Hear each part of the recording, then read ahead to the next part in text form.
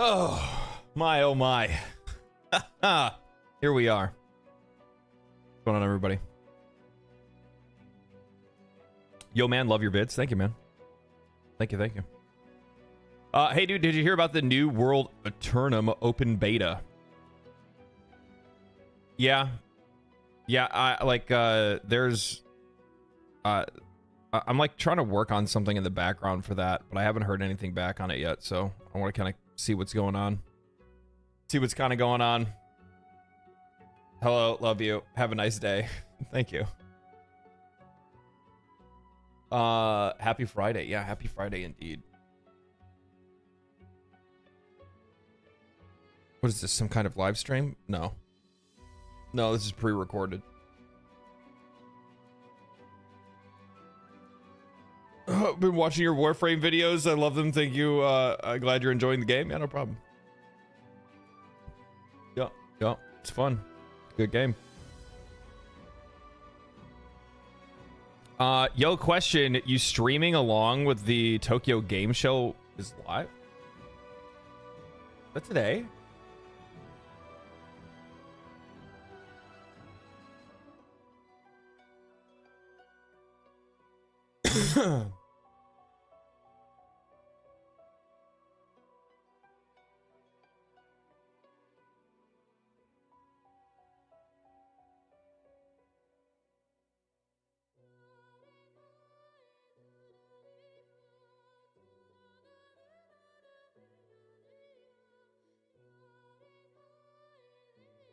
Yeah, I mean, like when TGS, yeah, I thought Tokyo Game Show still ways out.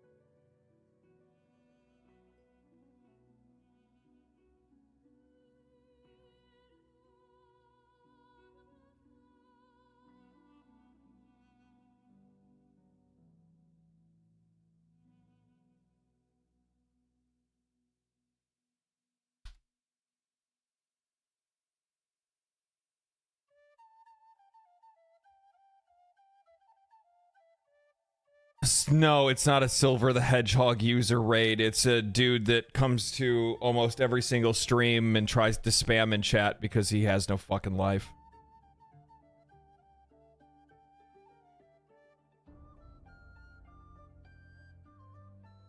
It's somebody that watched a video of mine at one point and disagreed with what I said and took it upon themselves to try to harass me as much as they possibly could. They're fucking losers. So fucking sad. It genuinely is. Fucking pathetic. Imagine living your life like that. Imagine living your life like that. Oh dang, really? It's been a while since I've joined one of your streams. Yeah, yep. Some people have nothing better to do. It's not even just nothing better to do. It's just they don't have anything going on in their life at all.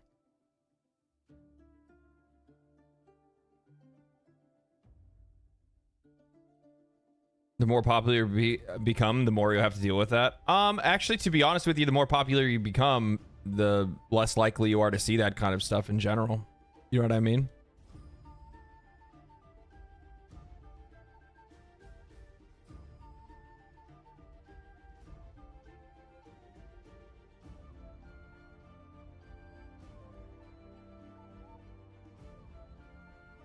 Ban him? Yep.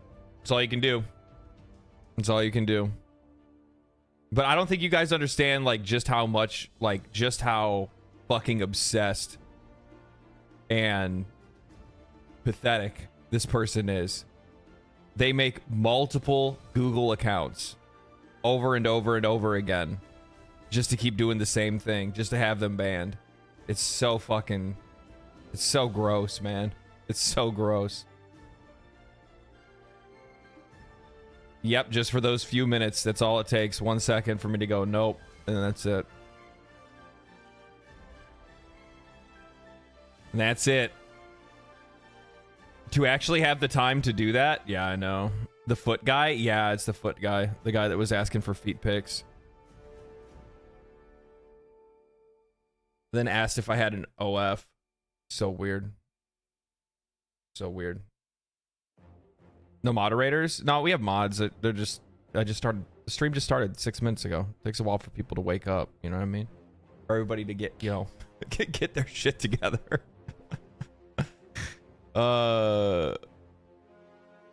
Maybe if you're not stirring the pot. I don't know. I don't really try to stir the pot. Oh, each company is going to host their own live stream of new games. Oh, yeah. I kind of figured that's what... I figured that's what they're probably going to end up doing or something like that. Like, for the most part, a lot of these... For the most part, a lot of these... companies don't have anything to do with these big shows anymore, right? Like, they just want to go out and they just want to... They just want to show their game on their own show. Sony, Xbox... I think even Ubisoft does their own reveals. Activision Blizzard's going to be doing that under Microsoft. I don't think EA has their own.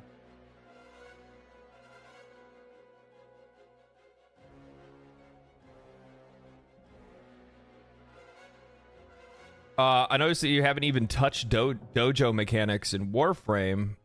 That gets wild. I run rank 11 small clan. Only have a couple colors left to farm. Colors left to farm.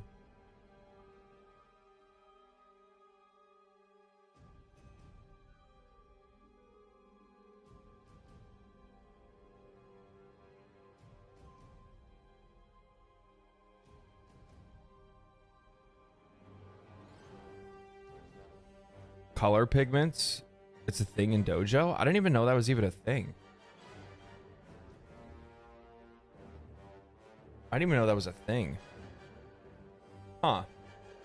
Yeah, no, like I work on some of the dojo stuff. I don't actually like get into like customizing a dojo or anything like that. I don't mess with any of that stuff. I've used it just to be able to get like a couple of frames and a few weapons and stuff, keys and whatnot. But outside of that, I don't really worry about it all that much. Regards from Brazil. Well, hello. How are you?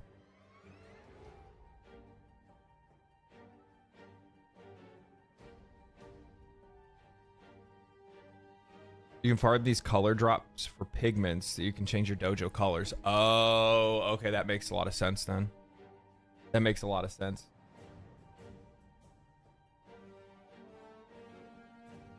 Have you played Deadlock at all yet? Yeah, I've played a little bit of it.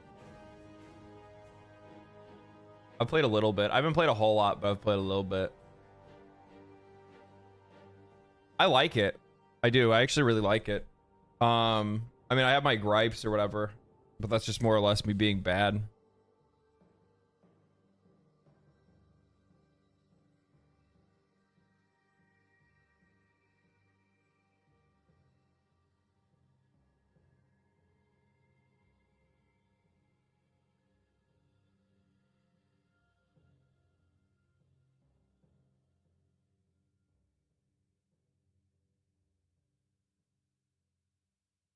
Recall the pigment farm? Yeah, I don't know. I don't get into like dojo customization or anything like that. I kind of stick for me, like I'm not in like a big clan or anything like that. I just have like it's just my friends already had a clan that they'd put together and they basically had already farmed out just about everything in the entire game already.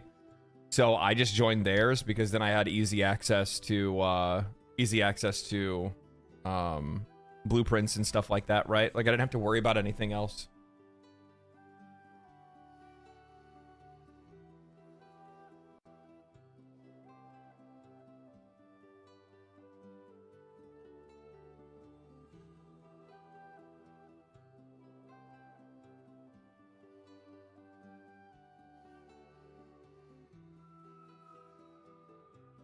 No, Deadlock's just another game. So if I like finish whatever stuff I want to get done in Warframe, I can switch over and play that for a little while. The only thing my dojo has left is some pigments. Yeah. Yeah. I could see like some of that stuff is probably a pretty long grind because a lot of that stuff is likely made for not for people to be able to do solo. It's probably made for people to be able to it's probably made for people to be able to yeah, like doing like a big group, right?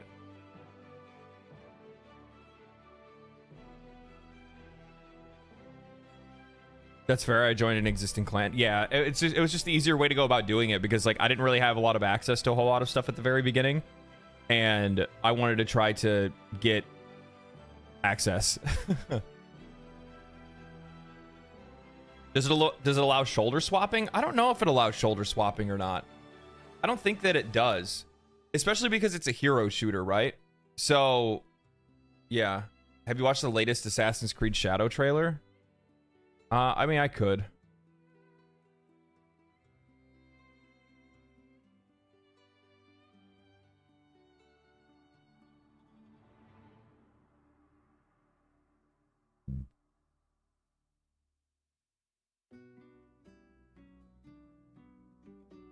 I'm just gonna like, I'm just gonna be fucking real, okay?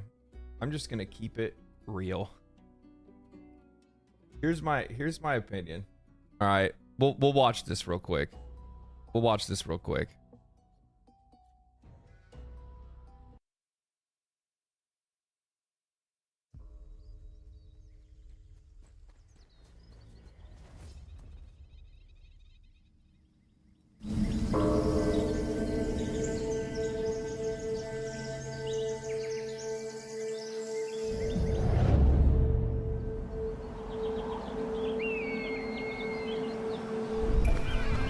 Ubisoft wake up call win. Yeah, next week I'm doing a video. It's not a wake up call, but I mean, I guess it could be in a lot of ways.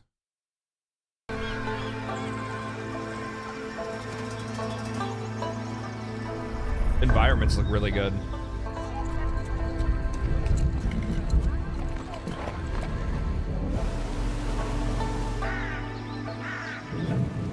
Just going with Yasuke is just, it was just a weird choice, man. It was just a weird choice. Like, I'm not going to get into like the social politics side of this kind of discussion, but dude, it was just a dumb, why is that direction? Why is that the direction you wanted to go in?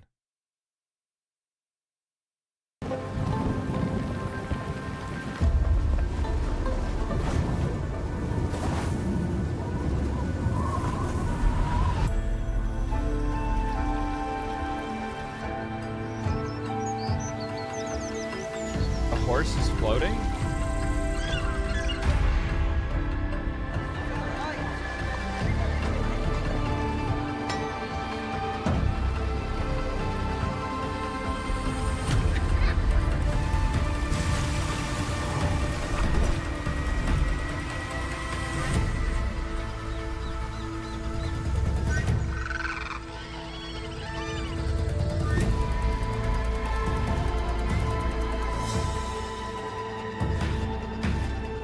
I mean, I'll give it to him. Like they're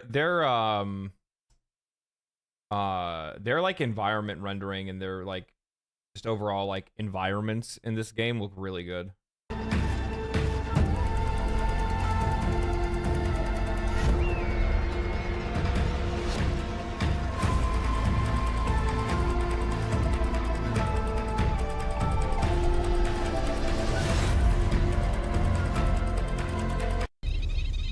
You guys said there was a horse that was floating?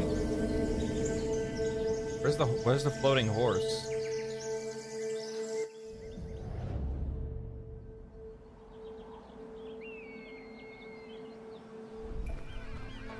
Right here? I missed it? Oh yeah. What the fuck? That's janky as shit. That's so fucking janky. Wow, it looks like a beautiful screenshot generator, that's all. Yeah. The choice was simple in my opinion. They wanted a pop culture relevant character on the cover, and Yasuke is the one. Who doesn't have his own game despite appearing in numerous games, animes, and etc. I mean, but like Yasuke, how is Yasuke a pop culture relevant character? I don't understand. I don't understand how that's relevant. I mean, like, I've only ever seen Yasuke ever. Oh, Afro Samurai. Oh my God, could I fucking speak today? What the fuck was that? Afro Samurai. Uh. Right, but wasn't. Yeah, I know. I remember him in Neo, but Afro Samurai was a long time ago. How is that pop culture relevant today? Is there a new Afro Samurai that I didn't see that came out? Voice acting and animations are bad in Assassin's Creed Shadows, insane how low quality it is.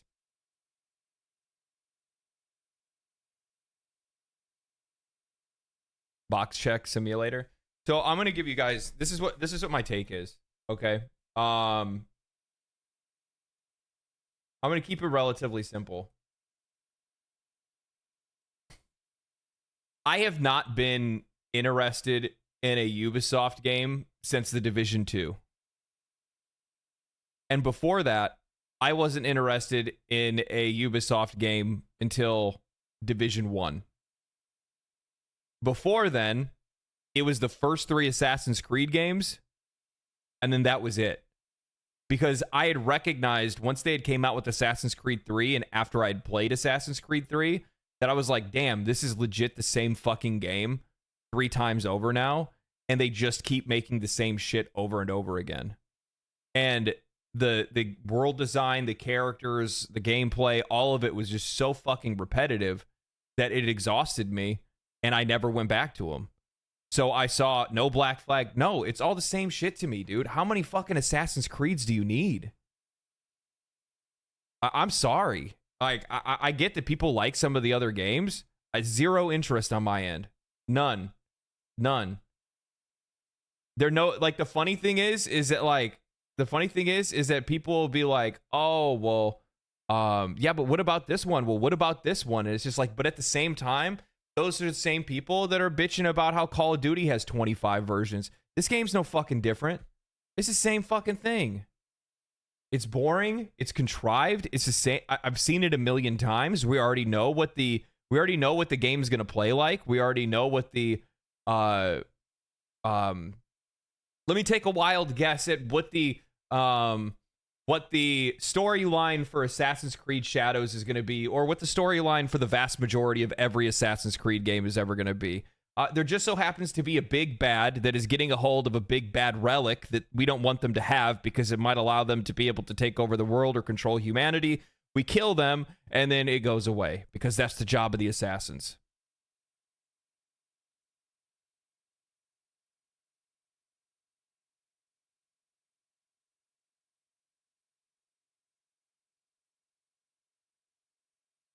They actually got rid of that storyline?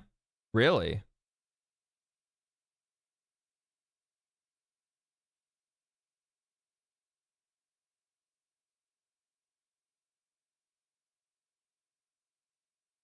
You'd be surprised with how many world-ending relics are lying around. That is actually true. What's going on with that? Why would we just leave them all over the place?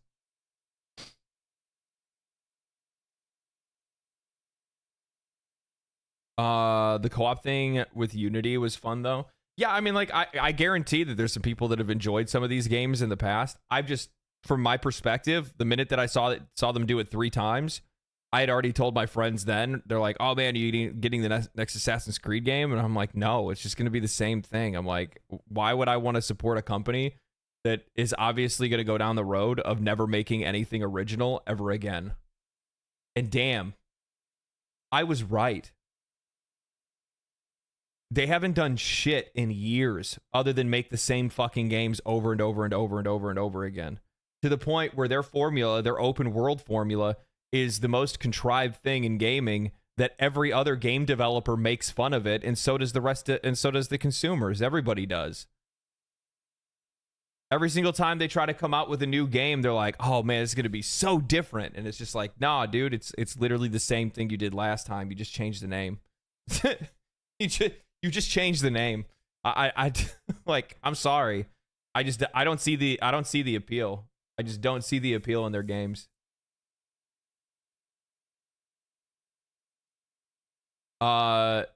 That's me in Call of Duty, and I can't believe I didn't come to the same conclusion with Assassin's Creed. Yeah, like, I mean, literally, Assassin's Creed is Ubisoft's Call of Duty.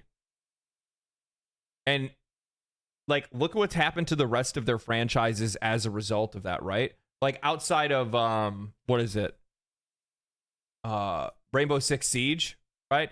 Outside of that, the rest of their franchises have suffered because all of their focus has gone into only making this game. Only making these games. It's all about this. And while like they have had some one-offs that were actually pretty solid, but the problem is it's just not enough, man. It's just not enough.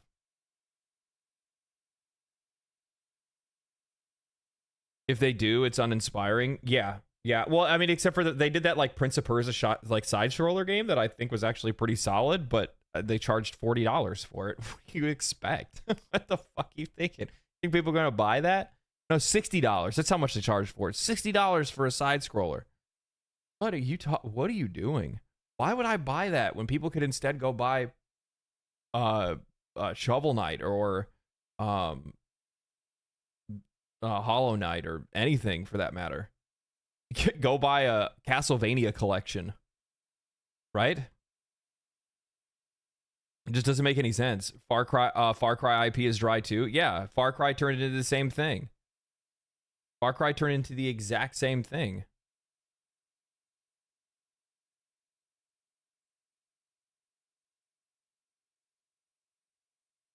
$40 for the base version, $60 for the gold. So, oh, okay. Well, then, yeah, I got the price wrong. Regardless, even $40 is too fucking much for that shit, to be honest with you. If you're making like a Metroidvania style game, unless this thing is like massive, yeah, I mean, charging $40+ is just, you're out of your mind. You're literally out of your mind. But like, as an example, like, look at how, like, just look how contrived everything else that they make is, right? Skull and Bones. How do you go and you make a worse version of Black Flag with more money? What the? How does that even happen? How mismanaged are you? And meanwhile, they're like developers and their CEO and all those folks. They want to get online and they want to just sit back and defend, you know, defend stuff like this. They're wasting their time doing shit like that rather than actually making games that are worth it. Weren't they supposed to be working on?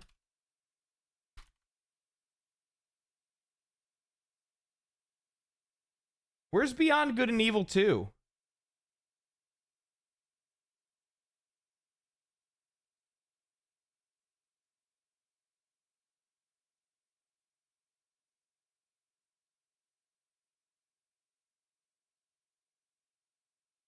It's still in development. 2 months ago. Still in development. Is it the 20th anniversary when they announced the game was coming? That's 2028. I predict a celebration event. Will reveal another gameplay trailer and then go dark again. I think this game's been in development for over 10 years, if I'm not mistaken.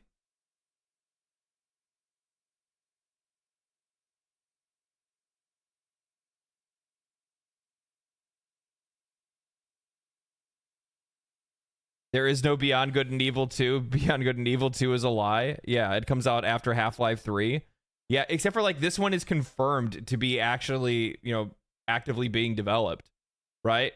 Like Half-Life 3 is literally just a pipe dream, but Beyond Good and Evil 2 is literally a game that they came out and they showed a trailer for, right? Beyond Good and Evil 2 trailer. Yeah. In 2017, they showed off a trailer.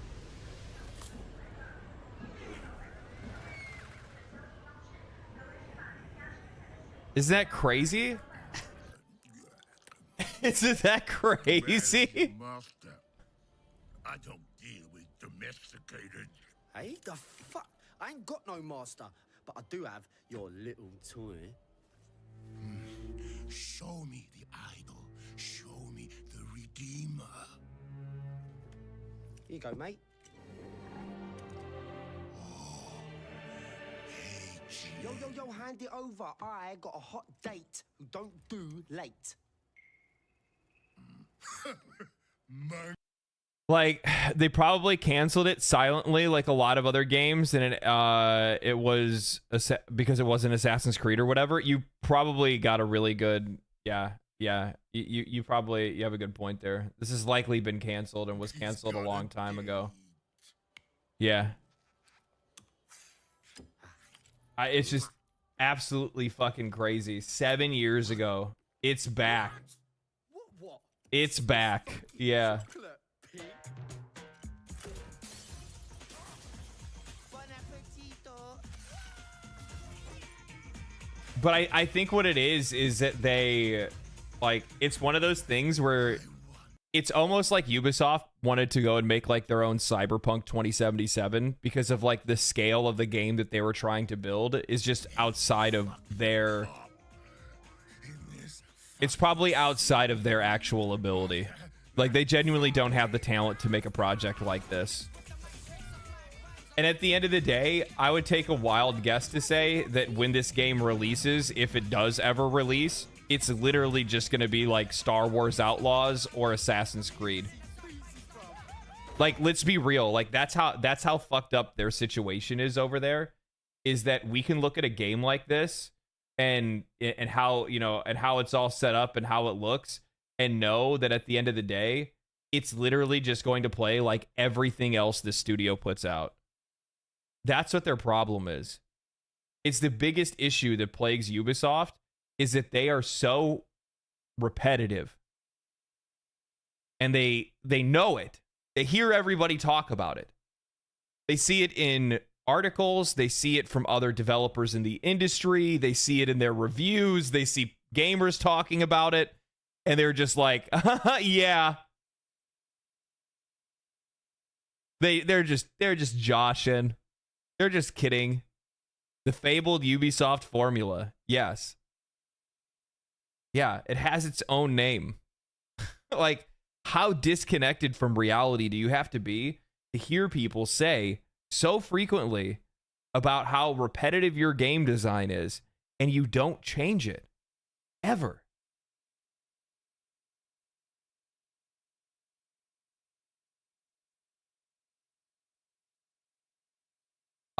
Which was in longer development? Final Fantasy 15, Duke Nukem, The Last Guardian, or Beyond Good and Evil 2? I'd probably say Beyond Good and Evil 2. Motherfucker's not even out yet. It's not even out. I know it's not Final Fantasy 15. Which by the way, Final Fantasy 15 gets far too much hate. That game was, I actually enjoyed that game. Like, I get why people have gripes about it and why people didn't like it that much, but I did. I liked it. I enjoyed it.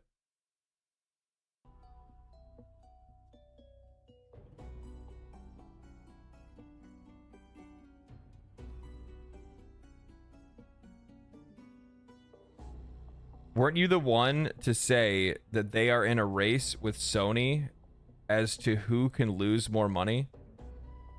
I did not say that, but whoever did is pretty fucking smart.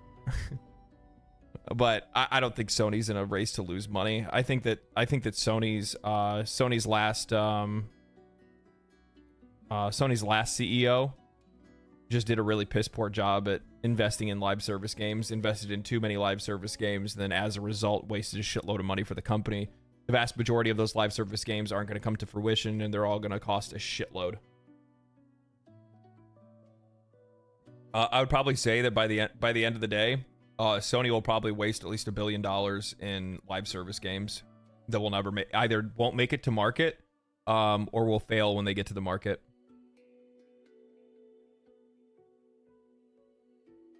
Sony knows what they're doing. I wouldn't say that either. A company that knows what they're doing wouldn't put out a game like Concord. A company that knows what they're doing wouldn't put out a game like Concord and then immediately after reveal a game that looks like it's going to be Concord. Like, let's be real. Yeah. Yeah, what they are doing right now is they're trying to throw money at something until it works. That's really all it is. They're really just trying to... They're throwing money at something and hoping it works.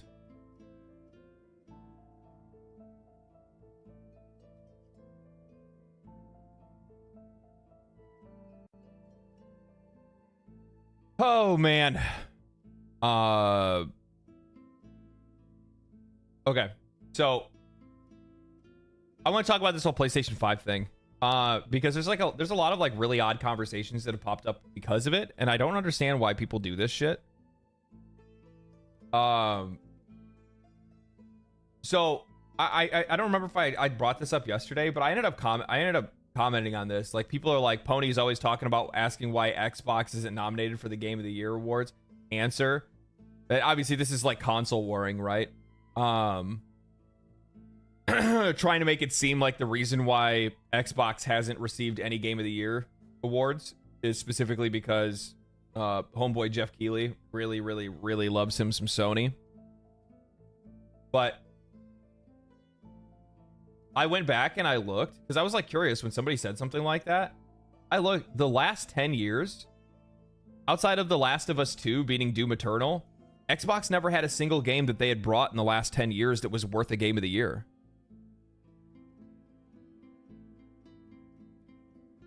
And I when I was looking, 2 of the games that won Game of the Year were Sony, 1 was Nintendo, and the other 7 were independents. What game except Hi-Fi Rush released to be called Game of the Year? Well, Doom Eternal, but you know that's id Software, but still that's them. That still would have been a Microsoft game or an Xbox game. PlayStation has no games is a meme, but it's a fact for Xbox. It really is actually a fact. It's like no bullshit. Like, they just don't release games that are all that interesting. Xbox just has not brought anything to the market that is worthwhile enough for the players to want to buy into it. That's really all it is at the end of the day. Like, I'm sorry, like, you're not gonna get, like, look how desperate they are to get people to sign on to Game Pass. They went out and they fucking, they're gonna put Call of Duty on there, right? Like, they're like, you put Call of Duty on there and Diablo 4, like, doing anything they can to try to get people to sign up for Game Pass. I watched your Asmongold's reaction to your Warframe or Warhammer video. Good content. You earned a new sub. Thanks, man. Glad you enjoyed it. I love watching a good console war. For the months before releases, after that it gets real cringe real fast. No, it's just in general it's cringe. It's brain rot is what it is. It's brain rot. Yeah. Oh shit, my bad. I clicked on the wrong thing.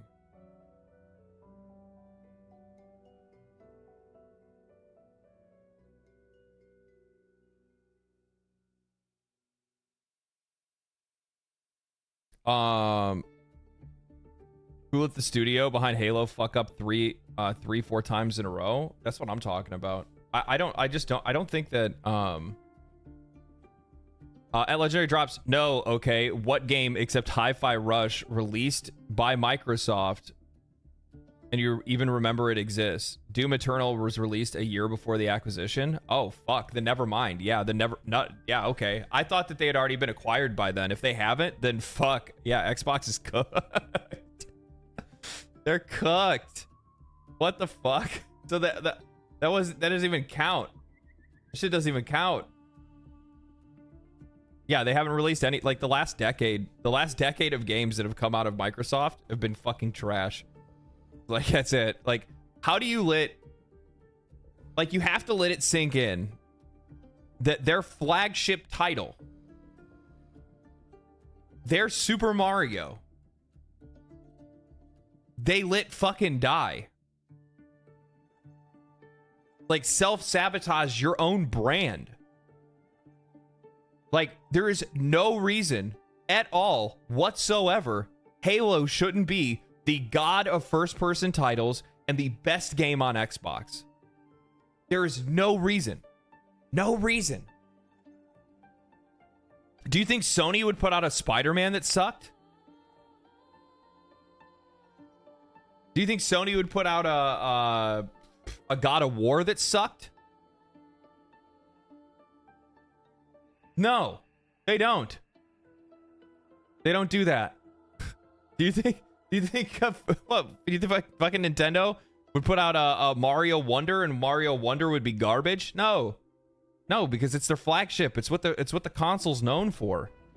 Like if you're going to make a mainline game, obviously those characters might appear in like offshoots or something like that. That's a different story, right? But I'm talking about your mainline game.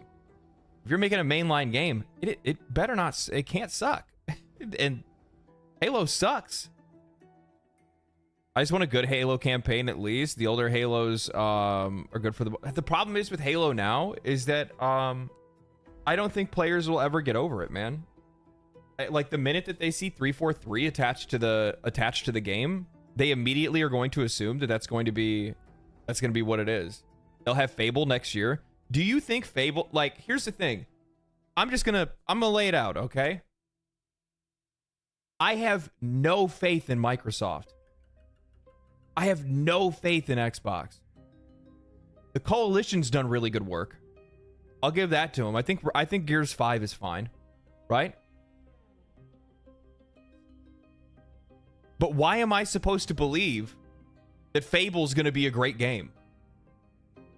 What has Microsoft or Xbox done to prove to me as a consumer that they have the capacity to put out good games in-house?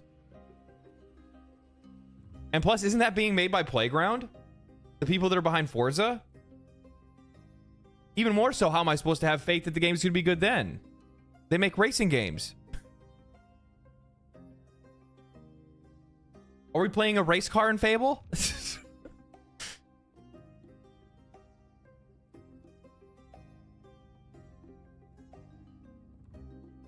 I'm willing to give them a chance with Fable because Xbox sucked, 343 and Bethesda games.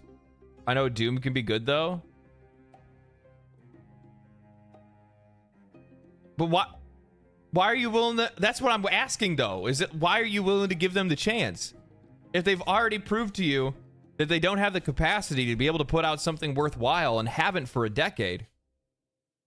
And the only things that they've been able to put out that are passable from my perspective are games from studios that they fucking acquired. Not studios that they built. Not studios that they managed. Studios they bought. IPs that they bought. Outside of Gears of War and Forza, well, I mean, the problem is that I don't understand. I haven't figured out a good way to be able to voice this opinion properly. And people are gonna probably push back on this, but for some odd reason, I don't view racing and flight simulator games as video games. I don't know why. I just, in this conversation of the kind of games that we're talking about and the genres of games that are out there that are very popular, that people are the most interested in, I do not think that Forza and Flight Simulator count in the part of this discussion. Because they're not we're talking, I feel like the simulation side of the industry is a completely different, video game players are wired completely differently that enjoy simulator games like that versus players that are looking for narrative experiences, RPGs, and things like that.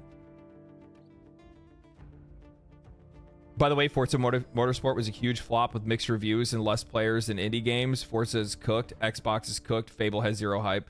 Yeah, and that's I just don't see any reason at all, personally. Need for Speed series was great. I'm not saying those aren't, but I feel like Need for Speed's a little bit different, right? Because that's a those Need for Speed games have cop car chases and street racing kind of vibe to it, and sometimes even have their own narrative and side mechanics and whatnot. But yeah.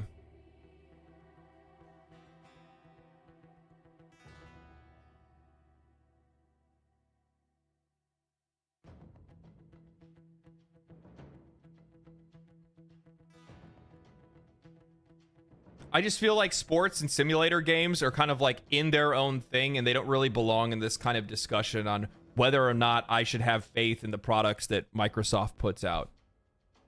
But I just don't, I don't feel, I think what it is because there is a certain level of creativity and originality that's necessary to make games that aren't simulators.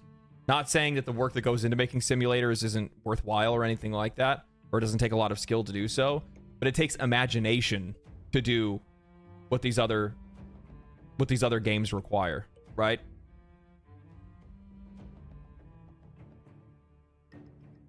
So it's just I don't have any faith in Xbox. I have none. You're walking on a thin line? Well, how am I walking on a thin line? I don't view sports, racing, and simulator games in the same way that I do RPGs and action-adventure games and things of that nature. I just want to give devs a chance, to be honest. Current Fable devs had only one singular flop with Motorsport, while Fable is their new unrelated game to previous ones, so I'm just willing to wait and see. Yeah, I mean, obviously you need to be like cautious regardless of what you're doing. I'm just giving you my opinion. I don't have any faith in it. Yeah, I think my line's pretty thick.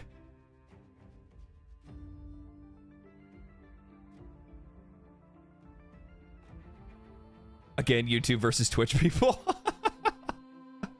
Yeah, it's actually funny because there's like no argument on like one side of chat, and the other side of chat's like, wait a minute. Not everybody though.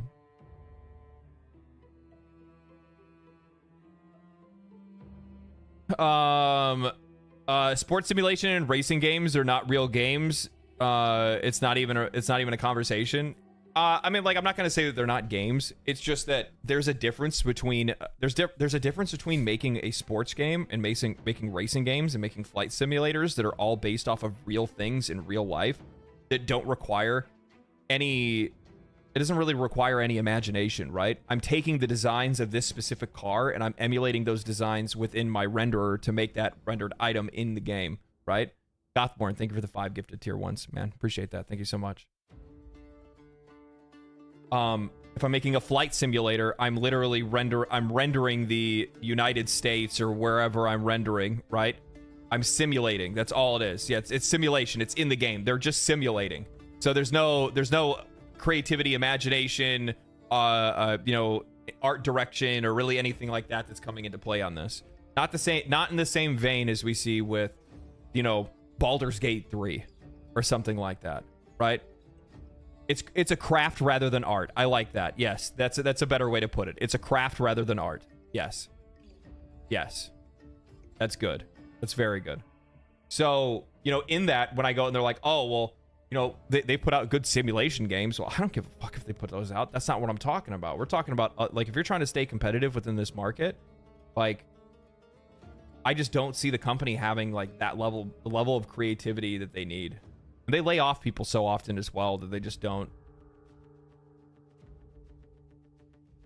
have a lot of the like legacy talent that's necessary for them to be able to make the games as good as they need to make them. You're not designing mechanics, you're trying to copy the world. Yeah, that's another way to say it too, right?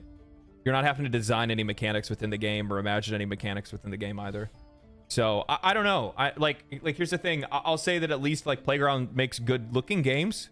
So, you know, I would imagine that Fable will be good looking. Here's the other thing too, is that like I could totally end up eat my hat on this. Okay? And the reason why I say that is because if we look back, the folks that made Killzone, I can't remember the name of the Guerrilla Games. When Guerrilla Games made Killzone, and then Sony said, okay, well, we're going to give you money to make something else, they made Horizon. So, like, they went from making shooters to making Horizon Zero Dawn. So, I mean, like, it's not like you can't jump, but I still feel like there's a lot more in common there with jumping from, you know, a first-person shooter with a, like, narrative and all that good stuff to an open-world action game, but...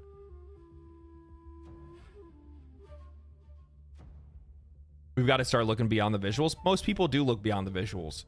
We're at the point now where games are so pretty regardless that it doesn't really matter that much. And if the gameplay itself isn't gripping, people aren't going to play it. Honestly, for the money that's being charged for most of these games, both better be fucking good. I'm not going to pay $70 for a game that looks like shit, plays great. I'm not going to pay $70 for a game that plays like shit and looks great. If I'm going to pay $70 for a game, it better do both. Better do both. PC players like pretty stuff. That's fucking right. I paid good money for this rig. Which is a great segue, actually. So, with all the stuff that's going on with the PlayStation PS5 Pro, and a lot of people are complaining about the price. Other people aren't complaining about the price. You have people that are complaining about the people that are complaining about the price. That's the real popular conversation. Stop complaining about it. Like, oh, you can't afford it? Broke boys? So in that conversation, now all of a sudden, PC Andes want to come in and they want to go, oh, look here, console boys. You'd be better off just getting a PC. At that point, with $700, you're $700 in on a PlayStation Pro. 780, I think. 780 plus. If I'm not mistaken, 780 plus if you're going to get the disk drive. So once you start adding all that in, now, yeah, you're almost at $800. You're starting to get towards PC pricing, and at that point, it might be the time to switch. But there's a lot of nuance to that. Which is now starting a little bit of debate online, and then as such, people found this is really funny because Destin Ligiri was the one that I guess made a tweet talking about it, and he was saying that people need to maybe it's time for folks to start making the switch over to PC. So he was talking to the folks over at Digital Foundry, and this is what they had to say. So let's listen to it. At some point, I have to imagine people are saying, maybe I should just go to PC at this point because this is quite expensive. Yeah. What do you imagine that would cost? Probably a fair bit more. I mean, you need to have the GPU that you're going to need. I mean, if you consider a holistic view of all of the different components, the enhanced ray tracing, no AMD GPU has that at the moment. The machine learning block, no AMD GPU has that. It's almost like essentially an NVIDIA style feature set, but made by AMD. And the closest equivalent GPU you'll be looking at would be the RTX 4070. The 4060 is quite close to base PlayStation 5, factoring out machine learning and ray tracing. So you're looking at a 4070. I looked on, I think it was Amazon yesterday, Amazon.com, and the cheapest one of those is $540. So beyond that, you've got to get a CPU, a motherboard, memory, power supply, case, 2 terabyte SSD. So it is going to the costs are going to ramp up, right? Yeah, they will. Then you have your mitigating factors, which is that you aren't paying however many dollars. So yeah, because I mean, if you think about it, so you're probably going to spend at least $400. You're going to spend at least $500 to $600 on a GPU. Then you're going to need to get a CPU. CPU is already going to end up putting you up over $1,000 if you're going to get one that matches your GPU. Then you can get a board. Boards can cost anywhere from $50 to $500 depending on how crazy you want to get with it. Most people are likely going to go, I would say, around the range of like $100 to $150. Now you're at like $1,100 or north of $1,100. Now you need to get memory, so you probably want to get an SSD. 2 terabyte SSD is about $150, something like that. I'm roughly guessing if I had to take a wild guess on this. You can go cheaper, but chances are that's probably not the route you'd want to go. Liquid cooling system, sweet LED fans. Yeah, you don't need any of that shit.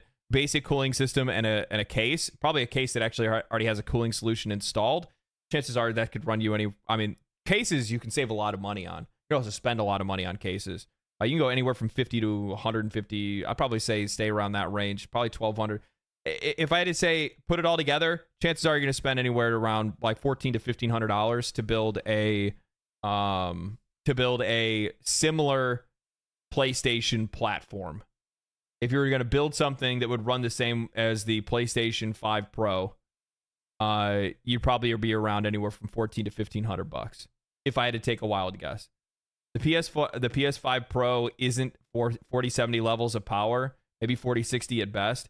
Yeah, so like, the thing is that even though, so this is Digital Foundry, right? So like, they're the ones that are breaking this down. They've already looked at the tech and they know what's going on with it, or at least they see what's going on with it.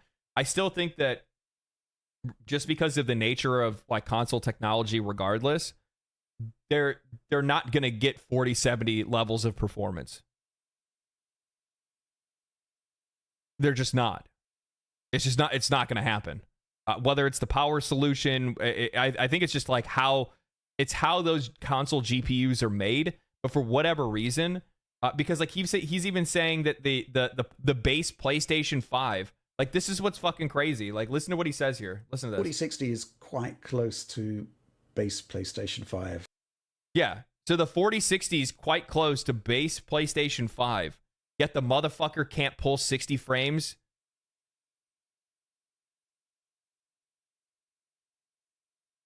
What?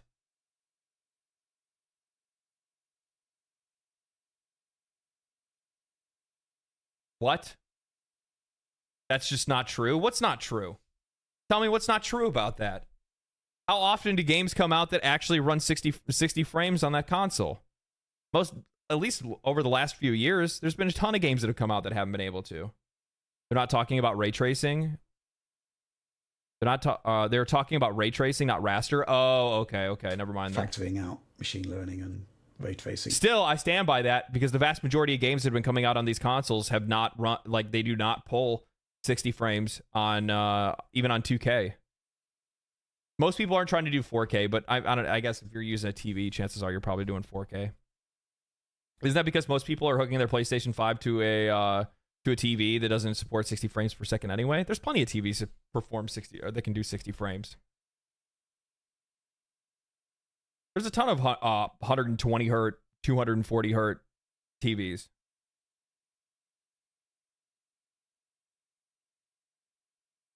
Digital Foundries isn't true in their statement. That's what I meant. Oh, okay.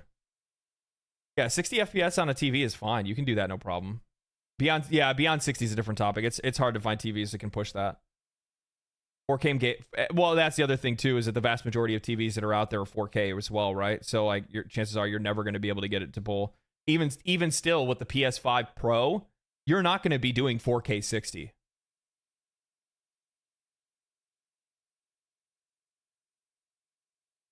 You're not. I'm sorry. Like, yeah, a 4070 is not going to do a 4070 on a TV isn't going to be able to do 4K 60. Consistent? No.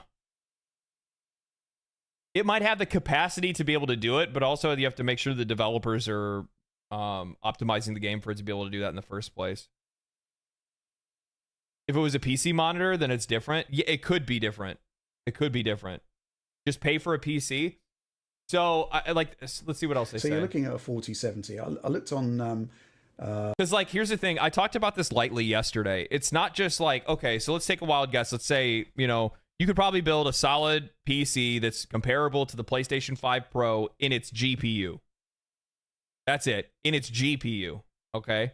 Not CPU, not memory, all the rest of the shit. Because you have modulation, right? Like, I can pull parts out of this thing, upgrade parts. There's a lot of benefits that aren't talked about when you're talking about switching. People are just thinking about playing the games, and that's it. If that's the only thing you're worried about is just playing the games, then fucking stay on PlayStation. Simple as that. But the problem is that the vast majority of people want to get into these conversations about performance. And if you're talking about performance, then why are we even having this conversation in the first place? Just build a damn PC. Oh, well, I want convenience. Oh, so you want convenience and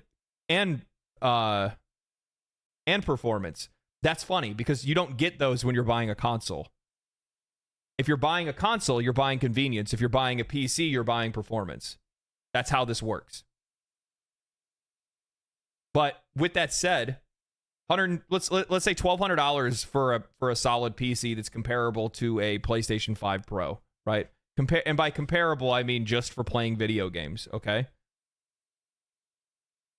Now you still need to get monitors, unless you're going to hook it up to a TV, which chances are some people will, but that's just definitely not the way to go about doing it. You want to get a computer monitor because you're going to get way better way better visuals on a computer monitor by a long shot. Like games just look better on computer monitors, period.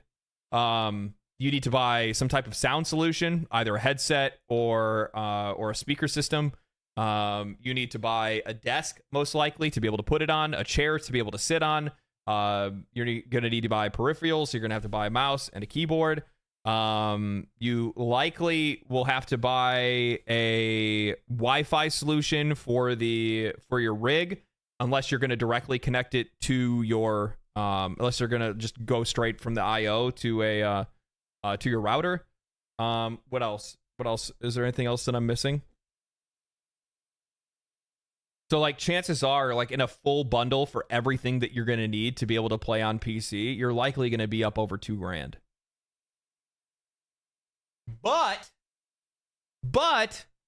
the benefit is, right? Like you're going to spend more money. I'm not going to argue that. I think that far too many times people want to try to get on this like argument of like price and like, oh, well, at this point, you might as well just buy a PlayStation. No, like if you don't have the kind of money to invest in that shit, then don't fucking do it. Then get a PlayStation, because that's going to be the best way for you to play games. However, the problem is they don't want to talk about, like, why wouldn't you just talk about what the massive benefits are of playing on a PC to begin with? The fact is that like 90% of video games that come out, you will always have access to. You get to use Steam, which is by far, bar none, the best gaming platform across the board, and it's not even fucking close. You get access to games that you'll never see on console. You have a much easier time modding games. You also can, this is crazy, you can also multitask. You can do multiple things. You can stream. You can search the web. It's a fucking computer, so it does everything a computer does, right? It's not just a video game console. It does everything a computer does and then more. You end up also as a, by proxy, because of having a PC, you end up finding yourself into other hobbies and other things that you're interested in, or communities, or whatever it might be. So like the PC opens a lot of doors for people that are into gaming, right? There's a lot of different things that you find yourself into just because of the fact that you have a computer. And also, by the way, you don't have to pay to play online. That's always been pretty nice. I think it was Amazon yesterday, Amazon.com, and the cheapest one of those is $540. So beyond that, you've got to get a CPU, a motherboard, memory. No physical media for PC? No.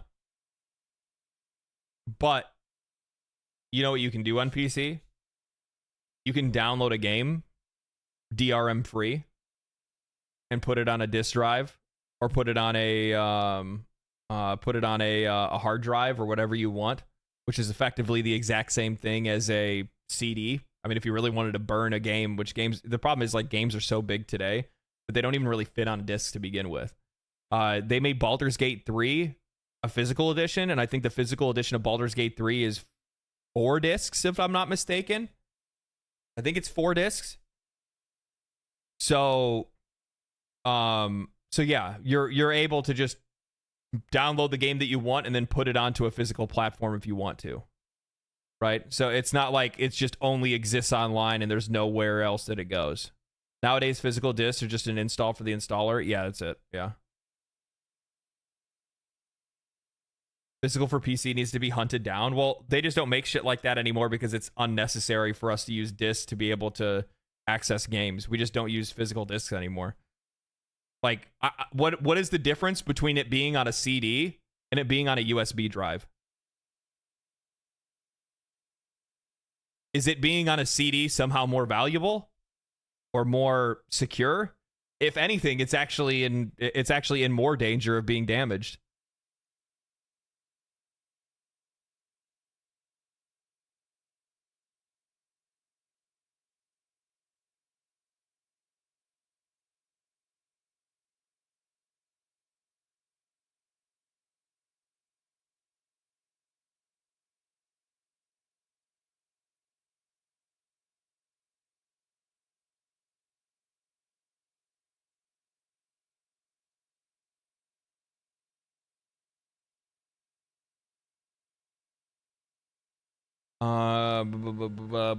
DVDs are cooler. Oh, okay, that makes more sense. Looks cooler on a CD. I can wear CDs around my neck, right? I can put like a string through them. Like, look how physical I look right now. Power supply, case, 2 terabyte SSD. So it is going to wrap, you know, the costs are going to ramp up, right? Then you have your mitigating factors, which is that you aren't paying however many dollars per year for the the glorious honor of being able to play online and have cloud saves. Yeah. So you've got to kind of, you know, maybe sort of amortize costs over the year to get a proper idea of what the actual comparison is. So, I mean, like, even just thinking about that, which that's a really smart thing to bring up, is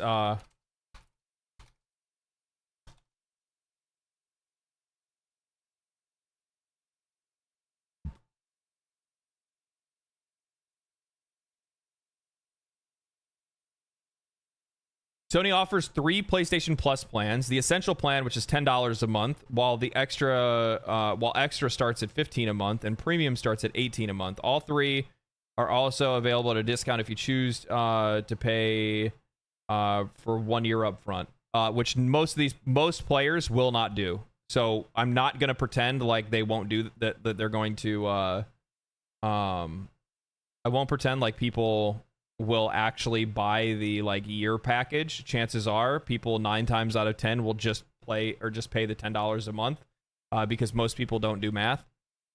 So as such, that's going to end up being $120 a year plus tax, right? So a full console generation is about 8 years typically, which will put you at $960.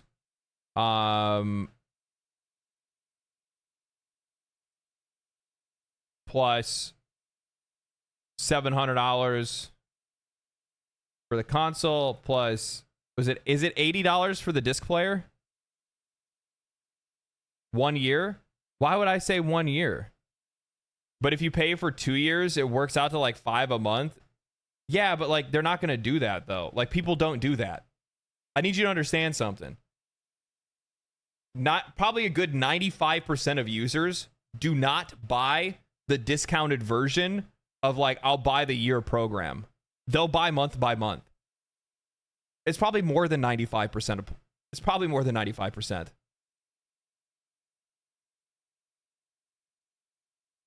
$810 for everything, not including tags. What does that mean? Are people that dumb? Yes, people are that dumb. Oh, tax. Yeah. Yes, people are that dumb. The vast majority of people pay monthly subscriptions.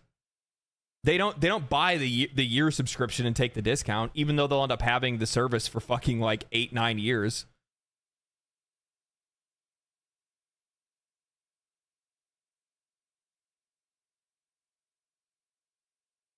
Yeah, and you also have to think about it like the vast majority of people, like Witch just said, the vast majority of people don't even have the money to be able to pay that year upfront cost or a 2 year upfront or 3 year upfront cost. They can't do that shit. $10 is easy to spend. $80, $70, poof, I don't know about that.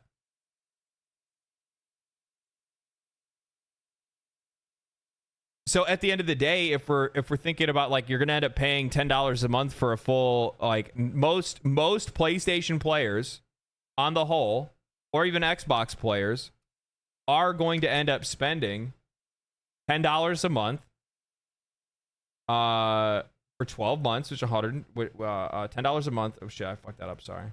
Hold on. $10 a month for 12 months for $120, and they'll pay that for an entire console generation, right? Which would end up being like $960 before taxes. Okay. You're going to spend $700 on the console. $960 for your online, and you're gonna spend another, is it like $60, $50? It was like $80 for the disk drive, like $1,740 for that money. Yeah, you could get a PC. Yeah, you could, but people aren't really gonna do the math on that kind of stuff, nor does it really matter to them all that much. I do think maybe though, we might be slightly missing the point, because if you consider what the PS5 Pro is, it's a machine that's designed, I don't think it's for new owners, right? It's not even about that. The reason why players aren't going to leave, you want to know why people don't want to switch from an Xbox? Well, actually, Xbox doesn't make any sense. PlayStation and Nintendo, it does not make any sense for you to switch from a PlayStation or a Nintendo, because those games have exclusives that are only on that platform. And chances are, these people have been playing PlayStation 4, PlayStation 5, PlayStation 3. They have an entire library of games that they won't have access to when they switch over to PC. And that's it. That's it. That's the reason why people don't want to do it. Like, that's a lot of money to just walk away from. That's a big investment to just walk away from. But to be honest, if you really think about it, you're not really walking away from it. I'll play devil's advocate here. You're not walking away from it because you still got the fucking console. You just keep the PlayStation 5 and play your old library of games, right? You can still play it if you want to. But, yeah, it stings. I'm going to be real with you. It didn't feel good getting rid of my Xbox, because there were old games that I might want to play. Some old 360 games I could pull from my library and just fire up. But I can't fire up a lot of those 360 games on PC. I can't. You have to have a console to be able to do so. With that said, once I pulled the Band-Aid off and made the switch, it was the smartest decision I've ever made.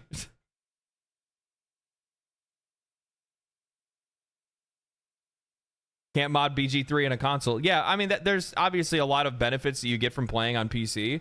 But understand what I'm saying is the reason why a lot of people don't want to switch from console to PC, especially PlayStation players, is because they have their library there. They have their friends that they play with there, right?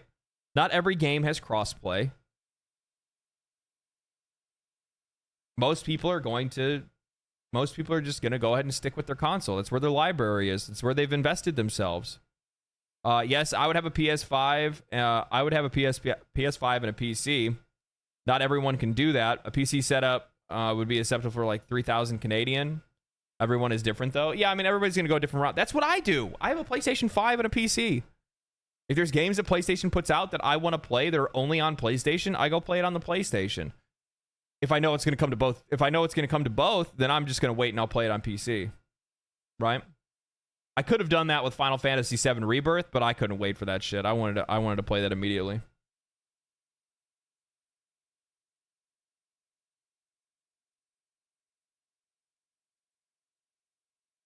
Keep in mind, though,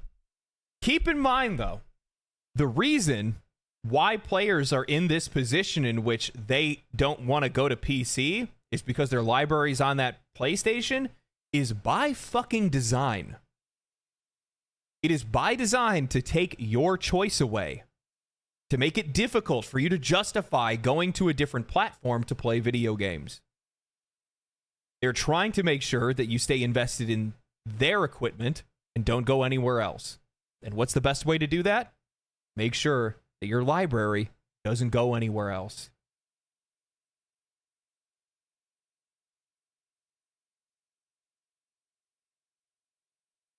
So by design, the reason why players don't want to leave is bullshit.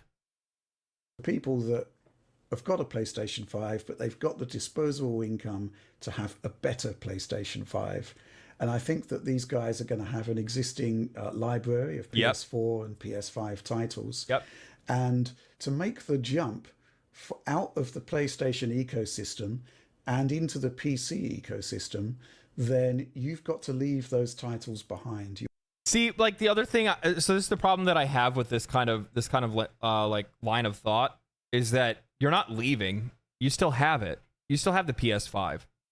This is just for like this kind of conversation of like, hey, maybe it's time to actually make the switch, because you're noticing the consoles are getting more and more expensive. Like, and the more that you stay with that brand, the more that you stay with PlayStation as an example, the more invested in that brand you're going to become, and the less likely you are to ever have the ability to make the justification to, switch or even buy anything else. So it's shitty either way. Your entire library that you might have amassed over like 10 years, you've got to leave that behind. You've got to start from scratch. Yeah, you do. but you're not. Again, you still have access to the thing that you have, unless you got rid of the PlayStation. That's a different fucking story, right? But at the end of the day, yeah, when you first start playing on PC, yeah, you're usually starting from scratch. Now, what makes that a lot easier is that because PC is such a great marketplace to be able to play games, you have so many opportunities to be able to get games for far cheaper than you ever have on console. You have more access to cheaper games in general because you have access to indie games that are only made for PC, and there's a ton of them that are absolutely fantastic. And there's tons of websites that give away free games, high-quality, top-end free games. Amazon gives away AAA games. Epic gives away games all the time. Steam has some of the craziest sales that you'll ever see in your entire life every single summer and fall, right? If I'm not mistaken, I think we also have like a fall sale for Steam as well that's really good. Like there's a ton of opportunities for you to be able to build up a massive library of games very quickly for very, very cheap. Very cheap. Like if I actually went through and I started adding together like how much money I've realistically spent on the games inside of my inside of like all the games that I have, like yeah, I have some AAA games that are in here, like Black Myth or Armored Core, but like Core Keepers, I bought it in early access for $10. Deadlock free. Dungeons and Degenerate Gamblers, I bought that for $13. Hades 2, $30. Magic was free. Monster Hunter World, I got that on sale for like $20, I think. Noida, I think I bought for like 15. That's a free to play. That's a free to play. Risk of Rain 2, I think I bought for like $15. Slay the Spire, I bought for like $10. Subnautica, I bought for like $10. Abiotic Factor, I got on sale for like $23. Blasphemous was like 10 or $15. Baldur's Gate 3, I bought an early access for $30. Enshrouded, I got an early access for $25. Deep Rock Galactic was really cheap. The whole Fallout package I got together. I haven't played these on Steam yet. I played all these games on console. I got that whole package for like $25 for like 3 games or something like that. Hollow Knight I got on sale for under $20. No Man's Sky, I don't remember how much I spent on that. No Rest for the Wicked I got as a gift. Thank you, Ellie.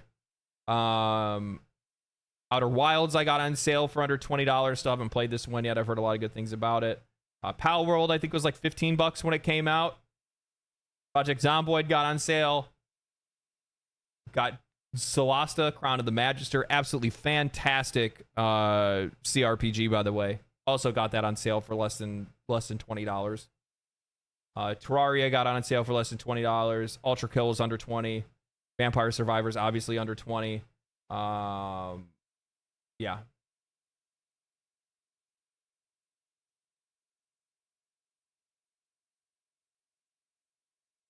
Why no Valheim? That's just installed games, my guy. If you wanted me to click the other button and see the whole list of games that I have, that's a completely different story. We'd be scrolling for a real long time. I was just looking at the games that I have installed at the moment. Don't worry, Valheim's here with 208 hours. Feel better now?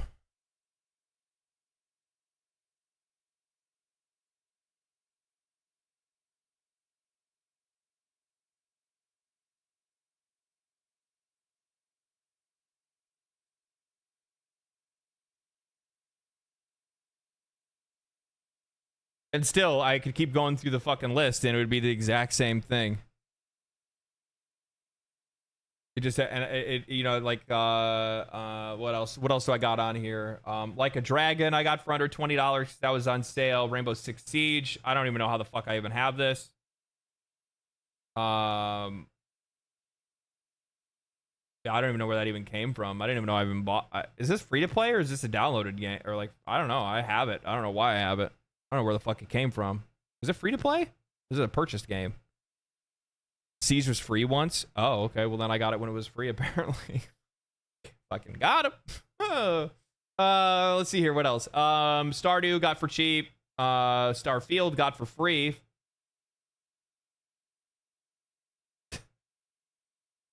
That was a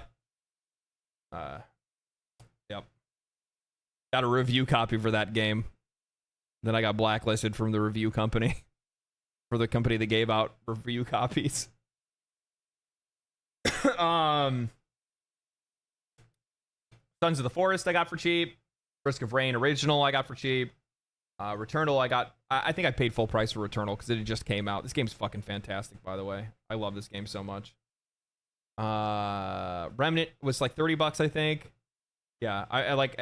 There's a ton of these. Like Raft, I got for $15 or like under 15 maybe.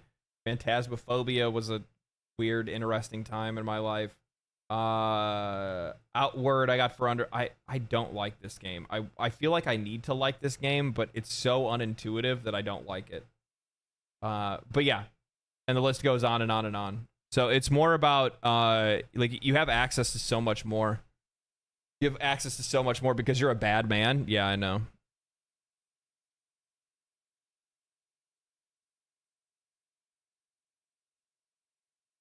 PlayStation sale on PlayStation sale on Steam right now. Yeah.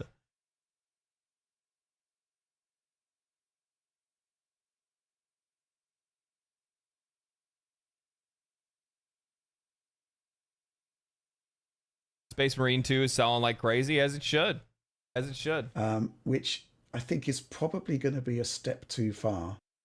Yeah, I would imagine like the one thing that's keeping a lot of people, there's two things that are keeping a lot of people that are from moving from like a PlayStation to a PC. One is convenience, because you know there's people that just don't want to sit at a computer desk, which, you know, yeah, you could go ahead and hook it up to a TV, but that's not what most of us do, and we all know it. I do in the future want to have a setup where what I would really like to have is that my PC would sit behind a couch and then a TV would be in the background. And then I could run a cable underneath the couch and underneath a rug to the TV. And then I could sit and I could play, you know, I could play some games on the TV using a controller if I wanted to. That's not the setup that I have right now. I tried to do it here and it looked ugly and I didn't like it and I was going to trip over stuff, so I got rid of it. Because it just doesn't work like that. Because my couch and my TV are over on the other side of the room. That'd be chill. Yeah, it'd be fucking super chill. Are you kidding me? Like, I'd also be able to just like fire up a, you know, YouTube videos or whatever and all kinds of different stuff. Can you stream picture using Steam over a Wi-Fi router? You'd have to get the like USB thing for it and all that stuff. I just don't feel like investing in all that stuff because I probably wouldn't even use it all that much to begin with. I would use a TV if the TV was behind my computer, because I could use it as a third monitor, right? So I could have something in the background if I was like, I'd actually almost like that better, like playing games rather than having like a YouTube video on like my right screen. Like if I was playing a game over here and there was like a TV in the background with something playing, that'd be a different story. I think that should be fire. That's like some straight up like man cave shit that I'm totally down for.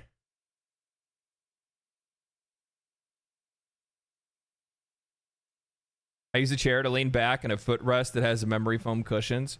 I have this fucking $1,400 Herman Miller chair.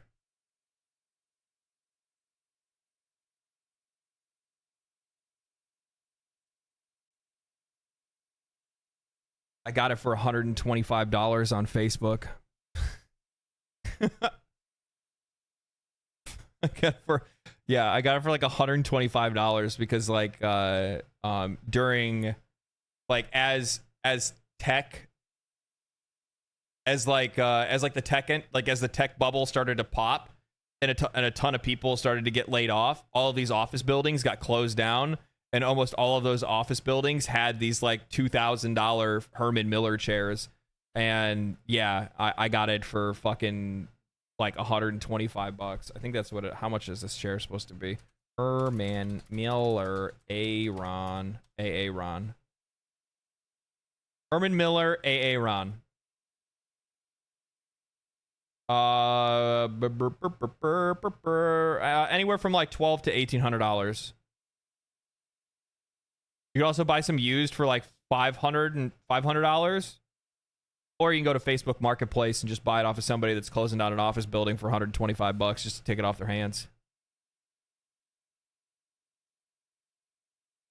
Hell yeah. Hell yeah. Doing that shit right now. Doing that shit right now, fam. While I'm sitting on a $1,400 Herman Miller, watching you watch TV, playing the First Descendant, and working on my laptop all at the same time. Gotta fucking love it, baby. PC gaming to its best. At its best. This is... I want to see this. So I listened to like 2 seconds of this and like, okay, I want to watch this live. So somebody says, I'm glad that people are calling out Microsoft for not being serious about competing in the console market. I wish more Xbox reporters like Paris would do something, would do this instead of applauding their dumbass decisions and lack of focus on exclusives. That's funny. Okay. An expectation that's no longer realistic. The PS5 has grown up in a very different economic reality than its predecessors, and the cold hard truth is that while Sony's hardware costs have fallen, electronics manufacturing doesn't get cheaper nearly the way that it used to. Well, more competition probably. I mean, if Microsoft was bringing their A game, or the Switch 2 existed, Sony might be willing to get more aggressive. But as it is now, they have not only not bothered to drop pricing on the original PS5, they've actually increased pricing in some regions. Yeah. At the end of the day, I wonder...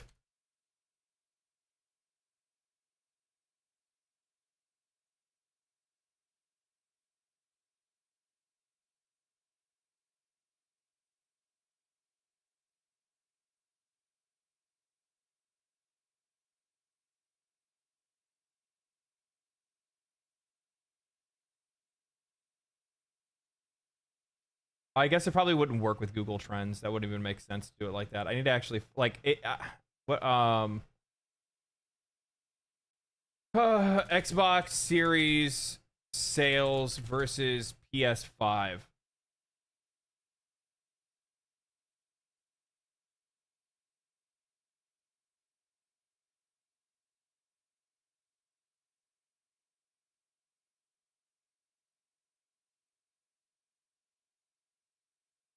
Gap changed in the last month, 933,000 units. Gap change over the last 12 months, 14 million or 14.3 million units for PS5. Total lead, 26 million units. PlayStation 5 total sales, currently 54,000 or 54 million, where Xbox Series total is 27 million. So like they've been getting fucking cooked by PlayStation. So yeah, why would Sony want to drop their sales? And by the way, Sony and Xbox do not view they don't view Nintendo as like a direct competitor, right? Nintendo's like their own fucking thing. They're just competing against themselves. Their games only really compete against themselves. It's great for them. It works for them. People fucking love. I mean, I really like the Nintendo. I got rid of my Switch because I figured a Switch 2 would be coming out. And yeah, Nintendo waiting behind the money tree. Yeah, Nintendo lives inside the money tree. Okay, but these are the two that are really butting heads with each other, which is PlayStation and Xbox, because their exclusives directly compete against each other, and they both have a lot of similar releases or non-exclusive releases that end up being on both, right? But Sony's just been so far and ahead this entire time that why would they lower their prices? Why would they make a competitive console to come out when they have nothing to worry about? What is Xbox going to do that's going to make people want to go to start playing Xbox? Fucking nothing. Xbox hasn't done a damn thing to try to bring players over to their side other than go out and buy companies. And with Sony leading the market, I don't see that changing. Microsoft is way bigger than Sony.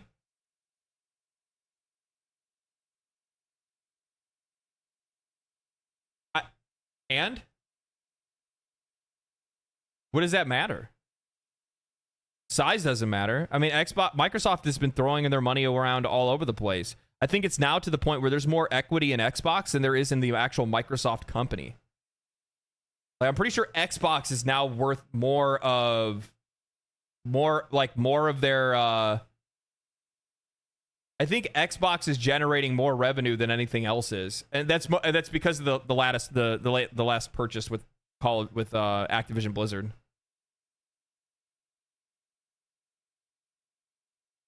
Just thinking about market cap. Market cap doesn't... Here's the thing. Regardless of how big they are, they still fail to fucking compete. They're not doing anything.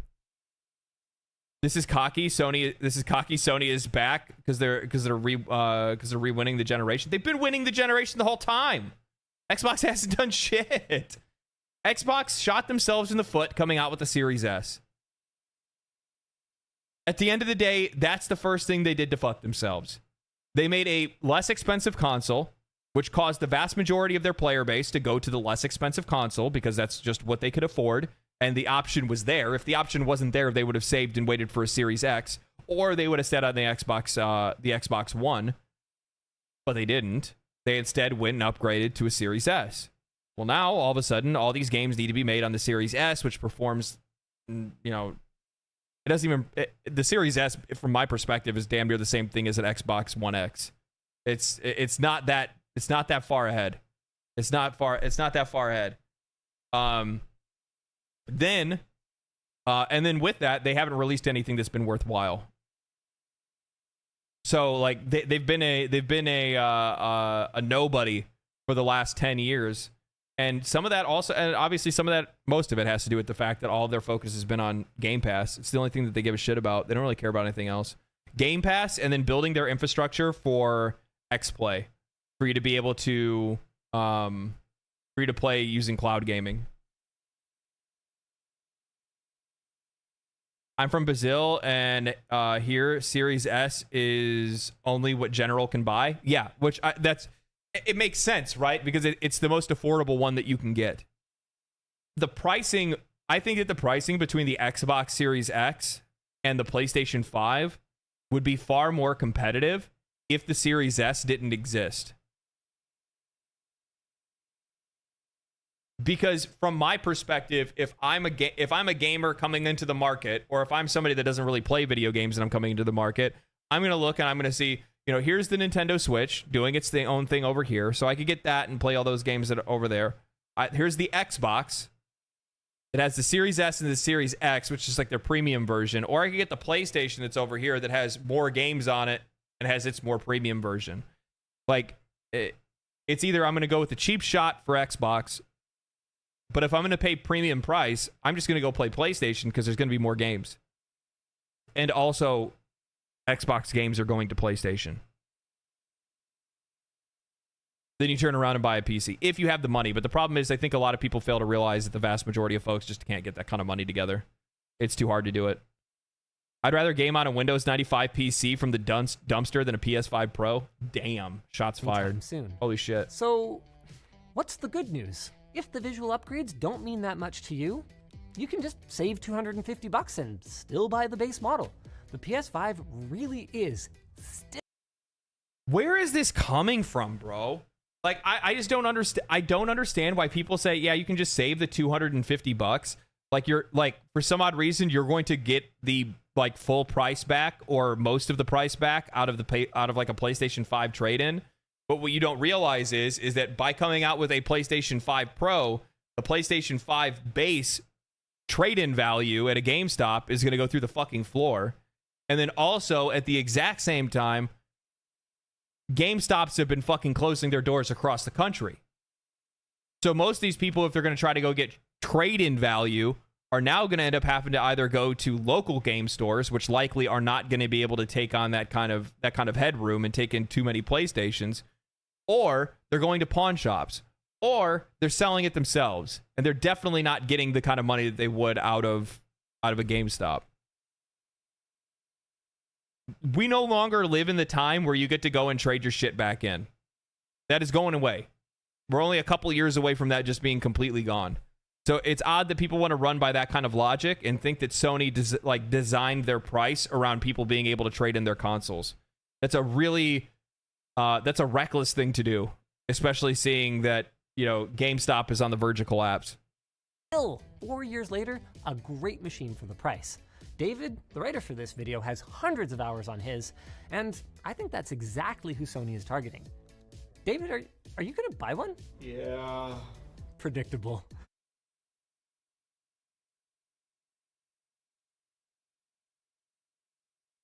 I think people fail to realize like how expensive gaming is getting, and like and reasons why it's getting more expensive. Part of it is just the way that the market itself has evolved, and I'm just talking about the U.S. specifically here. While this might be true for other countries as well, this is the story for here in the U.S. You know, rewind the clock 15 years, and we could trade in our games. So after I finished playing games, I would grab a bunch of those games. My next favorite game's about to come out. I would trade in those games and buy the game that I want for like fucking, you know, full trade-in value. I don't got to worry about anything else. Okay. Like, while I still can do that because GameStop does, they exist still here. They're down the street from me. Most of the stuff that you buy nowadays is just directly on the console because it's more convenient than going to the store to buy a disc.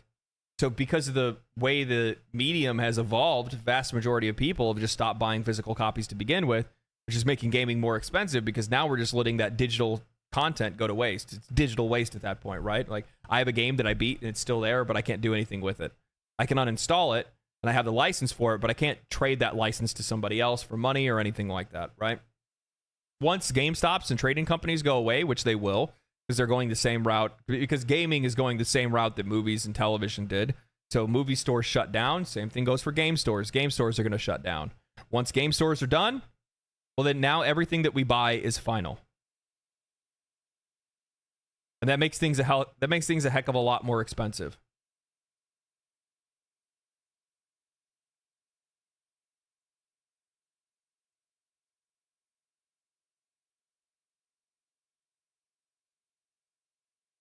GameStop is there for me to buy money or for me to spend money on Steam cards for your Steam account. Yeah, I could see that. I could see that.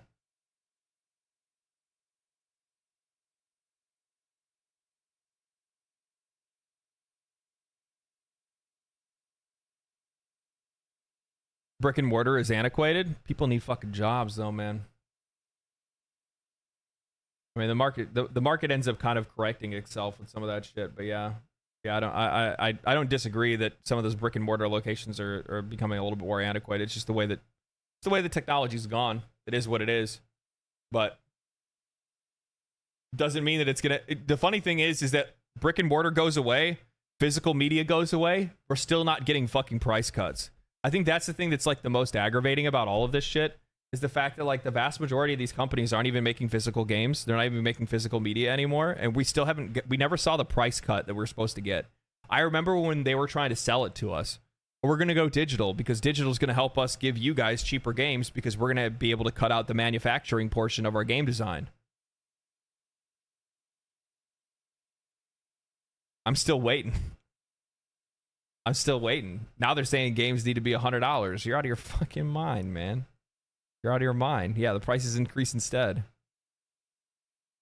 Like, these companies saved millions and millions of dollars on not having to distribute, print, burn, any of that stuff. They don't have to worry about any of it anymore. Crazy. Let's see here. Concord, we already know that. Concord's dead in the hole. I saw this. Mihoyo is obviously pumping out a bunch of job applications right now. They have I can't read any of this. I don't know why I even opened it. It just shows like a random picture of like some art and some worlds and shit like that.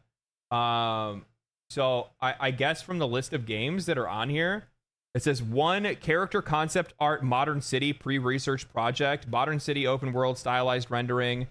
Okay, Unreal Engine 5. All these I think are Unreal Engine 5. Oh, I guess no. Only 2 of them are a UE5. Realism fantasy action game. Chibi style life simulator game. Modern Towns sense of life. Does that mean they probably meant slice of life? Spirit companion, fun fantasy. Yeah, something relatively chill. This is what's interesting to me. I was thinking about this. So European and American cartoon shooting near future fantasy multiplayer.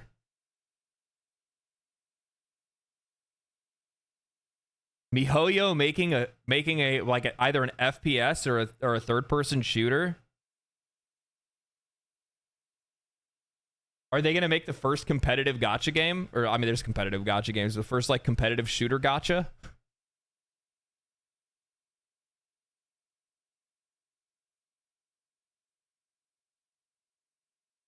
Gamba waifu shooter?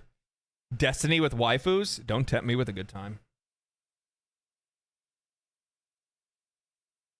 This is a concept art commission. Mihoyo ultimately change styles. Yeah, I don't know what they're gonna end up making, man. Like, to be honest, like they've done such a good job already with the games that they have made. Like I can sit here and argue all day about, you know, the ethics of like gacha and mobile games and whatnot. But at the end of the day, the products that they have put out are high quality and they've done well and people keep playing them and they support those games like insane. So, you know, what I want from Mihoyo is I want a premium game. I want a full priced, you know, $60 to $70 title that delivers on a great experience, and that's it. Because they can afford to do it, and they can afford to take a gamble on it, and it doesn't matter if it fails. I mean, it does, because they'll lose money regardless, but you get what I'm saying. Like, they have more than enough money to do so. Hell, they're, like, funding nuclear, like, power research and shit like that. Like...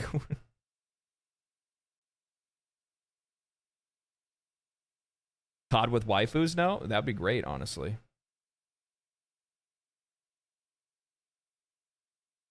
Mihoyo, so... it's Mihoyo, so it's going to look good, cost nothing, or all at the same time. And we'll have great butts. Yeah. Yeah. Yeah, I just want to see them do what... I want to see them do what... like Granblue Fantasy Relink did. I'd love to see them make a game like that. You know what I mean? I saw this. I fucking love this so much.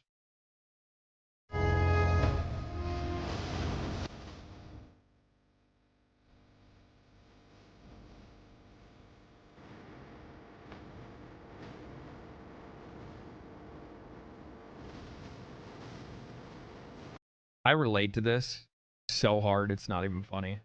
I used to, I've talked about this once before, but I used to... So, where my family's from, just nearby, we had this real big, like, woods, basically. It's not a forest, I don't think. I don't know what the hell it is. It's woods.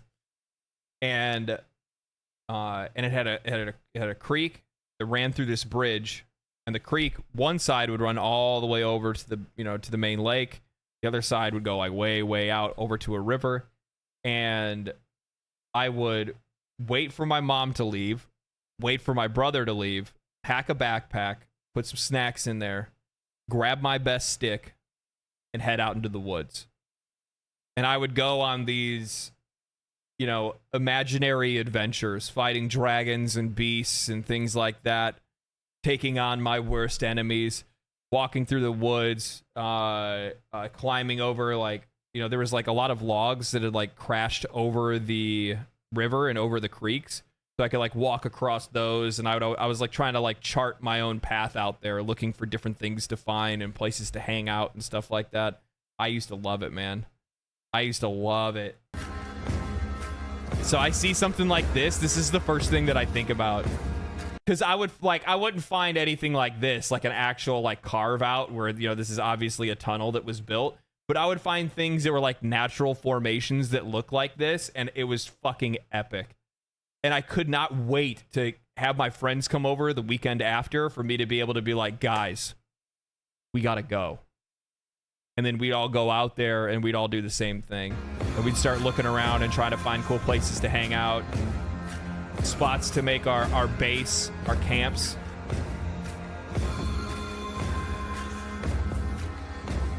Like, legit, like, this right here reminds me of the creek back home. Because we'd have trees like this that are down that you'd be able to use across the water. But the water at the creek that we had was a lot deeper than this. It moved very fast. But, like, a lot of the trees were much bigger.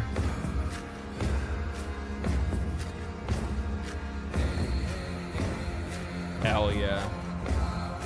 I do remember there was one time and I got so scared. Oh, I was terrified. I went deeper into the woods than I ever had before. And I'd kind of like slightly gotten lost, but I wasn't afraid because I got lost because I knew that I could probably find my way back. All I had to do was just find my find the creek, and then once I find the creek, then I'm good, and then I can just follow that back. But I ended up finding a shed. I ended up finding a shed out in the middle of fucking nowhere. And they had like a couple tires that were out there, like around like what looked like, I think it was like a campfire or something that they had set up. I didn't go into the shed. I looked around it. I didn't understand what was going on, why it was there, who put it there, or anything like that.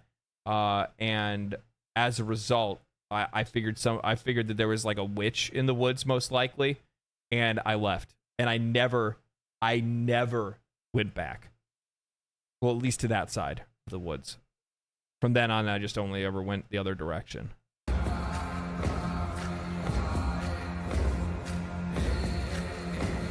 Hell yeah, dude. Hell yeah, dude.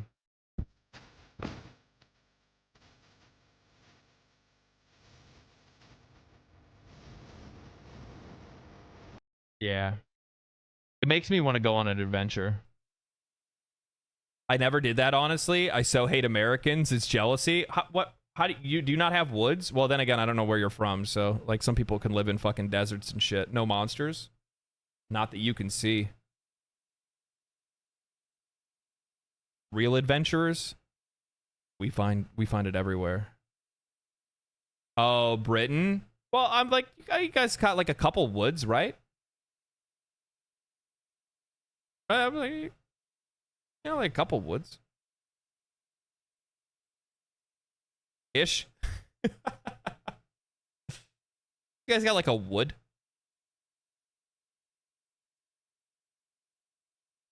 Got to remember our states are the size of many countries. Yes, I know. We are blessed. It's also one of the things too is that like Americans are far more used to driving, like cross country. Like I was talking with like a few of my friends and like a few people from the community, and I was like, yeah, it was like an 8-hour drive, and they're like, where did you go? It's just like a couple states over. What are you talking about? It was an easy drive. 8 hours ain't nothing. I drove 36 hours. 36 hours from the middle of the states to California. You go to Russia, the adventure will find you. Yeah, whether you want to see it or not.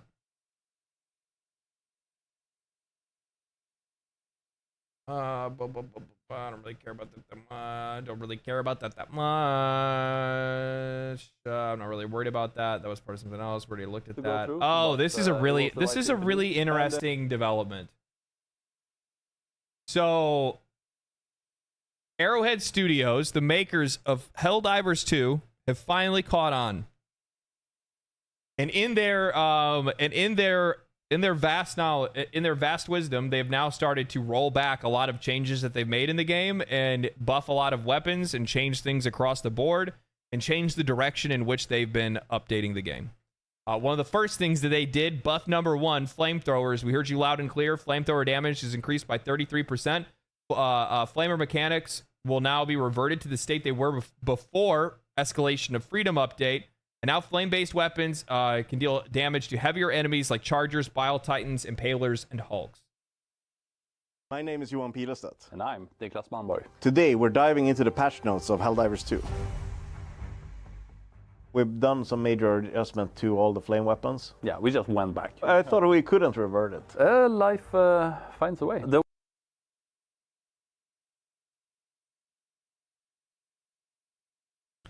I remember when they were gaslighting the players, saying it wasn't a simple thing to just revert this. You don't understand. We'd have to change everything in the whole game, like the whole. It could break the whole update. I'm like, you're trying to tell me like damage values on a single weapon are connected to the fucking physics in the game? Like, what is happening here? What's why? Was some stuff to go through, but it was the right thing to do. And the flame weapons has also gotten an armor penetration increase. Yeah. Do you want to flame a charger? Go ahead. This means that I can have flame offs with the Hulks. Yeah, it does. You could say that it yeah. would be a cooking showdown. So they've been continuing to do this, by the way. Johan Pielstead said in their Discord, hey, I see a lot of people commenting, talking about taking a long time to change numbers, etc. While it is true in isolation, the update that we're launching is now much more holistic and to realign the gameplay. The reason why so many of you found excitement in some tools, such as the flamethrower, railgun, eruptor, etc., we realized it was because they could deal with heavy armored enemies much more effectively than they were supposed to, according to how the weapons were portrayed. Therefore, the changes we needed to make were a bit larger than just getting the flamethrower back to where it was, but also get other weapons to that level where you and I feel like they should have been from the start. The game experience of this update will be much more substantial in how you play. More tools will be varying degrees of effective, and specialized tools will work much better against their intended targets. Basically, the game will feel less frustrating if you don't have the specialized tools. Hey, we're diving into the patch notes. Then they did another one. What have we done to the railgun? We booted it up again. The railgun does a lot of damage to normal enemies. It didn't do that much to very large enemies. So we kind of quadrupled that from 60 to 225 in durable damage. Okay. Just in safe mode, it will be stronger. Normally, if you charge it up like close to full, you did 50% more damage. Now you'll do 150% more. Does it still have the same overcharge time as before? Yes. And the railgun now is also back to where it used to be. Now the railgun's also now back where it used to be. They have a new war bond that's coming out, Chemical Agents. Let's see this.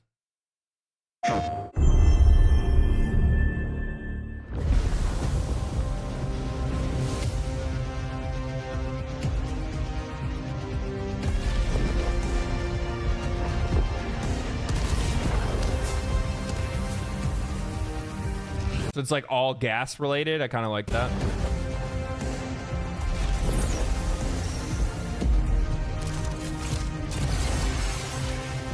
It's pretty cool. Sterilizer. Dog breath. New patterns. Okay. Wait a minute. Hold on a fucking second. Oh no, I saved something for that. Stim pistol. I like that a lot. So I should be able to shoot friends and heal them. I like that.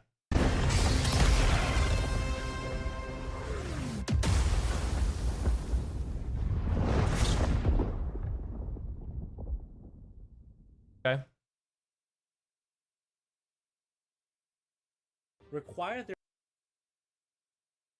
Then I saw this too. Stratagems in a war bond. So originally stratagems were something that you could only get from playing the game, not from war bonds.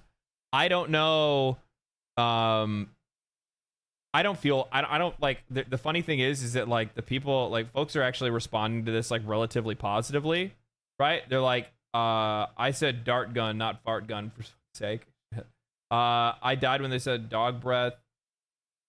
I like how people are like just completely ignoring it. Here it is. I don't want every new stratagem to be in a war bond, but one or two new ones themed to the bond is all right. Maybe not every time a war bond drops. No, I in general, I'm personally not on the side of having stratagems inside the war bond. That's just me. I feel like it that actually does create a pay to win type of dynamic that they were trying to get away from. And it really motivates people to buy war bonds. If they were having a trouble motivating people to buy war bonds, I would hope they would come out and say like, hey, that's the reason why we have to start putting some of these update items in there. But outside of that, I'm not really like a huge fan of that part of their update that they're working on. With that said,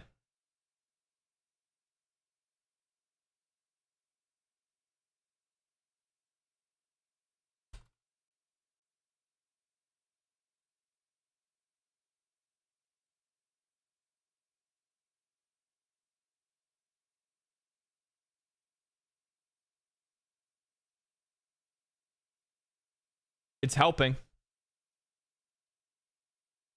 It's helping. For the last few days, they've been peaking at 15K, 15K, 15K. Now they've been doing the updates. Now you see 17. Today it's up to 22. So they're getting back up there. I mean, it's helping slowly but surely. Whether or not this is like a too little, too late kind of situation. I don't know. Like, I think that at the end of the day, the players really, like, I want this game to be good. Everybody wanted this game to be good. Everybody wants to see this game get supported. Everybody wants to see the game played by a lot of people, but it needs to be good. So if they continue with this line of thought and it feels like they've kind of figured it out and understand how the game should, like, why players were upset about the game and what needs to be fixed, that's one thing. But I'm still on the fence. It's not even on the fence. My biggest issue with the game is that there is no meaningful content updates. I really liked the drip feeding at the very beginning where they were giving us like, oh, here's a new mission, and the mission was to do the the EDF towers or the TCS towers. That's what they were. The Terminated Control System towers. Like, to do that, like, oh, that's kind of cool. But, like, I'm talking about meaningful content updates. I mean, like, if you're going to be doing updates to the game, you know, especially if I think they were talking about, like, quarterly or bi-yearly, like, major updates or so. I think it's quarterly major updates. If you're doing major updates, you need to do something fucking, like, big. If you want players to come back, if that's what the idea is to draw attention from players and bring them back into the game, those quarterly updates need to be fucking big. And I'm not talking about war bonds. I'm not talking about a couple extra missions. I'm not talking about stratagems. I'm talking about something big. Either an event that's happening in the game that does something really cool. That's, you know, like, even if it's a limited time event on those quarterly updates, I don't think that would be a bad thing. And then you could test the community to see if it's something they wanted to keep. And if they keep it, you throw it into the rotation of missions or whatever it might be. Overall, I think that the one thing that's keeping this game, the one thing that's always going to plague this game, and it's going to be the biggest issue this game faces into the future, is that it has no meaningful progress. No meaningful, like, account, like, I shouldn't say account progress, like, character progression specifically. There's no meaningful progression. If I was dropping onto these planets to collect materials to build weapons and customize weapons and stuff, fuck yeah, that would work. If there was, for me to be able to, like, soup up my Helldiver in some way, shape, or form, customization, some type of player agency. This game lacks player agency entirely, and that's one of the biggest issues that it faces.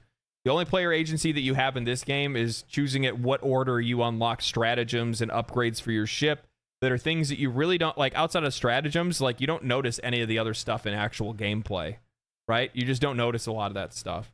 And then outside of that, you have war bonds, which unlock weapons, and then most of those weapons end up being, you know, really, you know, not worthwhile or anything. Not enough to really change the experience enough to make it feel like you're not playing the same thing over and over and over and over and over again.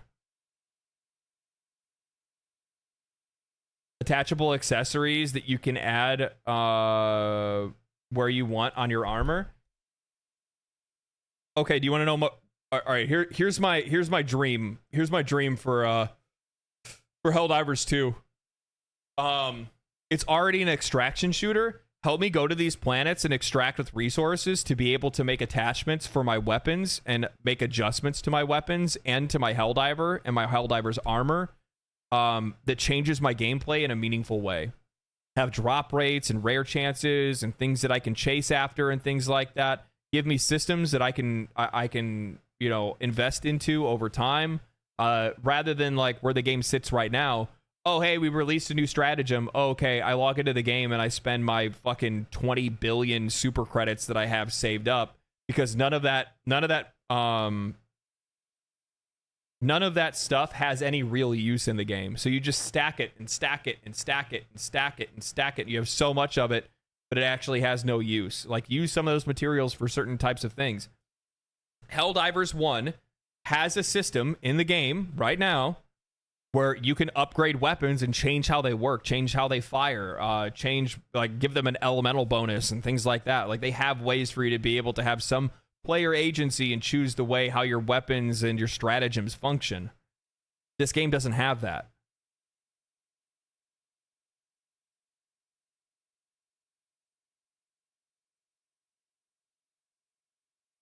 All these companies should learn from Mihoyo. They release a content patch every 6 weeks. The recent one had 10 hours of main story and cutscene, one 10-hour tournament arc event with fan service callbacks to different characters in the game, 2 new characters. I mean, obviously, I see where you're coming from. Like, that happens every 6 weeks, and with that, like, there's content that comes with it, events and things that comes with it. Like, you do need to like look at these like major content updates as like flagship updates. These need to be bigger than what they are. They need to be more meaningful. There needs to be a bigger carrot. Yeah. And like the thing is that, you know, one of the things that I applauded when the game came out was the fact that I liked that the game was like pick up and play, and it really wasn't too big of a deal if I walked away from it. But then I've come to realize that at the end of the day, when you're playing these games, when you're playing a live service game specifically, that live service game has to go in either one of 2 directions. Either it's a competitive game, so your chase is getting better and ranking up and being more proficient at playing the game and becoming more skilled at playing the game, or it's progression. It's I'm getting items and equipment to make my character stronger, to like feel stronger in the game and do crazier things, to push towards bigger goals, to find better stuff to make my character better and my ship better and make my experience more fun and to deliver more challenges. When you make a live service game, that is the 2 directions that you have. There might be other directions you can have, and I'm sure there's examples of games that are out there that are like that. But for the most part, that's usually where it sits. And if you're not sitting on those and your loop is not engaging enough to be able to hold on to people for a long period of time, and you're not using one of those strategies, then you need to use one of those strategies. And you need to lean into it. Would you say Warframe is better than any other game you have to pay for? No. I mean, I like Warframe, but it's not like the best game ever made.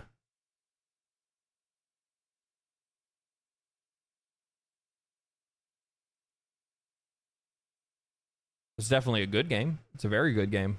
I love Warframe, but it's... Yeah. I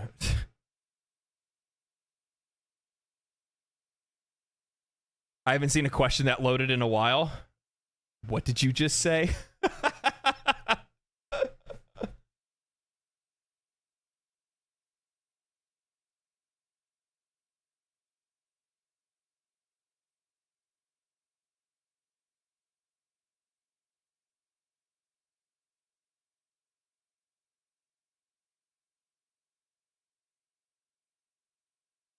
Warframe has problems for new and returning players. I could see it having... I don't see... Did Warframe have problems for returning players? What would returning player issues be for Warframe?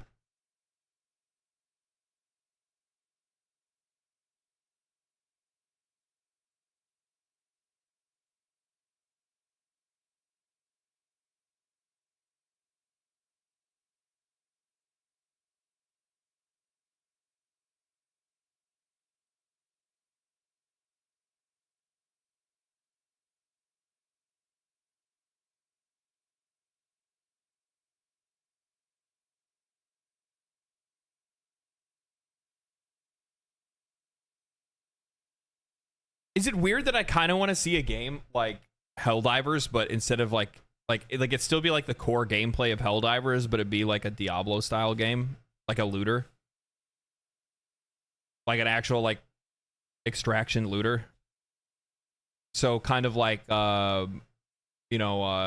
base mechanics of a Tarkov, but it's Helldivers. Where you drop in and you're like finding like new weapons and upgrades for weapons and stuff like that, and then you extract with all that stuff and try to get out with like high valuable stuff. Almost kind of like the Division with the Dark Zone, where you'd go in and you'd find items and weapons, but you had to like decontaminate them and extract with them. That should be fucking sick. That would actually be kind of sick.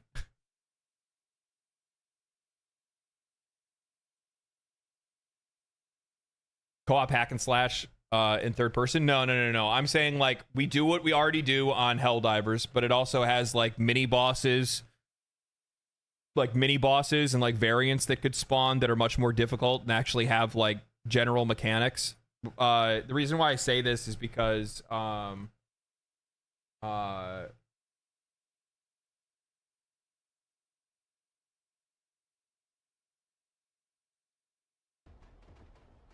so like Helldivers 1 actually has like bosses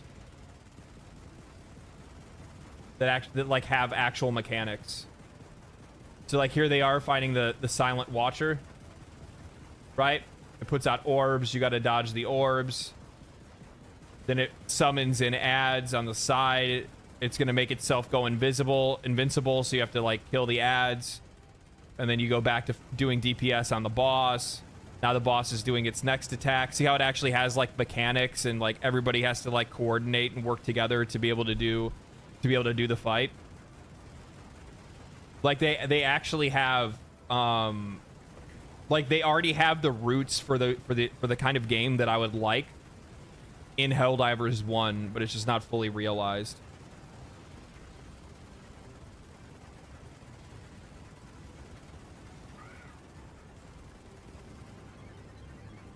Yeah. You're saying Helldivers 1 is a superior game? I think mechanically Helldivers 1 is a superior game. Yeah.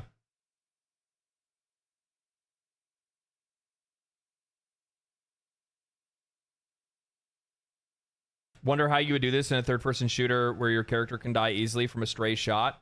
What you would do is you would emulate a game like Returnal.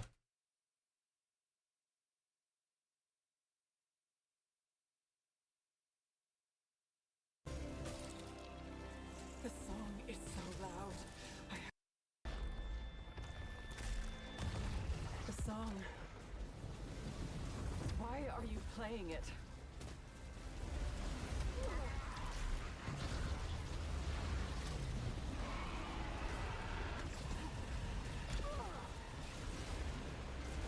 I mean, obviously, if you die in Helldivers 1, you just have somebody respawn. You just like throw your beacons in. You only have a few chances to be able to kill the boss. It makes it brings the stakes up. You know what I mean?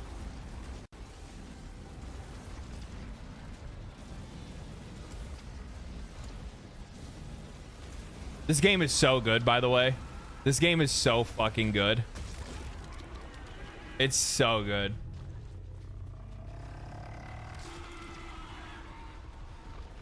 I had so much fun playing this. I want to play it again. I never finished. They have like the Tower of Sisyphus, I think, is what it's called. I still haven't finished that.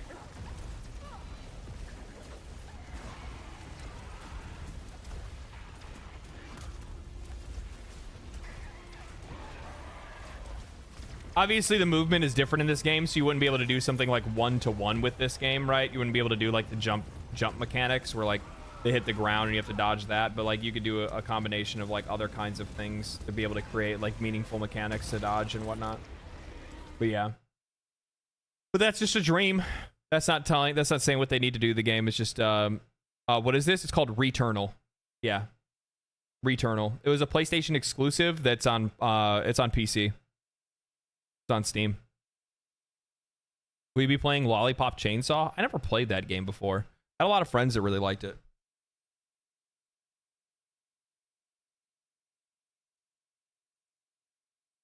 Yeah, Returnal's one of my favorite games. It's just a really good time. All right, let's see. How much is Lollipop Chainsaw? Because I never played the original. 40 Dolores. That's a little expensive. That's a little expensive. I haven't even seen the trailer for it. Let's see the trailer for it.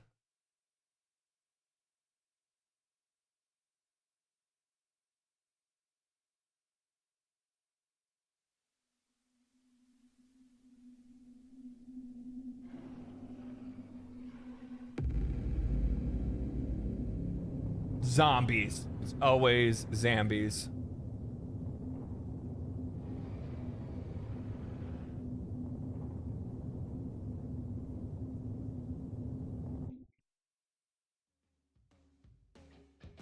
Oh my.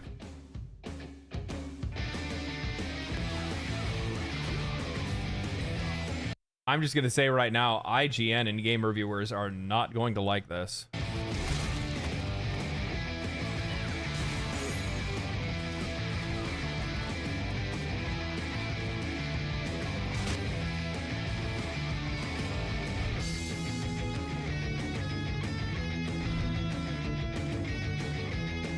They're not gonna like this.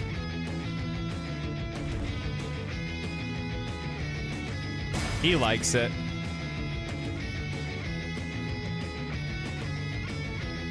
Does it play like a Devil May Cry or something like that?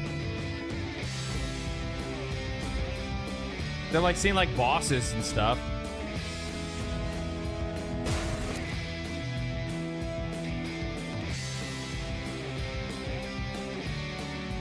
The gates of hell are open. The king.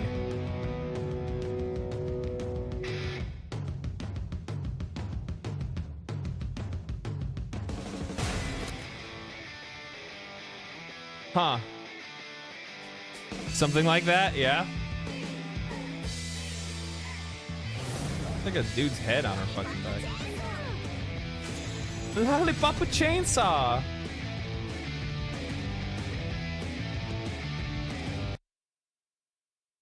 Very positive reviews on Steam. People are digging it. They've been having fun with it, I guess.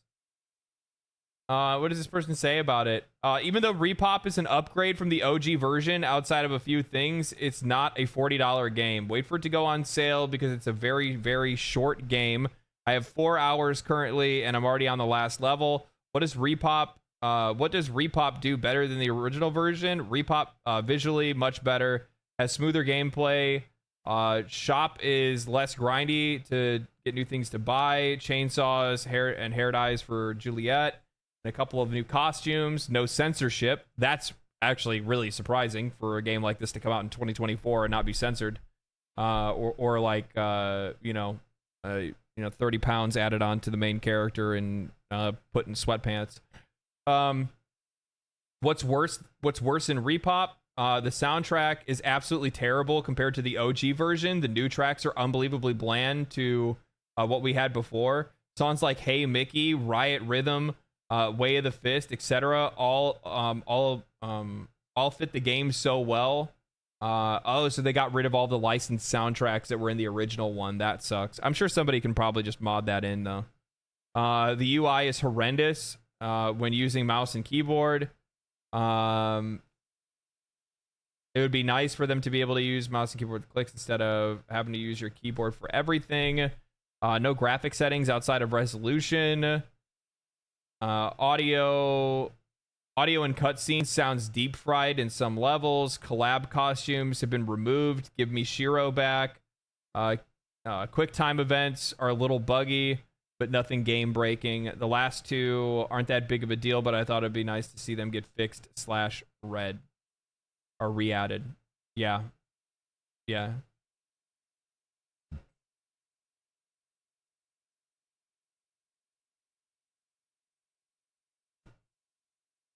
See IGN review, something like that. See, I didn't see an IGN review for it. Just caught up from the main quest stream VODs for Warframe. It's almost pulled me back in, even after 3K hours. The burnout of grinding out faction rep on new content islands has kept me away. I mean, I think like the best thing to do for a game like Warframe is like just take a step back. If you're burnt out playing it, like don't keep playing it. Walk away from the game. Go play some other stuff. Come back to it when you have something that you want to accomplish or play in the game, and then that's it. I mean, I think like Warframe just is one of those games that is designed to be a series of content islands. Like they don't really like, yeah, there's really not a lot of interconnectivity in a lot of the content that they make for the game, it doesn't seem. Outside of like being able to get like mods and weapons and warframes that you can use obviously in other content, but yeah.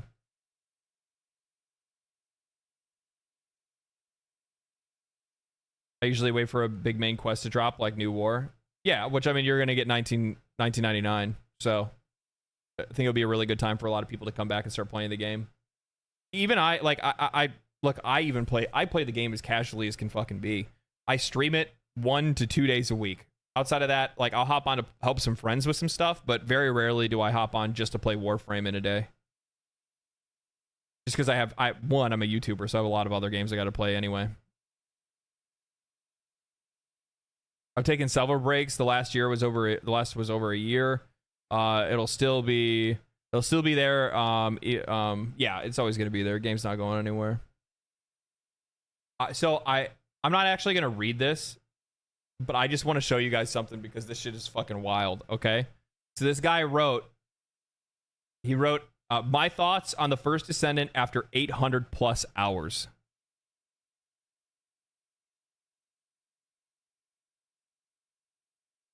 Accomplishments: collected all ultimate and normal descendants, enhanced all 24 ultimate weapons and their ultimate abilities, fully leveled every descendant and weapon for master rank XP, completed all open world missions on normal and hard for master rank XP, farmed bosses multiple times for perfect stats on components, obtained perfect god roll reactors for the descendants I enjoy playing, used 46 activators on weapons and descendants, used 100 catalysts with 33 of them remaining in my inventory, finished all achievements. I've completed 316 of the 333 awards in the journal, excluding the new seasonal ones, collected all modules, external components, core materials, basic materials, and amorphous materials.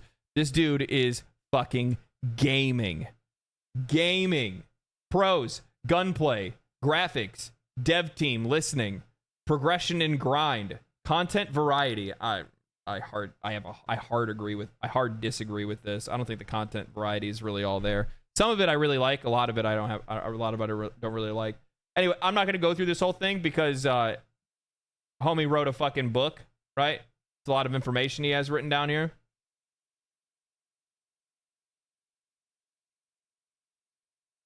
Even after, but this part right here, even the October update seems to be lacking any new and exciting content. I feel shit. Sorry. I gripped my mouse and hit my mouse 4 and it fucking flicked me back. Where was I at? Yeah, here it is. Okay. Even with the October update, seems to be lacking in new and exciting content. I'm feeling a bit finished with the game at this point because there's really no sense of progression or fresh objectives. I would love to see new areas, bosses, dungeons, large-scale open-world events, and more diverse rewards. As it stands, Season 1 feels quite empty and doesn't offer much to keep me engaged.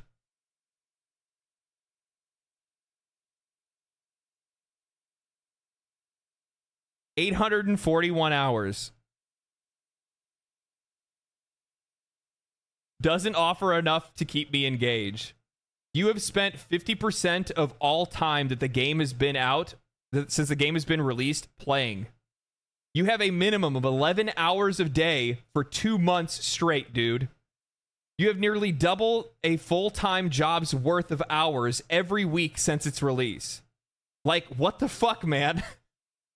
It's probably a good thing you're losing interest. You gotta go outside, take a shower, and get some sleep. A break would be good for you.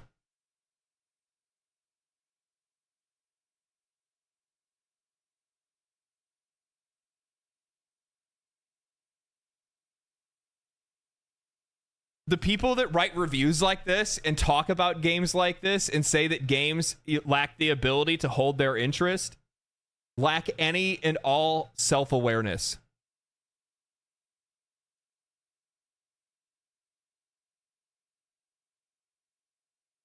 It's so often that you will see people that will criticize the game. The people that are criticizing the game the most are the people that have put the most into the game. Now, that comes from two places. One place is that they actually genuinely care about the game. The other place is the investment and addiction. And in the case of this, I don't think it's the care.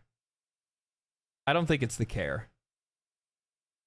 This unhinged review, this is just wild, dude. Imagine putting 800 hours into a game and being like, yeah, there's just not really enough here to be able to keep me engaged. What fucking game do you want? You know what this guy, you know what this dude wants? They don't want a video game. They want an isekai. They want a new adventure world that they can live in, and that's it, and don't do anything else. That has endless grinds, endless ways for them to, you know, power up their characters, and everything is endless. There's no end to it at all, right? They don't want the content to ever end.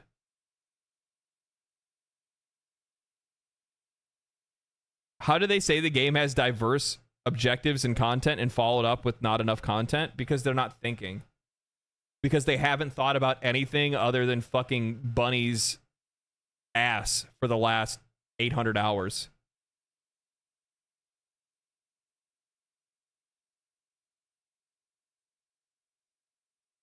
That's why.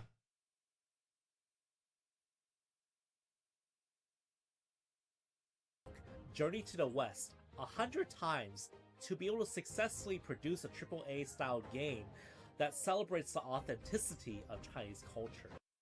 Oh yeah, I read that yesterday.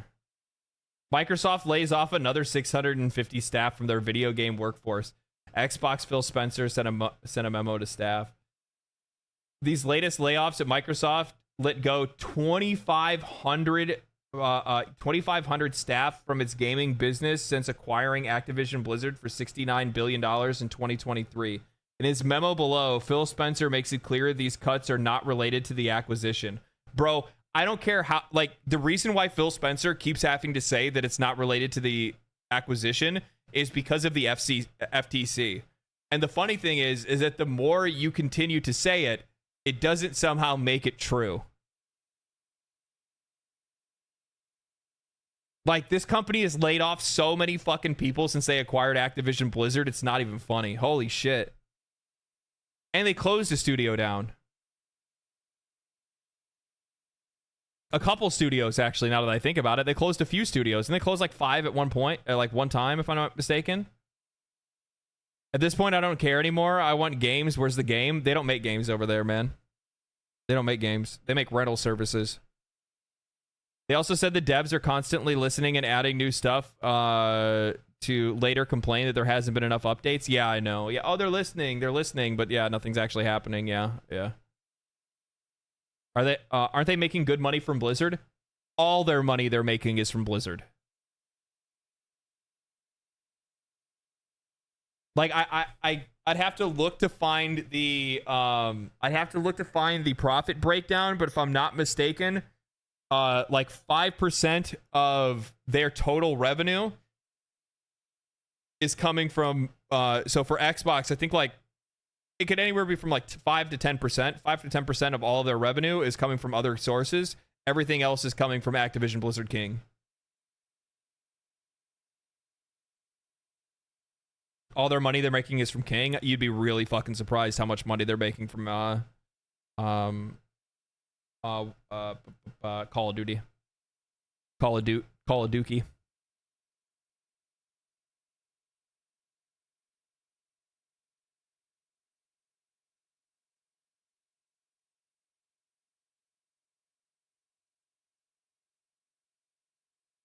Yeah, well spent Windows money. Yeah. Yeah. So Candy Crush is bankrolling Xbox? Basically, that's exactly what's going on right now.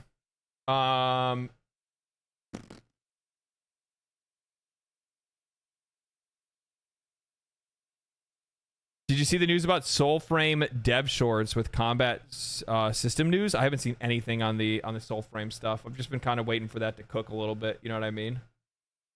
All right, what is this? I actually just saw this headline and did not bother looking at anything else.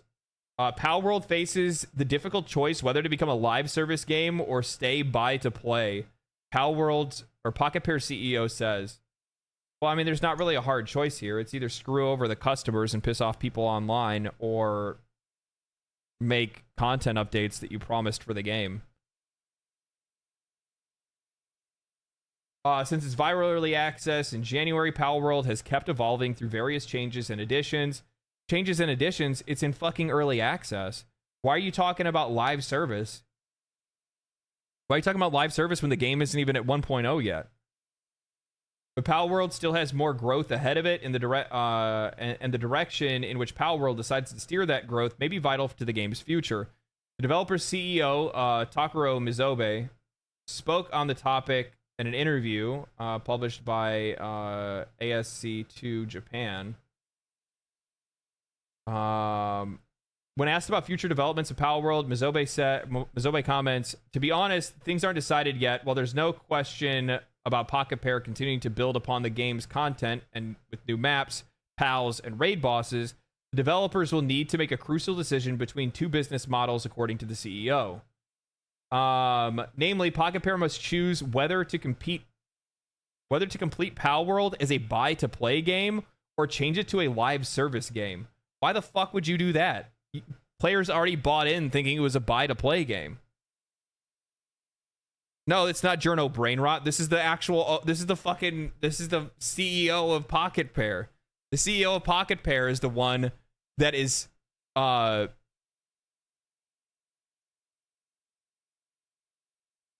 never buy early access. Hey, I haven't had any problems with early access. What are you talking about? The early access games that I've purchased were Baldur's Gate 3, Enshrouded, Palworld is one of them. Core Keepers, Hades. There's a lot of reasons to like support studios in early access as long as you're making the right choice on the companies that you're picking and the games that you're picking. But this is just like a really weird fucking turn where it's just like, yeah, we're thinking about making it a live service game instead of just a pay-to-play game. And it's just like, wait, what the fuck? What? Just release the full game? Yeah, like, well, they've been doing updates and getting the game closer to 1.0. But yeah.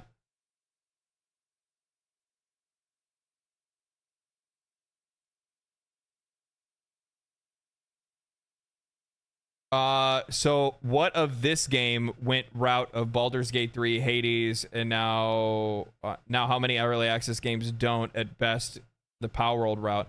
I don't think very many do. Again, like, I mean, you could say never play early access, but I mean, there's a really good chance that if we just say never play early access, then a lot of those games would never exist in the first place.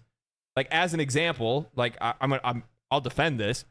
Baldur's Gate 3 wouldn't exist if it wasn't for early access. They wouldn't have been able to afford to make it. They wouldn't have had the feedback to make the game that they made. So it's a double-edged sword. You can totally get fucked. For sure. Yeah. Or the game could just fail, like, just not exist at all. You know what you're signing up for when you're signing up for early access. That's my point. I would never say don't buy early access. Now, like the 3-day early access for a game, like that's just a ripoff, right? Like that's just a ripoff. Valheim wouldn't exist either. Yeah, Valheim's another really good example of that. I think that there's a lot of games that are out there that if it wasn't for early access, they wouldn't exist, and a lot of those games are some of our favorite games to play ever.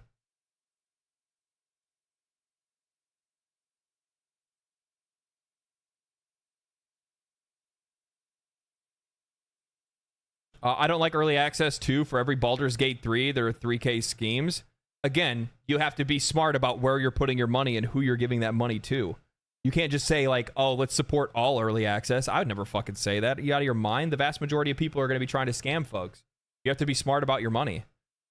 Look at the company. Look at who's making it. Look at their track record. Have they released games in the past? Have those games been good?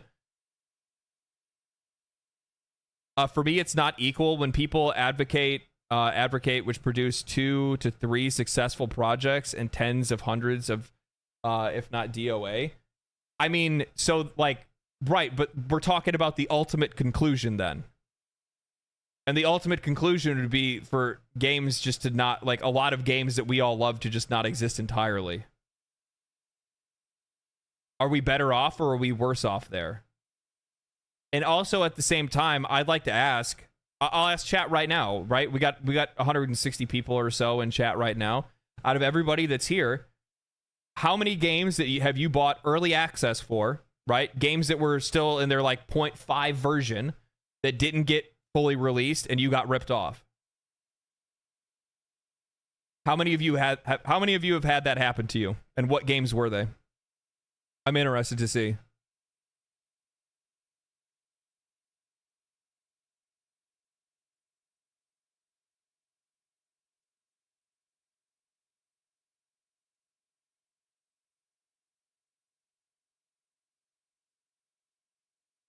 Kickstarter games, that's a whole other fucking story. At that point in time, you're sending a check to nowhere. None, not one. Checking Steam library, 0. I've never bought any, I feel like, but I've never bought them. Oh, okay. None. Like, I'm looking at the early access games that I've purchased, and I don't think that there's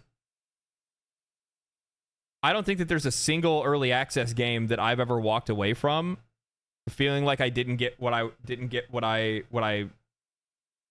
was looking for.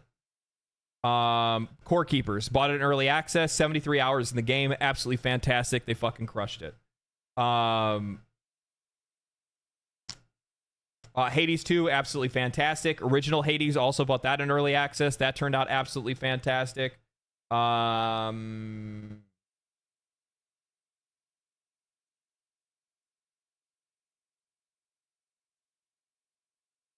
I haven't played this yet. A lot of people are really high on this, but this is also in early access as well.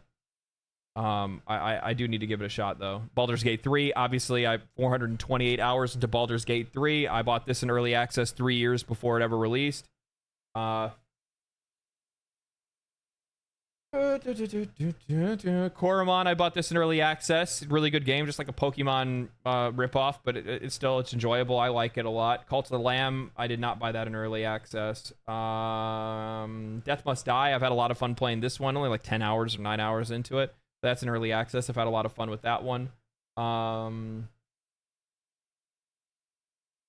Enshrouded, bought that in early access. Very happy with that one.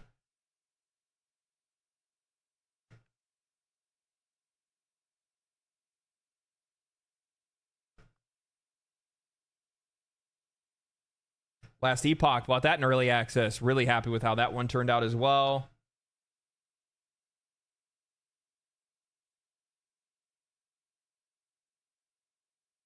Sons of the Forest, I bought that in early access. That one turned out really well.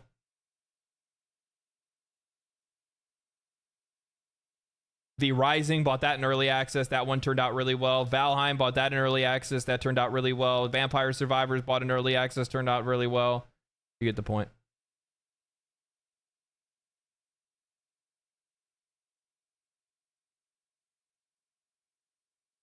The same thing with people would be saying about Pal World. Now they are mad that they are thinking about going to live service, but I enjoyed Pal World. They took your money with a promise, and now we'll F off and going off with a live service, and you were the one that paid for that. Yeah. Yeah. That's the gamble that you make when you pick a live service game. You're trusting somebody else. Your trust can be betrayed, but just because your trust is betrayed doesn't mean everybody's going to betray it. And that also doesn't mean that like that system of monetization to be able to like make a game come to reality, I don't think that makes it not worthwhile. I don't think that a few bad eggs ruin the bunch, personally. because at the end of the day, it is really expensive to make a video game. And as like inflation goes up, as it becomes more difficult for people to be able to make money on the side and make video games as a side project, it gets even more expensive. Yeah. I mean, we're totally welcome to agree to disagree on this. I don't have any problem with that, obviously, but it's just one of those things for me. From my perspective, early access, I don't see any issue. Like, I see an issue with it if you're not making a smart purchasing decision and you're not taking the time to like research whether or not you're going to be able to get your money out of it at the very least. So as an example, like, I will actually go ahead and make the argument that, yeah, I did have a good time with Pal World. I paid $25 for it. I got $25 worth of enjoyment out of it for sure. I also got a heck of a lot more than $25 worth of content out of it too.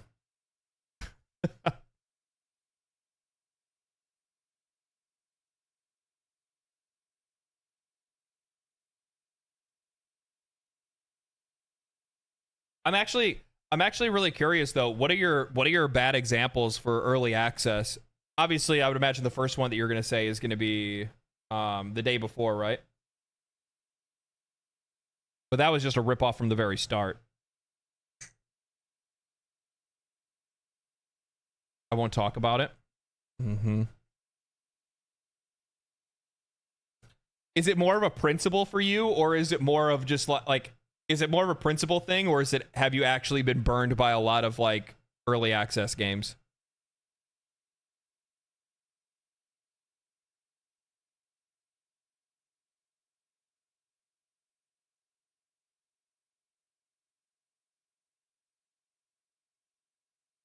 I'm not saying it's the worst. The risk is on my end, and I'd expect something incredible. You know what the funny thing is? I don't actually really feel that way about it, because from my perspective with early access games, when you're signing up for an early access, you're spending less money to make that gamble. Right? So like, as an example, $30 for Baldur's Gate 3. That's a pretty good gamble. That's a pretty good gamble. I got $15 for Core Keepers. Is a damn good gamble. I think $15 or $25 for Last Epoch. Damn good gamble. Would you have bought early access for Game Science? No. No. Unproven developer. No track record for me to look to see that there was anything there that was for me to look for, like, okay, well, they came out with this game. Okay, there's that. Or on the other hand, the other thing is too, is that because they're overseas, it'd be much more difficult for me to do research on the actual developers themselves and, you know, try to figure out whether or not this is real or this is fake or whatever it might be, right? I can't search for that kind of information the same kind of way that I can with US developers. Like US or European developers. Enshrouded has been a great gamble as well. Yeah, Enshrouded's fantastic too.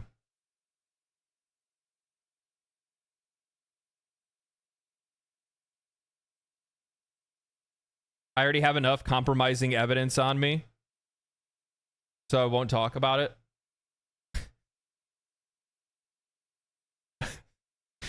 I'm sorry. I had this like dumb. Never mind. I'm not gonna say it. I was gonna make a fucking joke, but I'm not going to.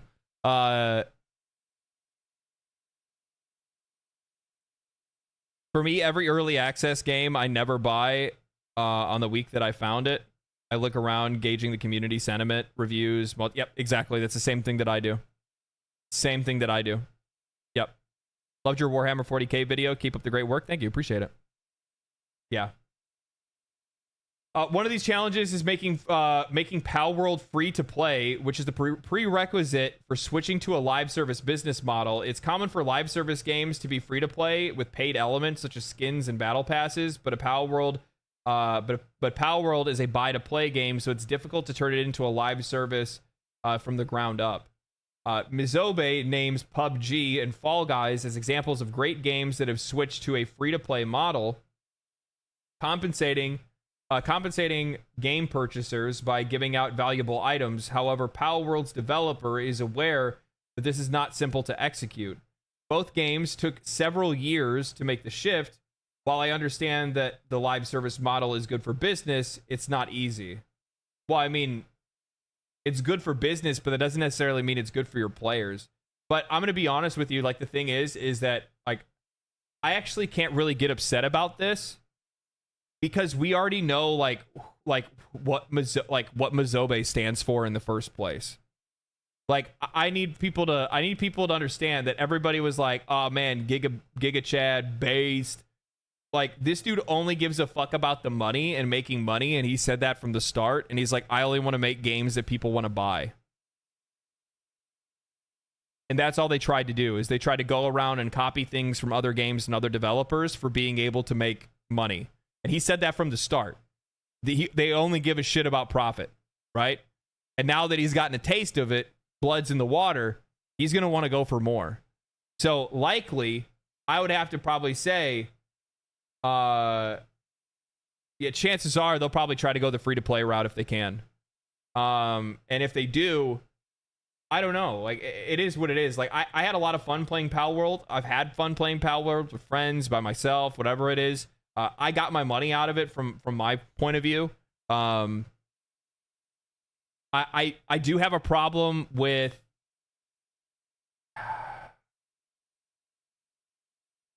I can't. I want to sit here and say I have a problem with people believing they're buying one thing and then they turn it into something else later. But at the exact same time, you know, Pal World didn't really have a defined identity, and anytime you buy into an early access game, this is the gamble that you take, that the developer one day may change directions with the game entirely. And in some ways it ends up working out to your benefit and the game ends up turning out to be better than what you originally purchased. In some ways it can go the opposite direction and turn into something that you don't want to play. But that's just kind of the nature of buying early access and supporting developers and projects that you believe in, that they might turn into projects that you don't believe in anymore. Could Pal World survive as a live service? Fuck if I know. I mean, I didn't think that a survival game could pull it off in the first place, and look at Once Human. Once Human's been fucking popping off. They've been doing great over there, right? I'm sure they could probably design something that would be interesting, but the chances of you being able to find, you know, a decent amount of financial success in that, I don't really know. But it also depends on, like, how meaningful the content updates you make for the game are, right? Because, I mean, like, if they try to go like the fuck, what are you trying to do? Like, go an MMO route with this? If you're gonna go the MMO route with this, I mean, shit, yeah, you could probably pop off. We don't know what they mean for live service either. That's the other thing. The writer is the one that's talking about battle passes and all that good stuff, right? The CEO is not talking about what nature of live service Pal World could embody. Do you have a game that you hate but need to play it? You have a game that you hate but need to play it? Why would I need to play something?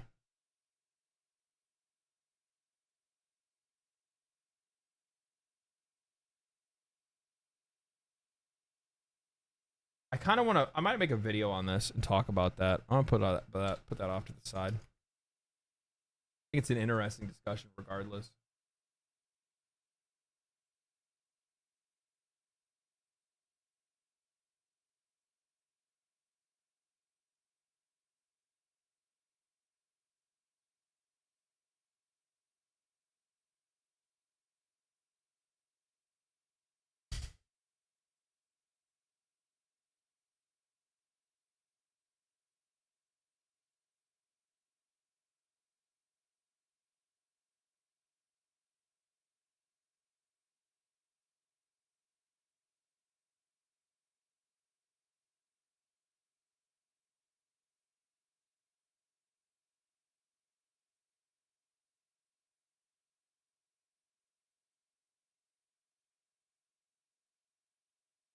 Xbox. My God. You can no, what's happening? Legends as Xbox comes to Amazon Fire Stick. This one? Play of the consoles entirely. This is with how fast technologies progress. No, not that one.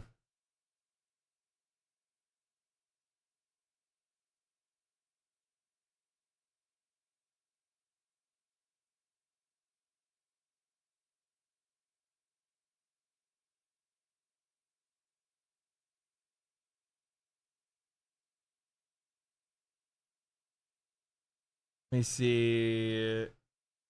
Maybe it might be this one.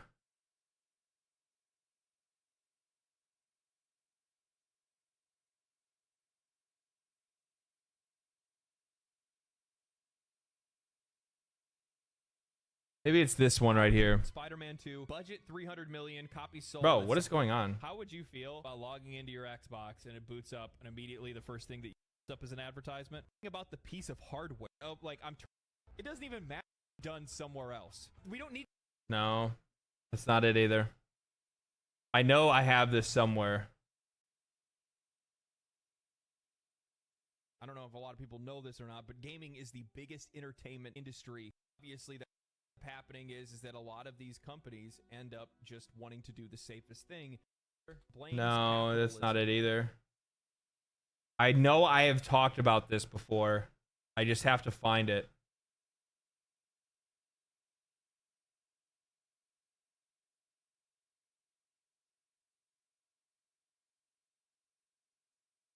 This one? One of the things, beloved CEO of Arrowhead Games. One of the things that I've noticed more and more over the last year, more people are getting really hyper fixated on Sweet Baby Incorporated and all that kind of stuff. Because this is like me just talking about the price of games. The Extreme Edition. Yeah, I there's one of these, but like I don't remember where the clip is exactly or what the name of the clip was or anything. But I wish I could find it.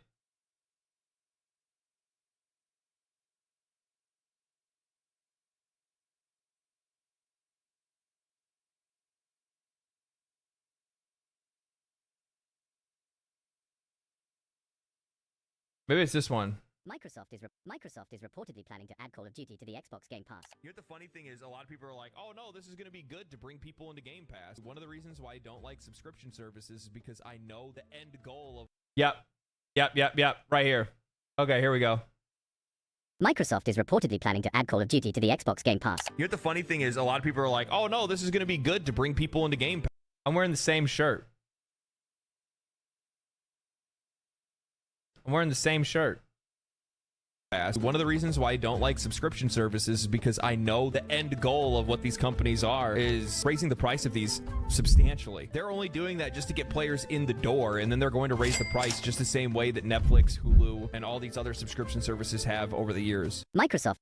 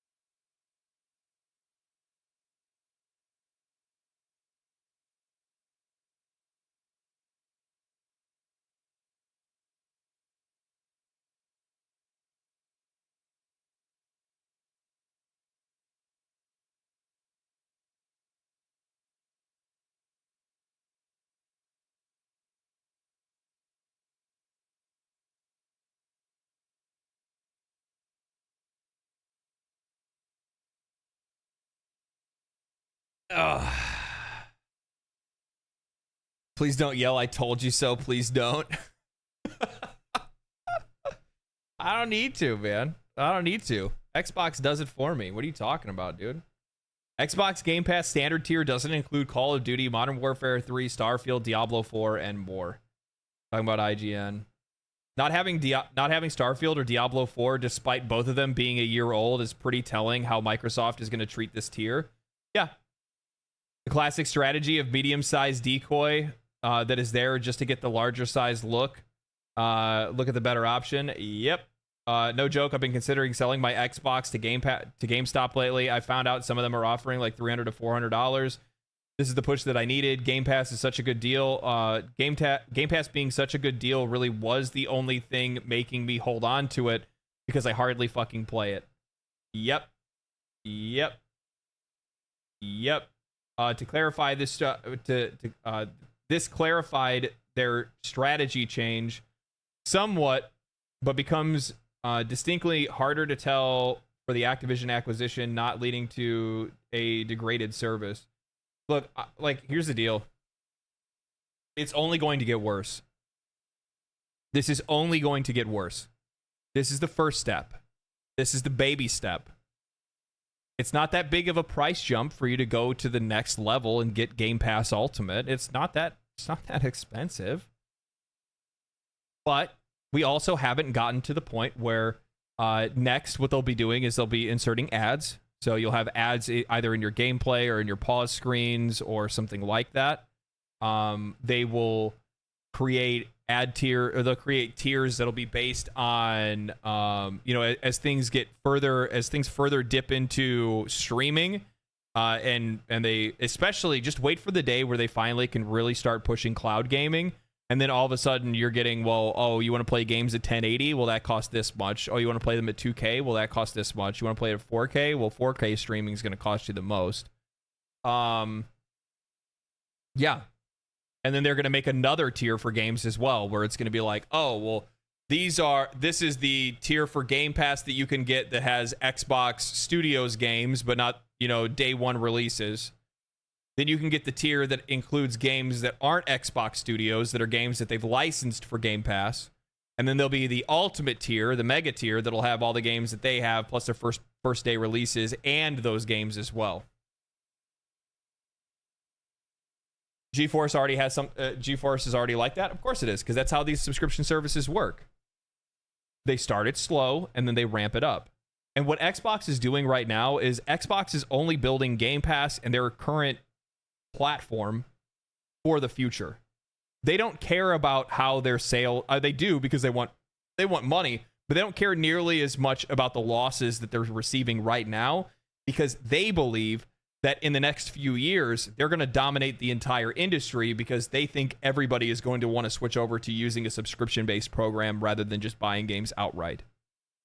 They think that they are making the right bet early, both with the subscription model and with cloud gaming.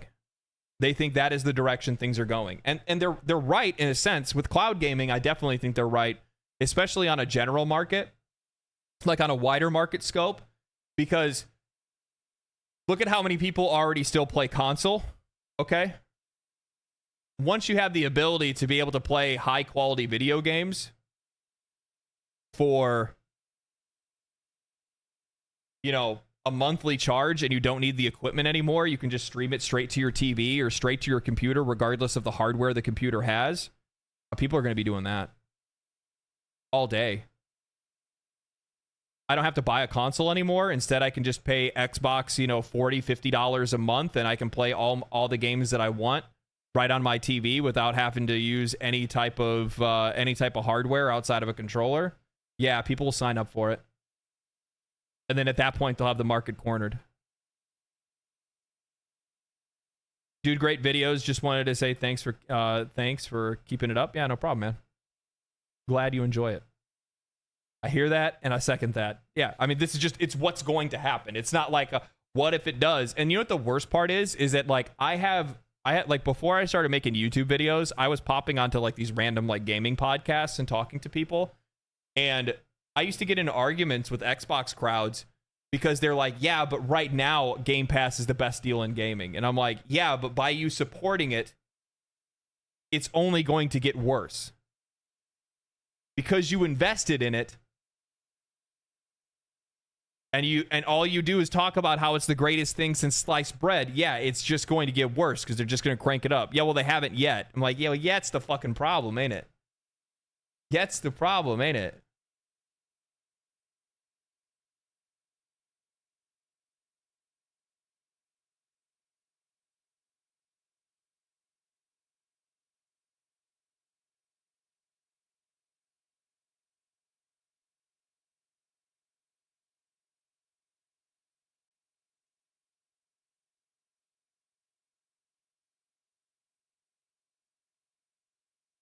We're going to do it again.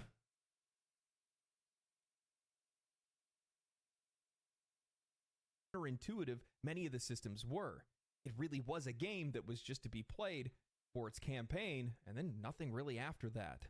A major criticism of mine that I made quite frequently was that Diablo 4 suffered from an identity crisis. Too much of the game to a wider, more casual audience that desires something that's more palatable and credible to feign a challenge. Developers are doing this, either lack the vision to achieve their to understand, rather than approach where you can be Vati Vidya. Player hubs feel smaller, loot feels more playable. Has been missing this entire time, and I'm happy to see that they're finally touching back, touching grass, looking back, thinking to themselves, this game has to have an or jack of all trades, master kill stuff of it. Railroad. The game released at peak excitement. However, as time went on, it didn't take long for the cracks to show, the paint to wear off, and for players to realize that there really wasn't a whole lot of thought that went into the game past its campaign. Anytime you have a lot of fun with Diablo 4 Season 4. But with that said, if I had to give Blizzard any sort of advice, it would be that. Recently, I just got into Warframe, but the problem is their battle pass is just so damn boring. God, it's so bad. Oh, let's drop from bosses, or a rare drop from different enemies, or completing different activities. Here it is. But the problem is their battle pass is just so damn boring. God, it's so bad. Oh, let me get my ashes. Let me get my little bit of platinum if I'm playing on the free pass. It's just so contrived. Give players more options to be able to get your premium currency, and they'll use it. But the problem is right now, as it stands, when it's only locked behind either you buying it or getting it from the battle pass, people just aren't going to want to engage with it. And when the cosmetics look as garbage as they often do, even more reason for players not to want to have anything to do with it. It's one of the reasons why I really enjoyed playing Helldivers too, because there's a chance. Yeah. Blizzard reveals how much money players spent on microtransactions in Diablo 4. Sales revenue has exceeded $1 billion. Now, the funny thing is that that's a terrible fucking headline, because that's not actually the case, because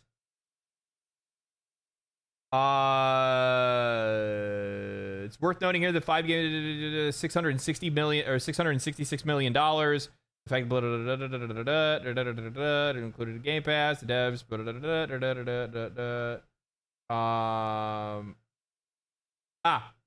there it is. Senior product manager for Diablo 4, leading monetization strategy for cosmetics pricing, bundle offers, personalized discounts, and the roadmap for planning, which has driven $150 million of lifetime microtransactions. $150 million to date is what this job listing is saying for a game that ended up selling $1 billion. Okay? So, that being the case, what do we say that is?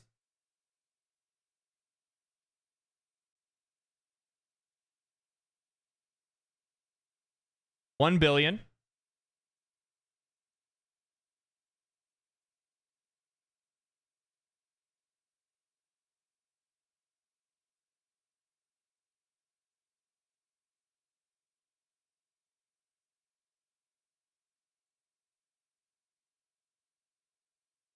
So it's 15% of their revenue.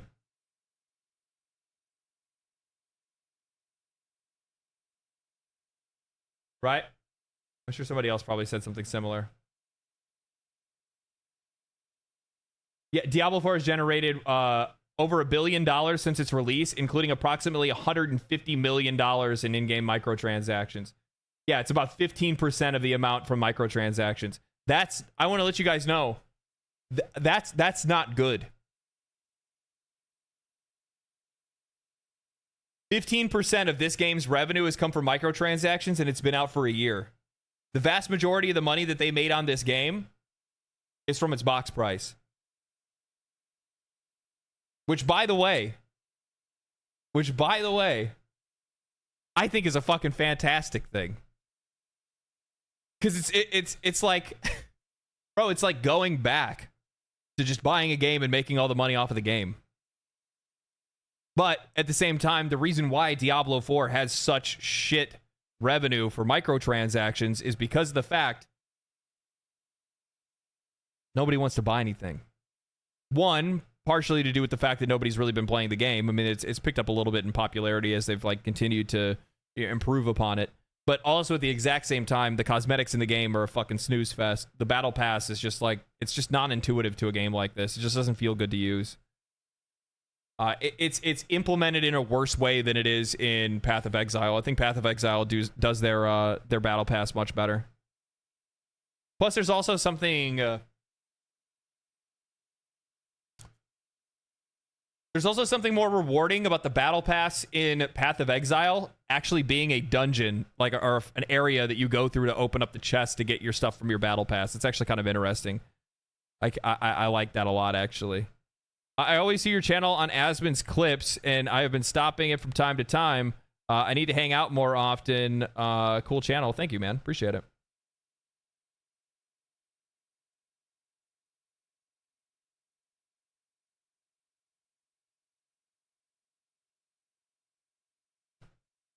Great, get ready. He'll do a mic drop. I'll do it. I know. Do I do another mic drop now? No. It's just one of the, like, this is not surprising to me.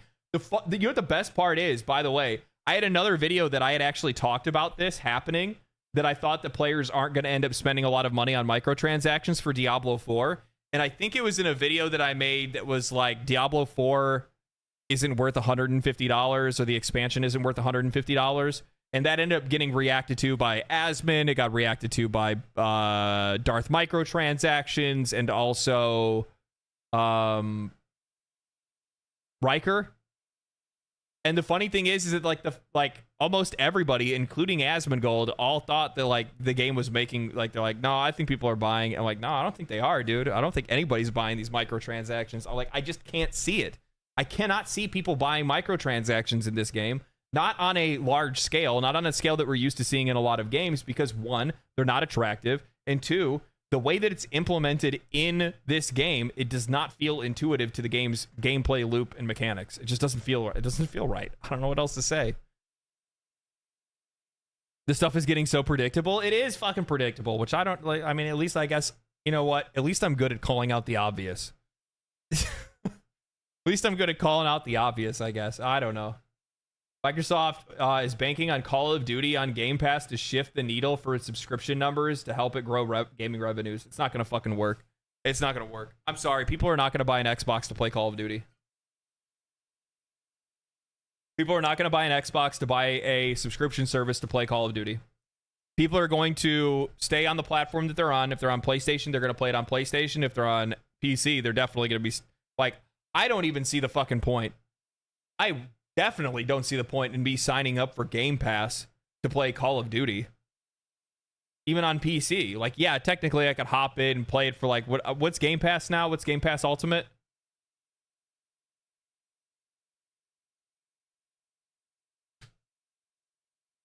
$20 a month. Yeah, I mean, like, I guess I could see me hopping on for a month to play it, but also at the exact same time, like, bro, I've already played that shit. I've already played it. And plus, on top of that, like, seeing, like, the clips of people playing Black Ops 6, you know, in their beta or whatever, like, nah, dude, I'm good. I'm good. I don't need to be playing against some kid that's, like, sitting there the whole fucking time, like,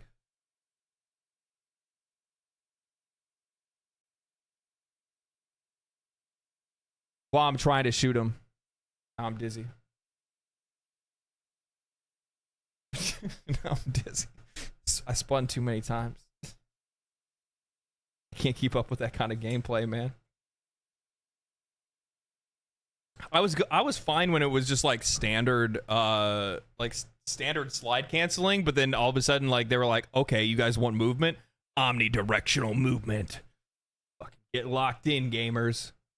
Now it's turned into like the sweatiest thing ever. You know what Xbox needs? They need to make a fucking game. Yeah, no fucking shit, dude. How about they make a fucking game? You know what the funny thing is? For all of the hype around Xbox and like, oh man, you know, actually, speaking of Asmongold, he was one of the ones that I saw that he was just like, you know, looking at the lineup in the games right now, like Xbox has like a real bright future, and I'm like, except for the fact that the only thing they've released this year is Hellblade 2.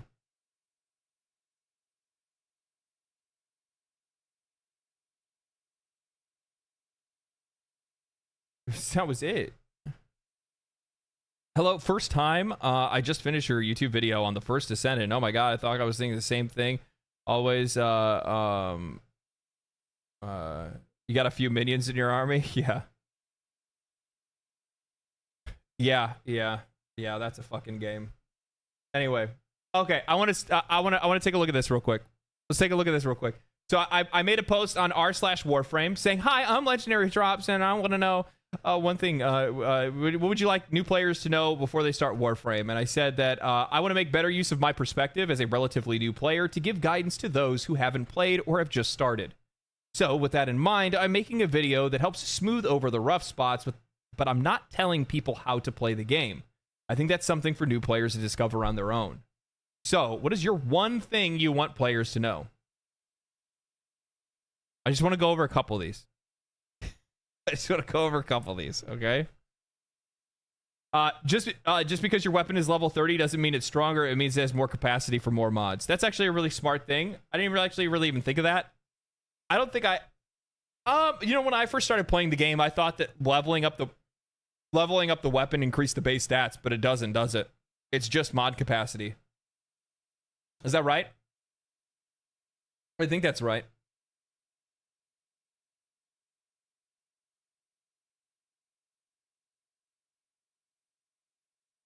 Yeah? Okay. So then there you go. Hi, I really like your content. I think the most important is the long term is everything can. Oh, everything is a can and nothing is a must. Fuck, I love that. That's actually really good. Means that if you lose interest, for example, farming a frame, just look around and find something else to do. Yep. Make one of the cons of Warframe the intense, overwhelming content to a clear pro. Yeah. I think that a lot of times people get really caught up in how much content the game has and feel like they're being pulled in like 1,000 different directions. But the best thing that you can do is just set a realistic goal for something that you want to go for right now, and then just go for that. And then just do that. You don't have to worry about anything else. $700 for a PlayStation Pro or death by 1,000 cuts with Game Pass? I choose PC. No shit. Fucking true. Everything. See, I said one thing, and this motherfucker says 6. People can't follow directions. This is like me when I do Fashion Frame and I'm like, send me 1, and then somebody sends me like a list of like 12. Everything can be acquired in the game for free. You can sell duplicate mods for Endo. You can sell duplicate blueprints for credits. The Warframe wiki is an important tool. I would suggest actually against using the wiki because oftentimes you can run yourself into some spoiler content there, but that's just a me thing. Primes are slightly better than regular versions. Clan is a must in this game. Yeah, I definitely agree with the clan part. I don't agree with I agree that primes are slightly better than regular versions, but you know what the other thing that I'd say is that you shouldn't try to dissuade players from wanting to go and collect a prime frame. I don't want to tell people like, oh, don't go for primes. Like, that's part of the fun of the game, and you're gonna end up getting enough of the base relics to be able to go after some of that stuff when you want to. You know what I mean? Weapons are not slightly better, though. Yes, weapons are just genuinely better across the board, if I'm not mistaken. When leveling a weapon, it certainly feels like it's getting stronger every 5 levels or so. Fairly noticeable when you start on ranked. Yeah, I could see that. Sometimes primes are easier to get. That's actually very true. If you have enough relics for something, primes are way easier to get. The game's a marathon, not a sprint. Take your time and enjoy the game. Love that. Permanence. Other than Nightwave, there's no missable windows or on time for anything. Play to your heart's desire. Take a break. Come back as long as you need. Yep, absolutely agree with that. Warframe has over a decade of content. You're not expected to engage with it all at once. Pick a goal. Yep, agree. Don't, under any circumstances, trust the prices that are shown in trade chat. Yeah, never use trade chat. People will always try to rip you off if you're trying to talk to people in-game rather than using a website to keep them honest. Outside of the most extreme endgame content, beyond that, the most everything's viable. Oh yeah. There's no such thing as like I mean, sure, you're gonna have tier lists. I think the tier lists really only serve a purpose of giving. I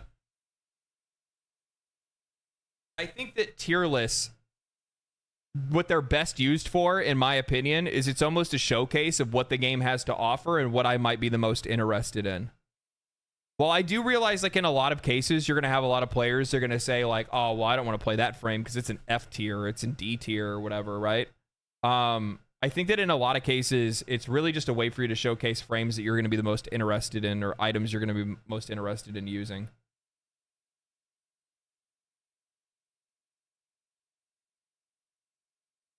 Warframes and weapons are 100% mod dependent. Upgrade mods to get more powerful. Yep. Use good mods to get... Here's the other thing, though, is that, like, when I read stuff like this, learning how to mod and how weapon stats work will save you a lot of resources, because many guides from popular sites who know I need to put mods on guns but don't know how mods work. It's something that takes time and pays off huge later. I do think it's really important to get involved with mods early, because you're going to learn those systems faster and you're going to understand them better later on in the game. But at the exact same time, like, I don't really put a lot of stress on it, because you really don't need to. And to be honest, like, the vast majority of content can be cleared by hitting auto.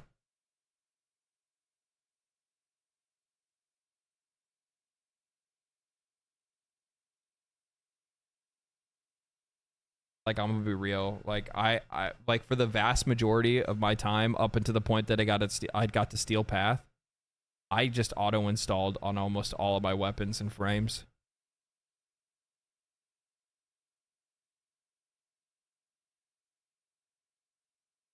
I'm gonna be real.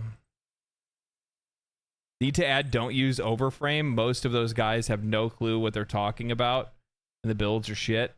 I've heard that from a lot of people. Base star chart is piss easy. Yeah, don't tell that to other Warframe players. They think that you have to. They think that like, everything in the game is an achievement.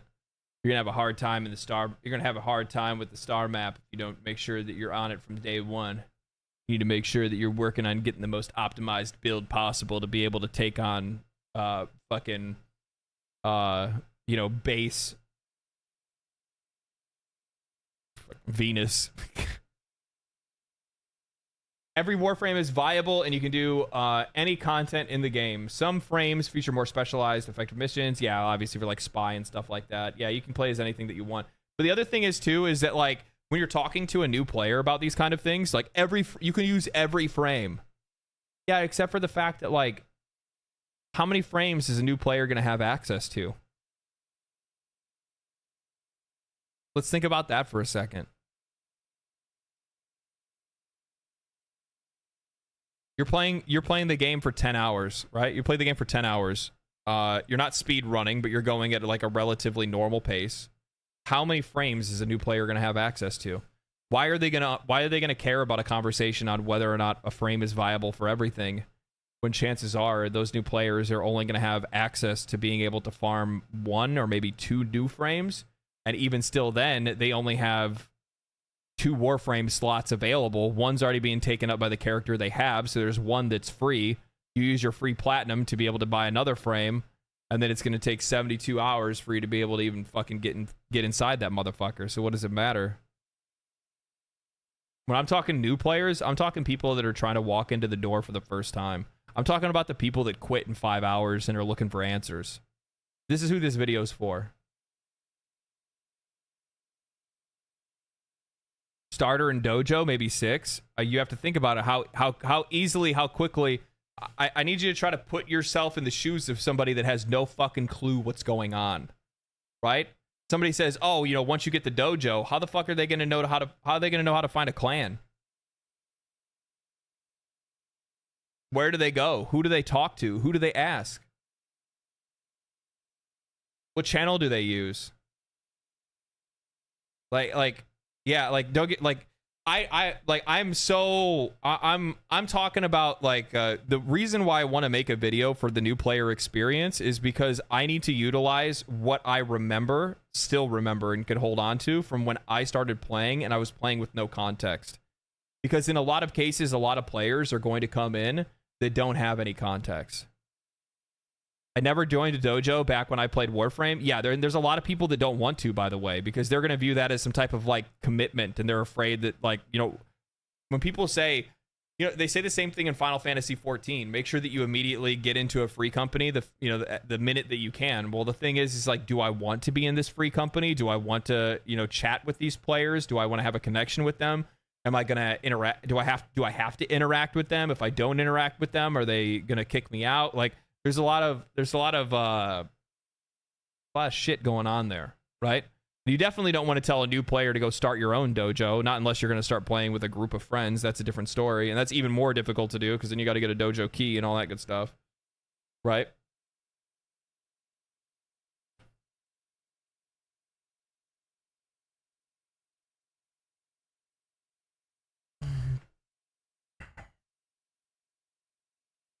Yeah.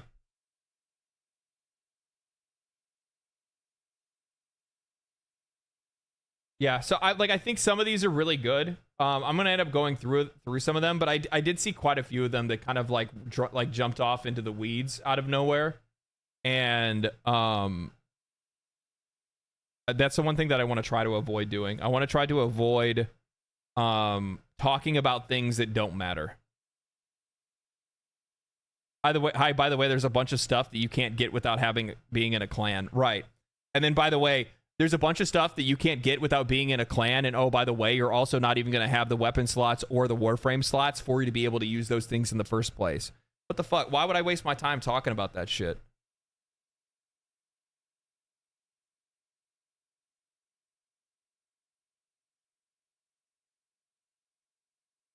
My idea is to make a guide that facilitates players getting to the point where they know whether or not they want to pay or play free to play, and then tell them how to go in those directions and what's the best thing to do. The idea is to get them to that point of understanding how and if they want to invest in the game, right? So like, I want to get them to that point and then talk about that point later on in the video. But the idea is to get them to the point of whether, because like the biggest problem is with a lot of like new player advice is that there's already a lot of talk of investing in a lot of things, and players don't really want to hear that.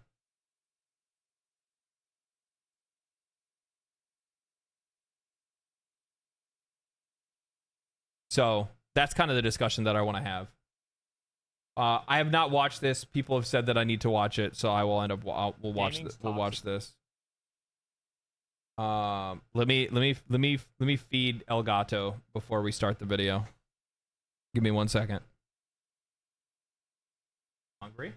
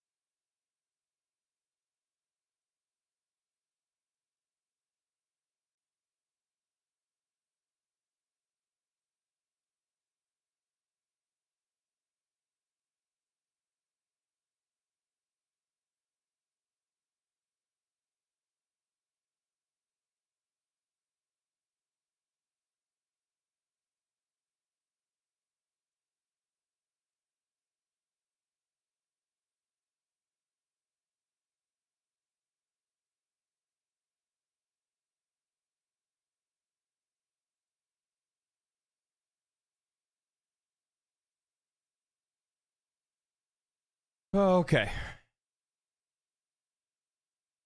All right, let's see what this is about. Gaming's toxic positivity problem. If this is what I think it is, I'm going to be so happy.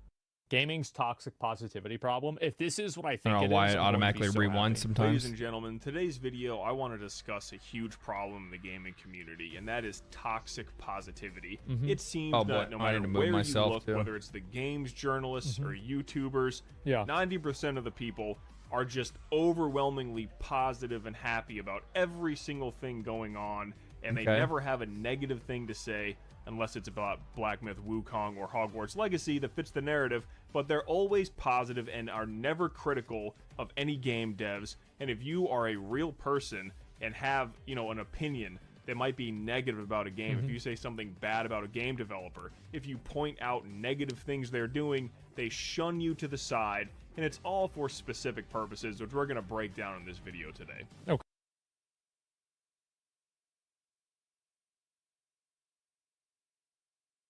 I get where they're coming from. I don't know if it's all of them. Like, I don't know. I just probably just need to listen more. Okay. So why do these people peddle this toxic positivity and become the ultimate consumers? And that's basically because they want to be BFFs with the game developers. Thank fucking God somebody can see through it. Thank fucking God. And by the way, the term that he's trying to use, I don't know if he's going to use it later on in the video. What the term is actually called is access journalism. Yeah. So, I don't know if, like, initially, I was confused because at first I thought he was just talking about just people in general, like, talking about this kind of stuff. I thought he was talking about, like, gamers as well. But it seems like he's just talking about games media, and if that's the case, then yeah, no, it's true. It's true. I'll give you guys a little bit of background, okay? Developers, by and large, so far for me, do not reach out. I can oftentimes be too critical and too transparent with the things that I say and the things that I believe, and the way that I think that things are going, or how I perceive things, or what I perceive fixes to look like. And as such, I don't get a lot of people reaching out to me wanting me to, you know, come and check out their game. I don't see a lot of people that are coming by to, you know, want me to review their game or go to any of these, like, pre-release events or anything like that. I'm surprised because, you know, I'm not huge by any means, but I do think that I have, I do think I have a big enough platform that I should be seeing more traction with more developers that are reaching out to me. The only company that has so far is Digital Extremes, and it's one of the reasons why I like them so much is because they are so open to criticism of any degree that, you know, they're looking for that, right? They're looking for people that are genuinely concerned or have, you know how to word their perspective in a way that makes it where it's valuable feedback that they can take action with, right? Something they can actually do something with. But in a lot of cases, I don't think that there's going to be a lot of developers that are going to want to reach out to me. You know, I ended up getting a review copy for Starfield. I made a couple videos that were critical on Starfield. While they weren't very popular videos, it was enough for me for that company who was working on the behalf of Bethesda to not want to reach out to me anymore. And in that's where you start to feel a lot of pressure as a YouTuber or as a writer or as a journalist or whatever you are, because, you know, initially I felt a little bit bad about it because I was like, man, you know, maybe I shouldn't have been so harsh, because if I was less harsh, then I would still be able to get review copies from this company. And then I was just like, you know what? Fuck it. I'll just buy the games. What do I need these people to give me a free game for? It sucks because, like, I get it from the side of the creator. It's nice if I can get my hands on the game early, so then that way I can play it and get content ready for it before it releases, so I'm not the last one on the train. But I'd rather be the last one on the train rather than fucking give up any credibility or give up, you know, me being able to talk how I want and say the things that I want. As long as you're transparent with your viewers, no worries, man. You should just be enjoy goodies as long as you tell other people about it. Yeah. And that's what these people are engaging in. They're engaging in positive feedback and positive reviews of games in the hopes that this will lead to future benefits and exceptions. They want free stuff? Yeah, exactly. Technone said the same thing. Yeah, toxic positivity. Yeah, because like people don't want to criticize the game, because if you criticize the game, then they might not sponsor you. Yeah. Act like, you know, they're part of the game. Well, I didn't even circle. think about the money side of it, like the sponsored side of it. Yeah, like to be honest, it's going to be pretty rare for me to ever get sponsored by games. I've been sponsored once for a game, specifically for a game, and that was Mihoyo sponsoring me to do Zenless Zone Zero. And I was honest. I asked them straight up, you know, what am I allowed to say? What am I not allowed to say? They basically said I was fine with anything that I wanted to say. I sent them my script ahead of time to make sure everything was okay with them. They said everything was fine, and that was it. And I had a great time playing the game. I really enjoyed the game. I realized a lot of people were really critical on it, and I totally get that. But, you know, the only thing that they asked me to stay away from was talking about gacha, which is fine. Like, I get it. You know what I mean? But yeah, to give off the illusion that they're on the inside crowd, or they have insider knowledge of the game industry to try to pump their brand up. And which, by the way, like, what's weird to me is that actually makes me trust somebody less. Yeah. Like, I would much rather, like, if I want to know whether a game is good or not, like, I remember apparently Battlefield 2041, I think that's the new one, got a lot better after the release. 42. Is that correct?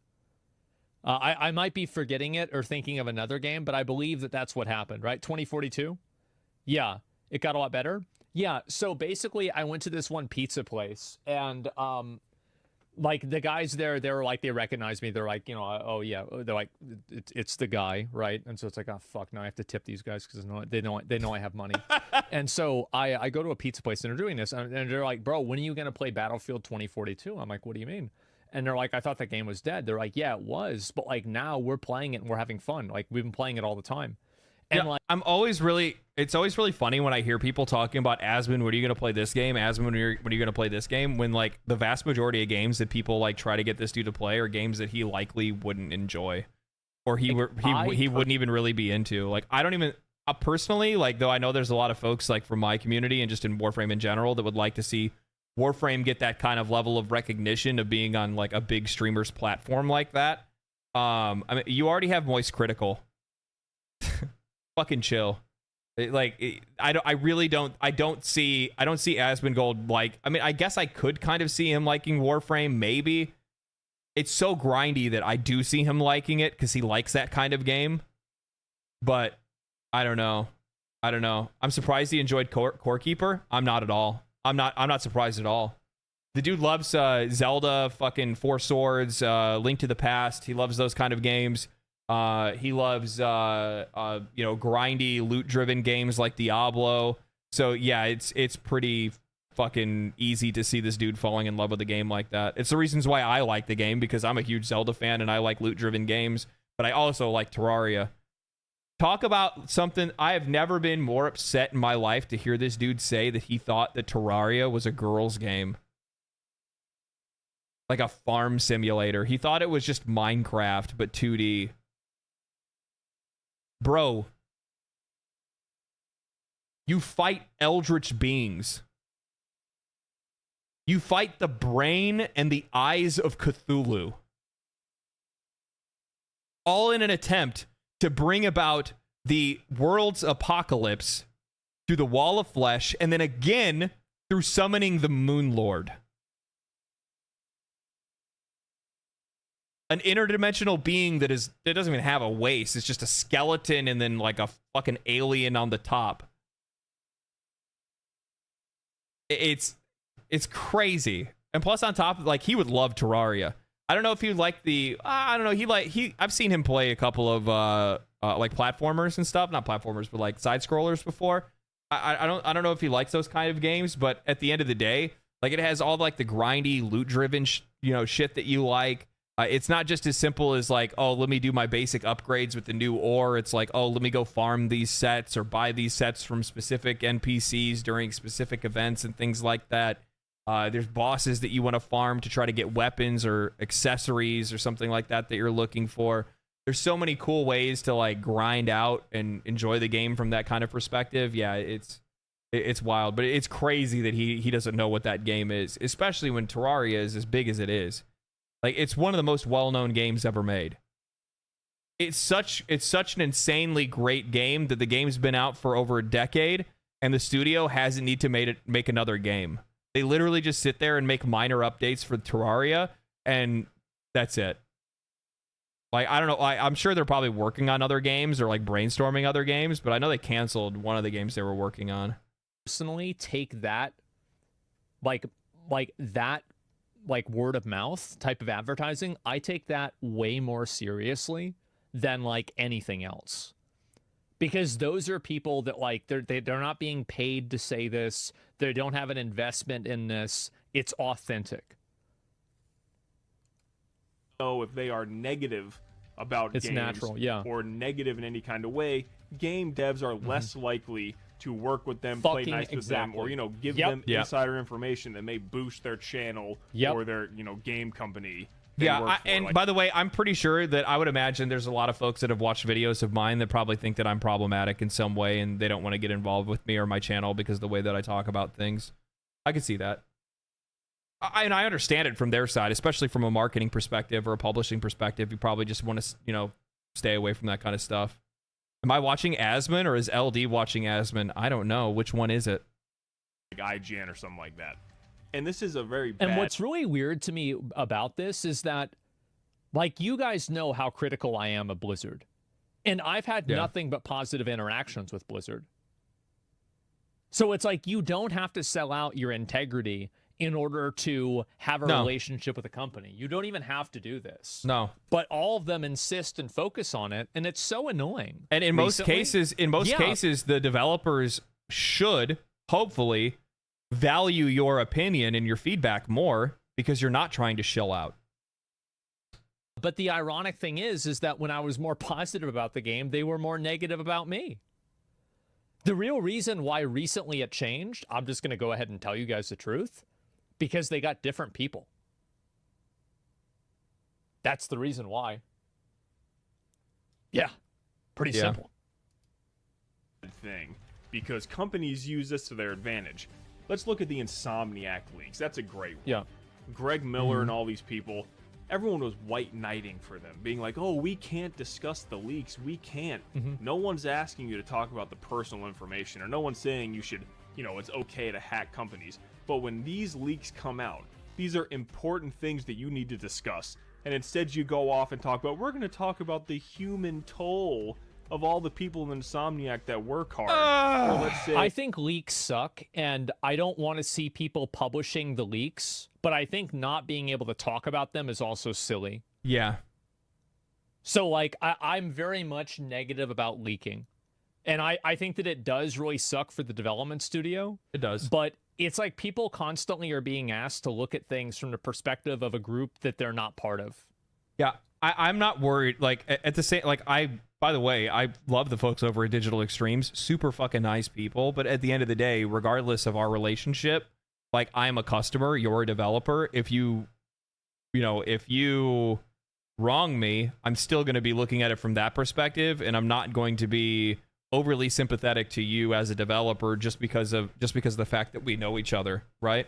And I think it's really weird because this is a whole different situation, right? This is journalists that are begging players, not content creators, players, to have this, to share the perspective that they need to be empathetic towards the developers that are making products for them. They don't care. Customers don't care. Is the game good? Can I buy the game? How much is the game? What is the information on the game? You are there to serve the customer, not serve the studios. And I think that's one of the biggest issues in like journalism today, like legacy media, is that legacy media is not serving the viewer. They're serving studios. They're serving the companies. They're serving the corporate side of the industry. They're not trying to service the customers, which is crazy because that's where you would get your money, right? That's where your money comes from.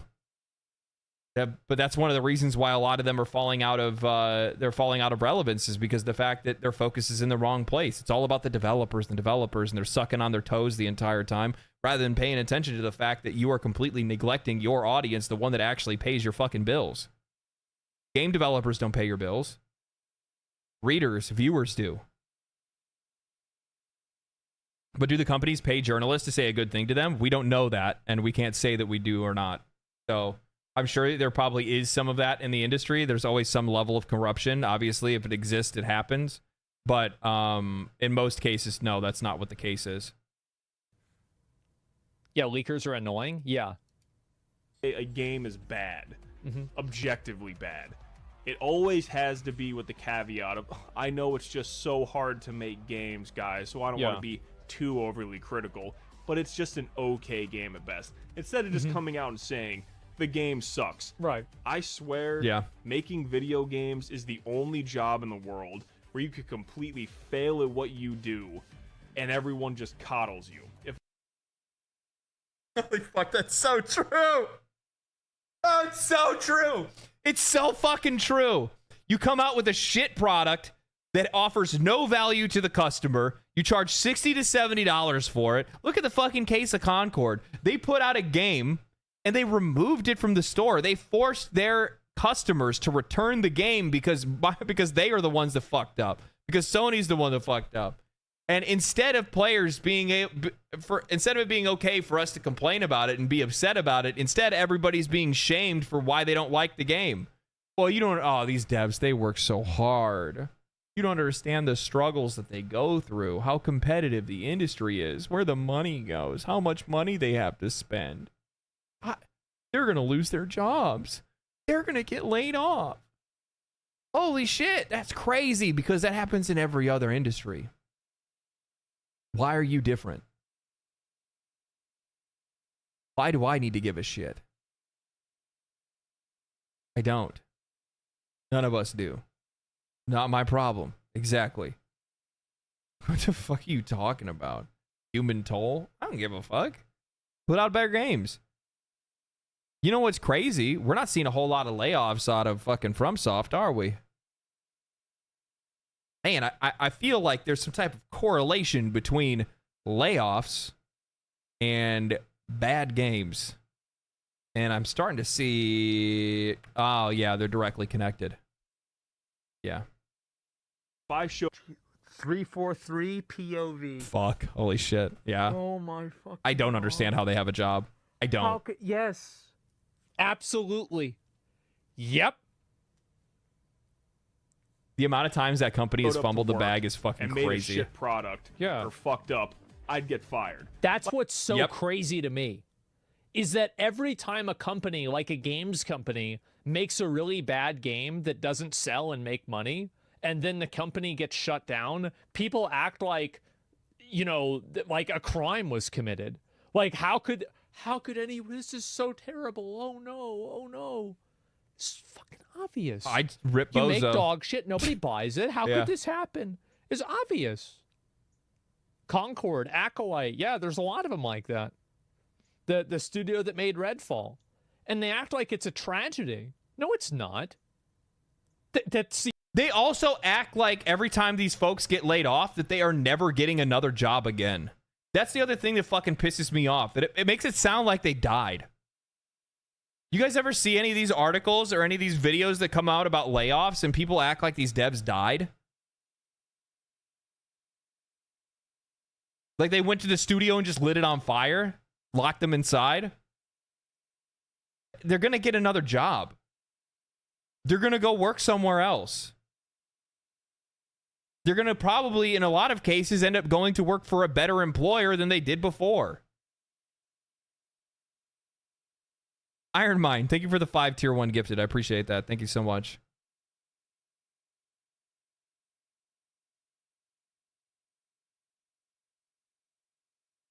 Like pirate software? Yeah, I mean, yeah, I don't know what his situation is, but yeah. How many game companies have you guys seen out there? How many studios have you seen out there that say this game is being made by former Battlefield devs? former Blizzard developers, former Bungie developers. Where do you guys think those people came from? Markets move. Things change. Companies grow, and then they shrink. And then they grow, and then they shrink. They move with the market. They move even faster with the market when they don't put out good games. And they overspend, which a lot of them overspend. How am I responsible for paying other people's wages? You're not. You're not. You're not. They're responsible to you to deliver you a product that is worthwhile for you to spend your money on. That's it. That's where the relationship ends. Doesn't go any further than that. The opposite. It's a free market. Like with Herman Hulse. He made the game, he made the executive decision, I'm pretty sure it was him, to buy Firewalk Studios that made Concord. Saying it's gonna be the No, I think that was, I don't think it was Herman Hulst. I think it was, old boy that left. Who was the former CEO for Sony? For PlayStation, I mean? I forgot who the last Sony boss was. I forgot his name. I don't think it was Herman Hulst.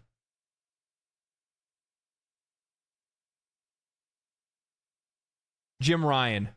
Yes, it was Jim Ryan. I'm pretty sure that was Jim Ryan because this would have been a couple of years ago. I think they purchased Firewalk Studio, I think when Jim Ryan was still around, if I'm not mistaken. Either way, Jim Ryan was the reason why Sony's been pushed into live service to begin with. He was the one that was going around, investing in all these live service IPs. Which, I mean, to be fair, Helldivers 2 was a part of that, and that shit worked out. They made a lot of money, just not as a live service, but, that's a whole other story. next big thing. Herman Hulst should be fired, and everyone should be ripping the shit out of Herman Hulst. But instead, it's, Absolutely. Yeah. Absolutely. He should. How is the dude at Ubisoft still the CEO? I'll tell you why. If I'm not mistaken, let's take a look real quick.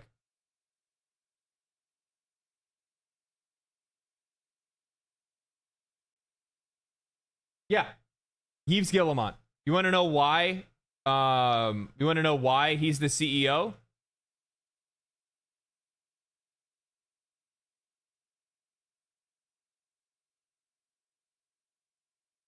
Because he's the founder.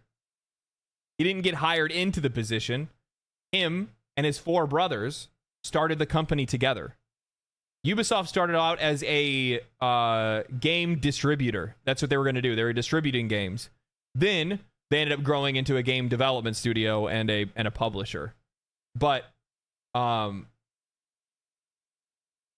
you're publicly traded, it makes it a little bit more difficult for you to be able to hold on to the reins as CEO, even if you're the one that founded the company. It's also the reason why they're the majority shareholders, because they're the brothers. They're the ones that started the company to begin with. But for real, yeah, if I was an investor in Ubisoft, I would be asking, why the fuck are you still running the company when we can see that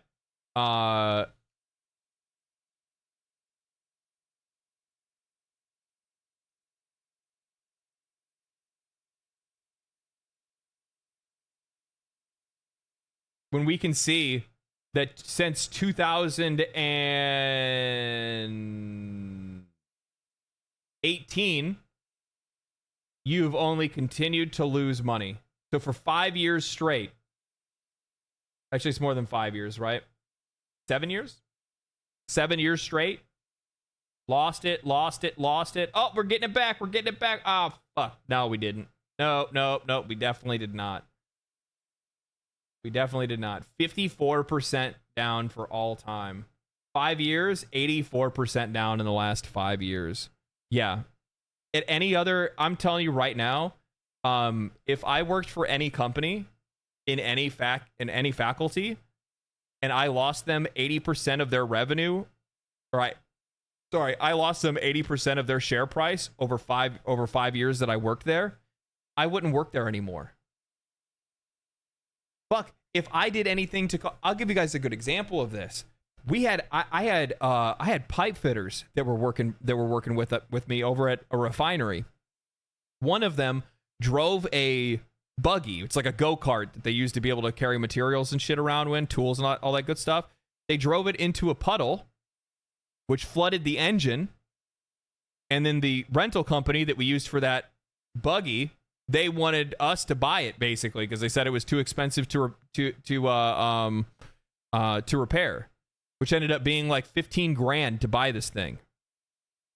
The guy that drove it into the water got fired. Even though it was an accident, doesn't fucking matter. You cost us 15 G's. You're out. But somehow, dudes over here are fucking losing millions? Hundreds of millions? You still got jobs? How's that fair? Because the thing is also, like, a lot of times, and this is one thing that's disappointing, is that individual developers are not perfect either. No. But they also are, they're the footmen, right? They're not the general. They're not the commander. They're not the captain. Yeah. They're told to make this, and then they make it. That's it. So these people are the ones that lose their jobs when oftentimes it's somebody at very top. I'm going to add something to this because I think he's overlooking it in this case, is that even though these developers don't have a lot of say, so to say, in a lot of cases, they have more weight than they actually should. And they're pushing up against leadership, and leadership is bending to them, and leadership is allowing them to run wild. And that's the reason why we get shit games like Concord as an example. Because there was nobody in that studio that had the fucking cojones to say, these characters look like shit. Your designs aren't good enough. They're not attractive enough, and players aren't going to want to play this. Instead, they want to be nice. They want to play nice. No, I you know what? I'm sure somebody's going to like this. Yeah, it's like 600 people. Most of them friends and family. Who's actually making mistakes. I love it whenever I see CEOs get fired. Or like people in like C-suite positions get fired. It's a leadership problem. Then I know there's real accountability. Yeah, there's real change will happen. I've said this before in other videos. I've said it on stream as well. Somebody actually ended up saying it to me in another chat somewhere. I was like watching another streamer one day, and they were like, "You were the one that said don't follow studios, follow like producers, follow directors, right? Because chances are, like, if they were strong enough to be able to lead a team to make a game that you enjoyed before, they're going to be strong enough to lead a team to make another game that you like. It's the smartest thing that you can do. Follow leadership. Don't follow individual developers. Like, oh, I liked this guy. You know, this guy, he made the weapons that I liked. Nah. He got those weapons okayed by somebody that said those weapons should go into a game. Jim Ryan, it's subjective and they just missed the boat. Or with the developers that made Concord. Dude, you made a product that no one asked for, no one wanted. Yep. Stop with this. Oh, but the gameplay is just so good, and you know, it's just not good enough to be... The problem is that Concord aligned with the social, what's the word?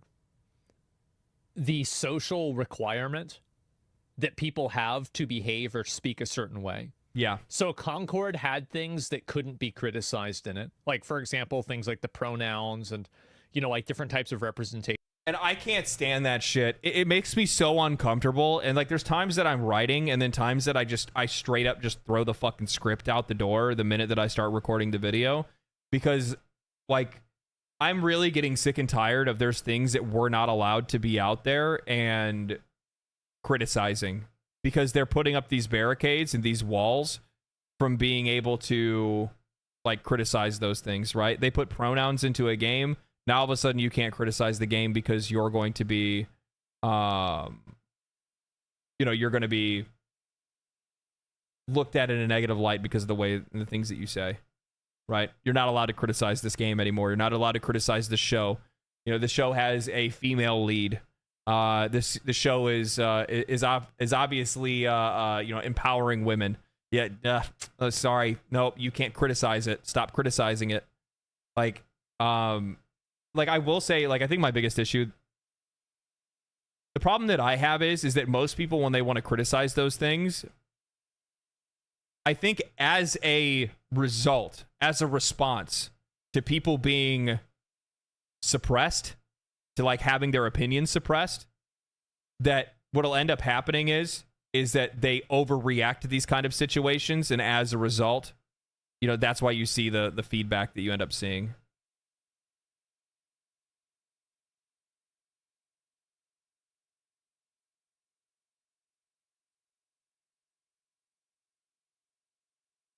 So yeah, issues. So those things cannot be criticized by game developers, or sorry, by like game heel journalists. versus babyface. So I don't know who that is. If you look at I don't think I've every watched him single before. person's review and discussion of Concord, not a single one of them is addressing any of the problems that evidently everybody had in every comment section discussing the game.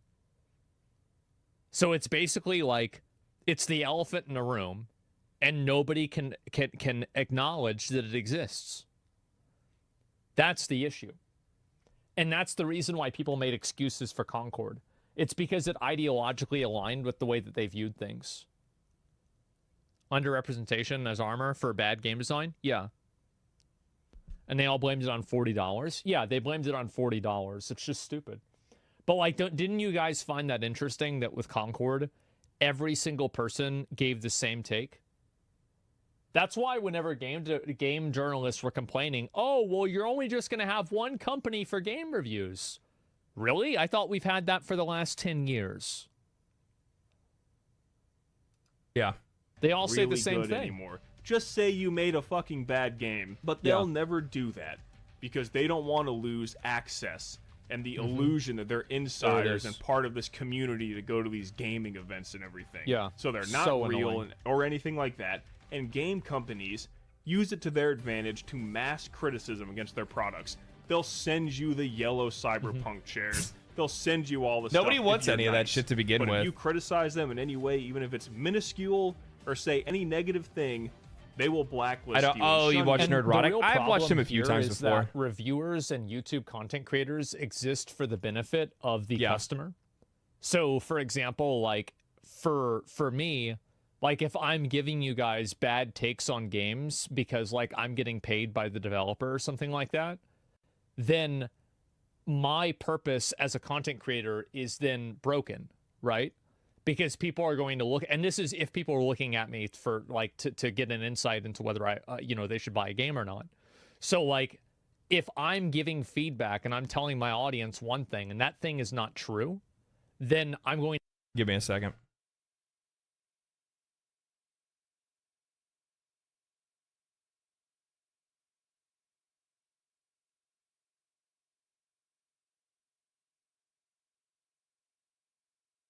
Problem fixed. To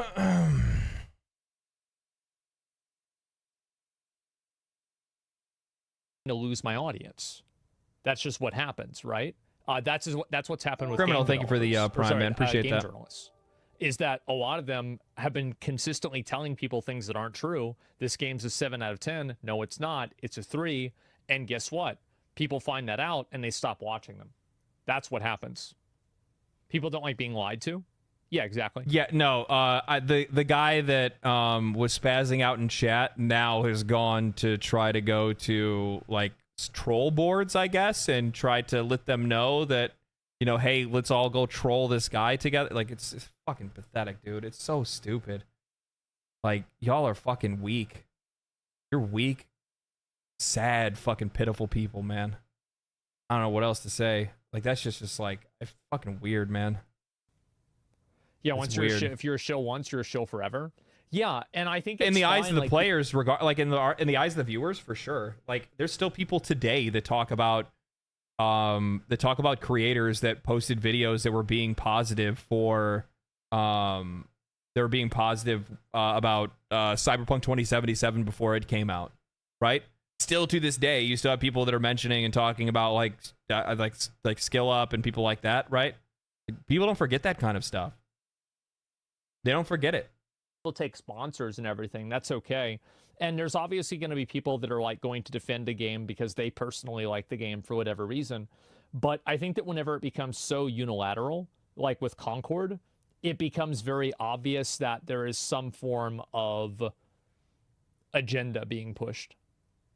Yeah, just be honest about it. Exactly. It's what's happening with Star Wars channels. The ones defending the Acolyte series are the ones meeting the writer and we're giving gifts. Yep. Yeah, of course. They don't want to lose that privilege. Disclosed. Yeah, exactly. and people are scared to do anything. Because let's say you're critical about... Damn, I was not subscribed on YouTube. Fucking get wrecked. Well, welcome to the other chat. Product A.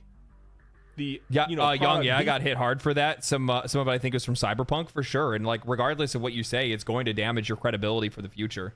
You're going to lose subscribers. You're going to lose viewers. You're going to lose people because of it. And that's just it. Just how it's going to be. There's nothing you're really going to be able to do anything about that. Like, you're not going to be able to do anything about that. Other than just like continue to make content and work past it and move past it. And once you do, you're good. But yeah, it's going to take a while for you to be able to get to that. People, or you might think, they were, kind of harsh on this. We might not want to send them our game. So they use it to their advantage, and ultimately it's I said that game companies need to start doing this with me. Is that if a game company is going to release a game and they know it's going to be bad, they should preemptively pay me money to not play it. Like basically like an anti-sponsorship. Yeah, like please do not. We saw the Star Wars. Oh, that's why I see what you're saying. That's why a lot of gamers are starting to look for channels that have integrity. It's not even integrity, it's transparency. One of the things that I've noticed over the last probably 4 months or so or something like that, is that like one of the things I always try to take in as much feedback as I can, as much either like criticism, like people that are either happy, like they really enjoy my content, or the people that don't enjoy my content. Either way, I want to hear what they say sometimes. Not all of it, obviously, because some of it can be toxic as shit, but outside of that, I think that one of the things that a lot of people really appreciate about the videos that I make is that it doesn't sound like I'm being censored. Like I'm just saying, like, it's refreshing for people to hear someone say what others may find problematic in some way, if that makes any sense. Outlaw video. No, please. Look, we're going to give you $50,000. Please do not play our game. Consumers that are harmed by this toxic positivity.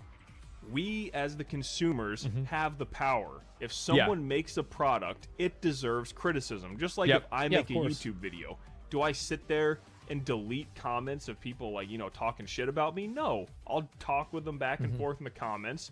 I won't. I'll fucking delete your ass. I don't give a fuck. I'm sorry. Like, if somebody criticism is one thing, but like straight up shit talkers, nah, get that shit out of here. I don't want to have anything to do with it. Same thing goes for anything parasocial.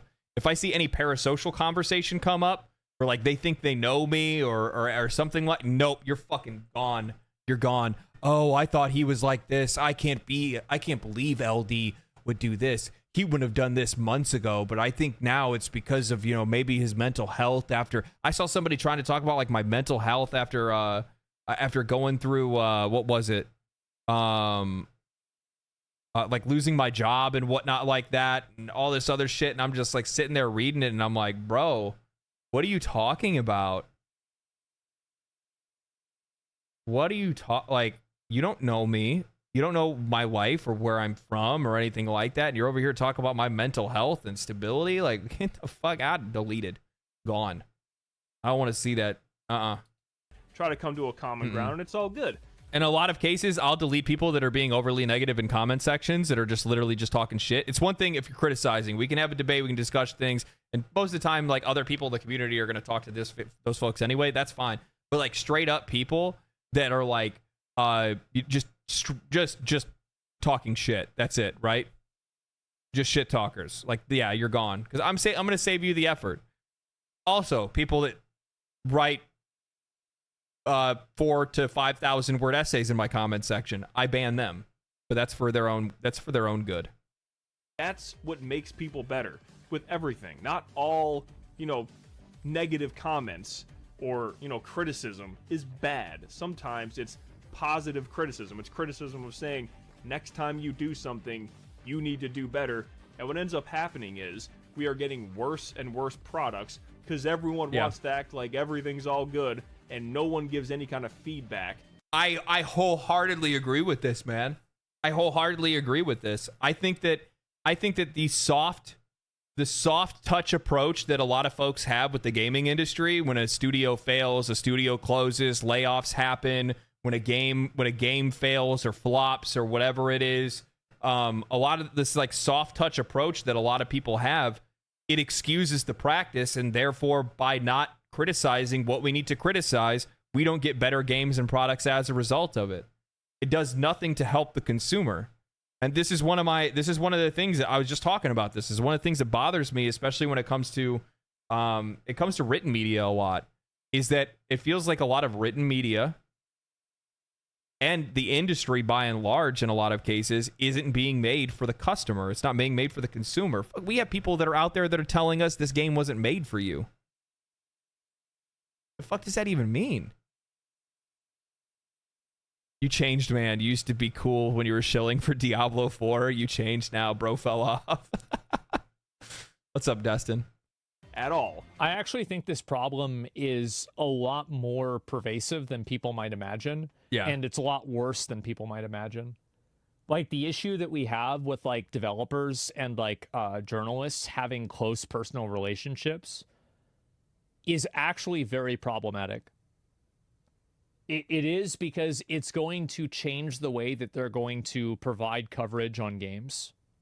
It's like food critics. It's everywhere, not just gaming, though. I understand. But, like, I'm in gaming the most, so I see it the most. Thank you. And you can tell if you look at the game shows going on now. Yeah. The Gamescom in Germany. Mm-hmm. I'm pretty sure that's where it was. Mm-hmm. They showed off. Jeff Keighley just has this fucking, I don't know what it is. He just likes having 2-hour shows or maybe 5 of the games shown people are actually excited about. And you show all this fucking artistic fucking slop games that no one is going to play. And all the people, the toxic positivity people, oh, it looks so much fun, it's charming. Oh, dude, I mean, I hate to say it, but, like, yeah, like, I guess you have to understand that, like, it's still an industry where you're still trying to motivate artists to be able to make games, right? So you want to do what you can to try to elevate lesser known artists, lesser known games, lesser known studios, and, you know, give them a chance to get into the limelight, because it helps to be able to inspire those that, you know, want to go make games themselves, right? Or, you know, some of these smaller indie developers and whatnot. You know, you're making sure not to just go out there and just only show AAA games. You want to make sure that you're trying to do what you can to be able to, like, include the rest of the industry the best that you can. But at the same time, yeah, the vast majority of games that they go up there and show are games that none of us are ever going to buy, we're never going to be interested in, and it is a little bit overindulgent for them to sit there and, you know, fillet each other over some of these games that they know that nobody's going to give a shit about. Let's be real. They don't fucking play the game because no one does. And you look That's also true. I mean, this is the case with any games expo. Like, I'll be real, I don't remember any of the games that were brought up from Game Awards last year. Any of, like, the indie games that they showed off, like, yeah, I don't remember any of them. None of them stood out to me. None of them jumped out at me. Everything looked like it was something that, like, nobody was probably going to play and too much money and time was going to go into. I don't think that that's necessarily a problem. I know the exact games that he's talking about, and I do find them to be annoying. Like, what was that game show where, like, every single game was, like, a soy game? I'm trying to remember what it even was. Future Game Show? I was sitting there losing my fucking mind. Like, everyone was like a cozy simulator or something like that. Future Game Show. Maybe that was it. And I was just going. That's an indie problem, though, not necessarily the game show's problem. That's an indie problem. Indie right now is full of a lot of emulators, a lot of games that are emulating other people and other games. That's all they're doing. Like, there's a lot. Like, let's be straight up about it. The vast majority of indies that you see out there, cozy farming simulator, survival game, or some iteration of Among Us.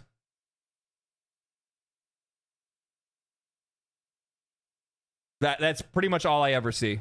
I don't really see a whole lot of anything else. Horror games, like where you have to, like, you're like these, like, walking down hallways or taking pictures and stuff like that. Roguelikes, yes, a lot of roguelikes too. Yes, yeah. Crazy. Yeah, grocery shopping simulator. If you're talking about grocery store simulator, that shit's fire. Okay. don't talk shit about, hey.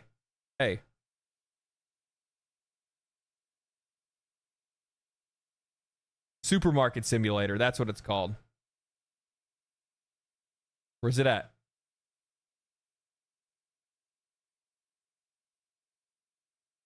Why isn't it here?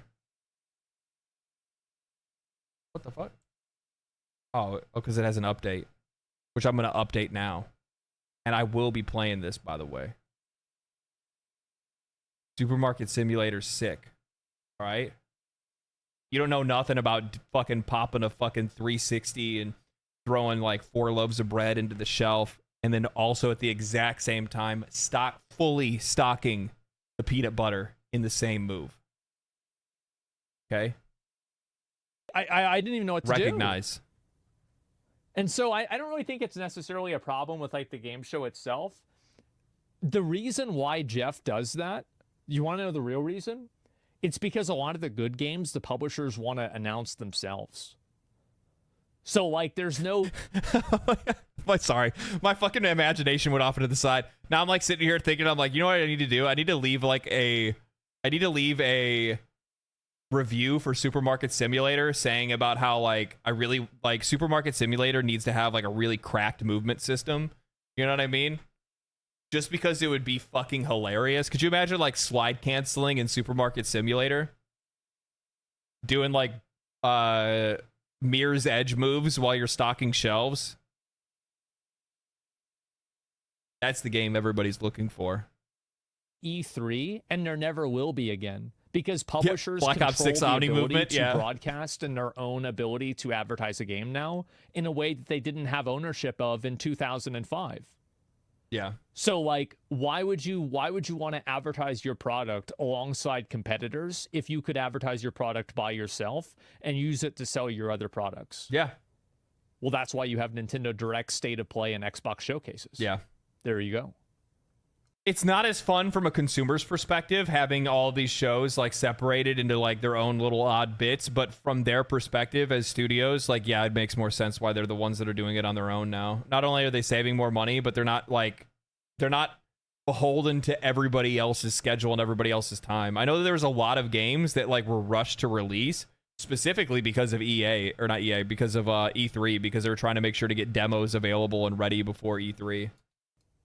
The reaction of the crowd in Germany, no one was clapping. Nobody no one was cares. excited for any of this stuff. And you compare it to the events where all the, the journalists and YouTubers are at. But well, why does he bring up Yang Yao like that? I think Yang is like,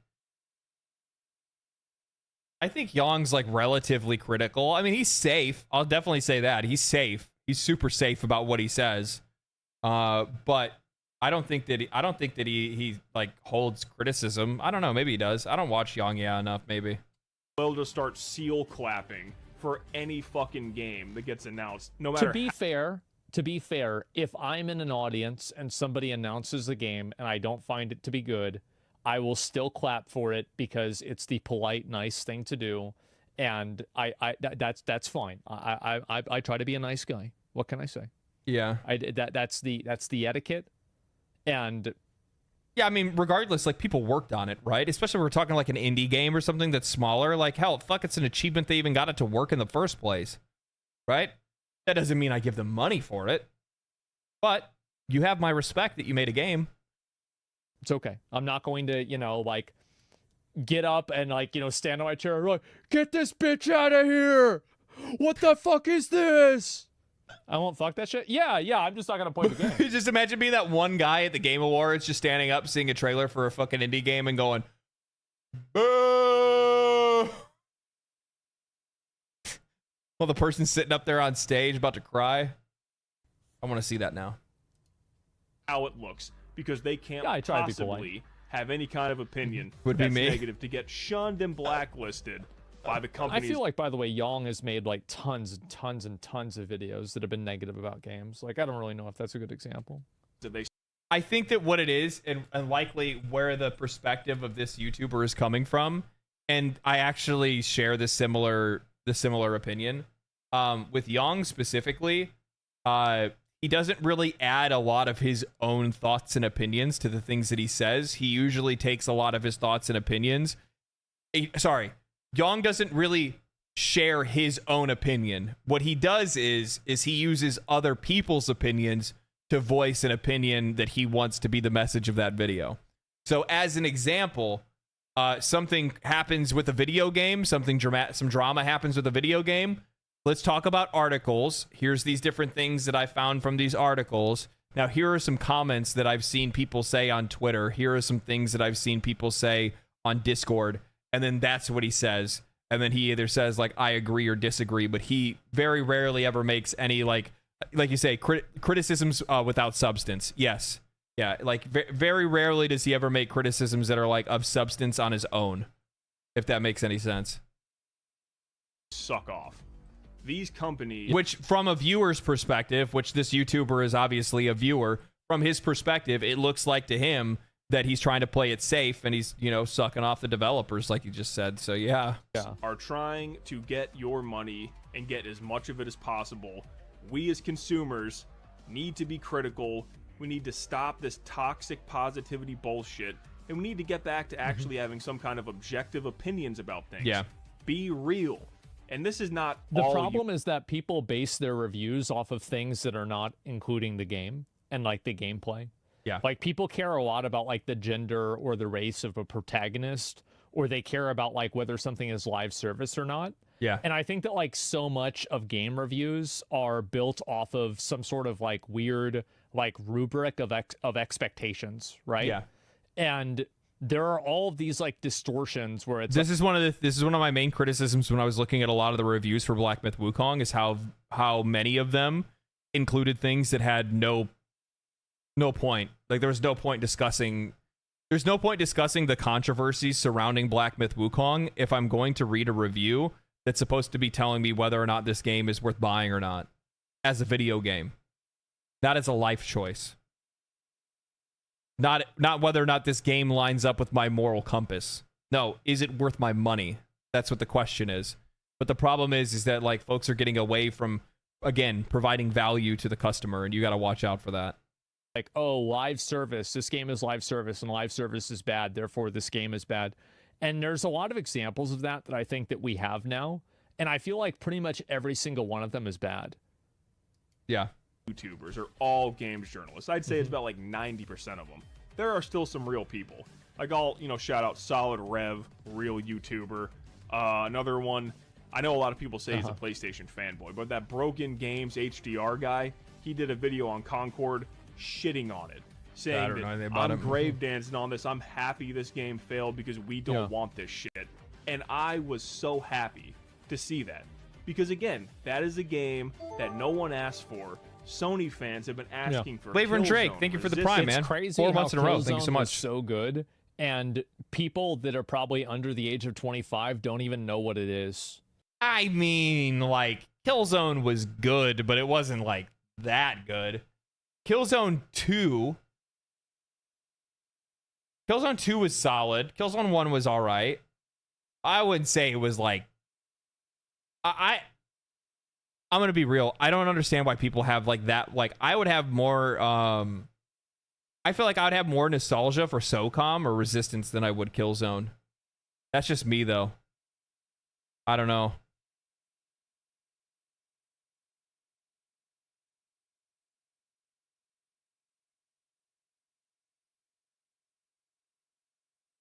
SOCOM and Resistance were better than Killzone. From my perspective, they were, yeah. Dude, SOCOM was the shit. SOCOM was the first online game I'd ever played. I played it on PlayStation 2. When you had to have the big modem that you had to plug into the back of it, and then you plugged your phone cord into it, then you gamed. I was also very young when I played that game, by the way. I was very, very young when I played that. So I was that toxic gamer that found out that I could do the ladder glitch and I could slide under the map and then shoot people from under the map. It was great. It was great. I loved having a headset on during those days. I remember when that game came out, it went so fucking hard. Killzone was fun. Yeah, it was awesome. Killzone, it was a Killzone 3 that sucked. I played the first one. I liked it a lot. I don't know if I did. Yeah, see, even his chat, SOCOM was GOAT. There's a couple more that I missed as well that people are like, Resistance is better than Killzone. Yeah. There's a reason why, like, well, I mean, like, what do these studios even work on anymore? What studios were SOCOM and Resistance made by? I'm actually curious now. Studio that made the Resistance game. Multiple studios in the Resistance video game series, including Insomniac. Well, that's why, because Insomniac only makes Insomniac's only ever making Spider-Man and like superhero games from here on out. And then studio that made SOCOM. That was Zipper Interactive. Zipper Interactive was an American game studio based in Redmond, Washington. And are a part of SCE Worldwide Studios. It was founded in 1995. Did they shut down the studio? Oh, defunct in 2012. So they just straight up fucking abandoned that shit. They released Unit 13 on the PS Vita in 2013. They had SOCOM 4 that came out in 2011, and then that was it. And they've left SOCOM sleep since then. That's just because Sony pushed into Call of Duty instead, and they started getting all their money. Yeah, they started getting all their money from that. Bring back your franchises, SOCOM, but yet you release this fucking dog shit game and put hundreds of millions of dollars, supposedly. I know everyone's like, where'd you... I'm just going to say it right now. If they came out with SOCOM, that shit would go hard. But they don't want to make a game that directly competes with Call of Duty. Well, now they might, because Call of Duty's owned by Microsoft, so maybe we could see them come out with SOCOM. But SOCOM was third-person shooter, if I'm not mistaken. That number. Yeah. Supposedly they put that much there. It seems like they probably spent over $100 million. I would be amazed if it was under 50. And I would honestly be amazed if it was under 100. This game that no one fucking wants. So we need to stop being fake, toxic positivity bullshit and go back to being real. Well, it's not the game. It's not the gamers that are doing it. Gamers don't give a shit. Customers don't give a shit whether these companies waste money or not. They'll call it out. I mean, now content creators and journalists and the games industry itself, yeah, that you're definitely gonna have some problems with people wanting to keep everybody else honest. I think this ended up really taking hold more when politics started entering video game discourse far more. Yeah. Yep. The moment that people started giving reviews and giving opinions about video games based off of something that was not the gameplay, that was the fucking end. That was the problem right there. Well, I mean, it's a big ego pump for a lot of these folks. It's a big ego pump. They fucking love it, dude. They see, they talk about how they're champions of diversity and inclusivity and all this good stuff, and they're like, oh, yes, that's me. That's me. I did that. I put that in the game. Yes, yes, yes. Give me more pins. Give me more pins and pats on my back. Like, rather than like. How is it that like that has become more valuable to some of these studios than making a game that's just fucking good? Yet they only use stereotypes. That's the thing that probably pisses me off the most, is that in most cases it's like stereotypes. You know, something that like nobody even talked about. Like, I don't even know how to find it, but like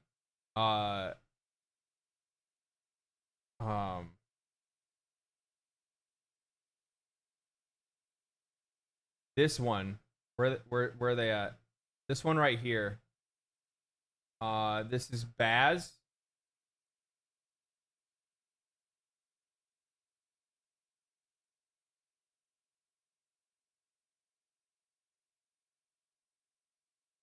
Why is Baz in fucking Air Jordans?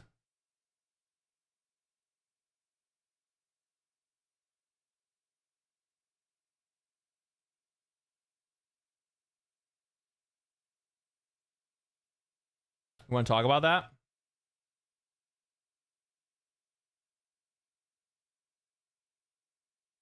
You want to talk about that? Entered everything. Well, I think it's just, it depends on the way that you view it. I think that people actually love games that involve politics. I think Metal Gear Solid is a great example of that. I think what people don't like are games that take one-dimensional black and white stances on social issues and present them in a way that feels patronizing. I think that's really where the hostility comes from. Yeah, because we like we see it for what it is, and it's really fucking patronizing when we see developers and we see games media that's pushing back on the players for voicing their concerns about something, especially when the characters that players are bitching about are from bad games that do a terrible job of creative diversity and inclusivity. It's fine if you want to have people in games of all backgrounds, races, nationalities, identities, or whatever. I don't care, but the game better be fucking good and the story better be good. But 9 times out of 10, when they go to include these kind of elements, it's always done in the most tokenized way possible, and it does nothing. It does nothing to help their cause.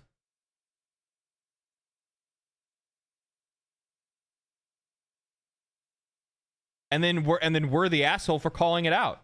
How am I the asshole for calling that out? It's not actually about the politics themselves. Games that tell you what to think. You know what's crazy?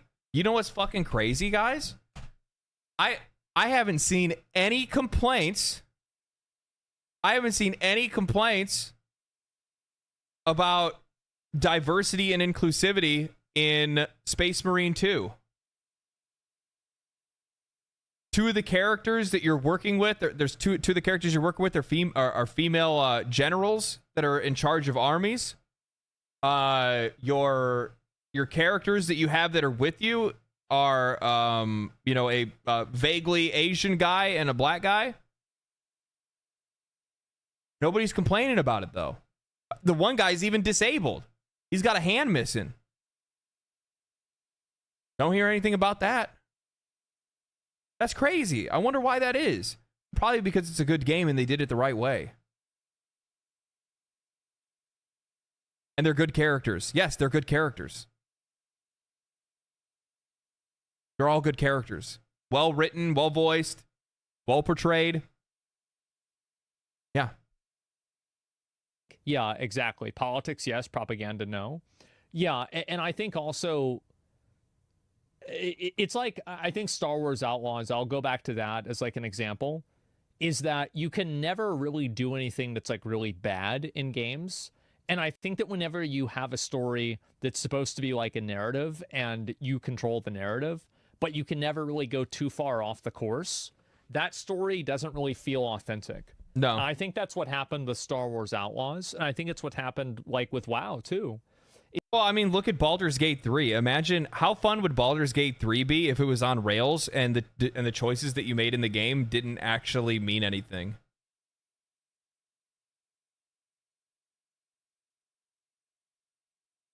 Well, the game that he's talking about, keep in mind, Drake, he's talking about Star Wars Outlaws that has dialogue and choice.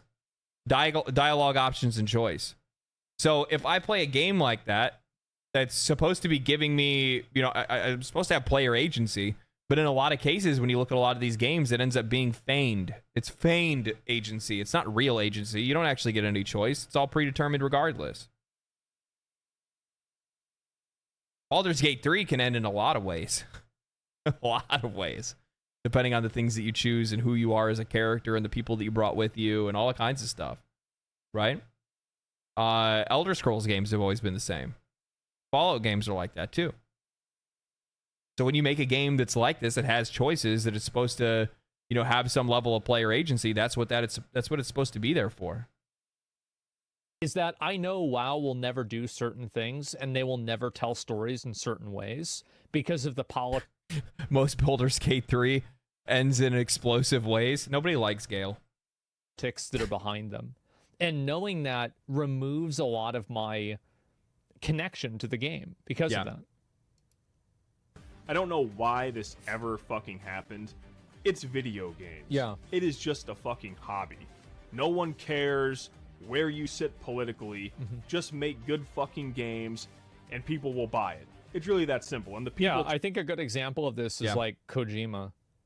I don't know what any of Kojima's actual political beliefs are. He's Japanese. I don't really care. It doesn't matter to me. But he's making games that are critical. Like, I mean, you don't need to be anti-war. Yeah, it seems that way, right?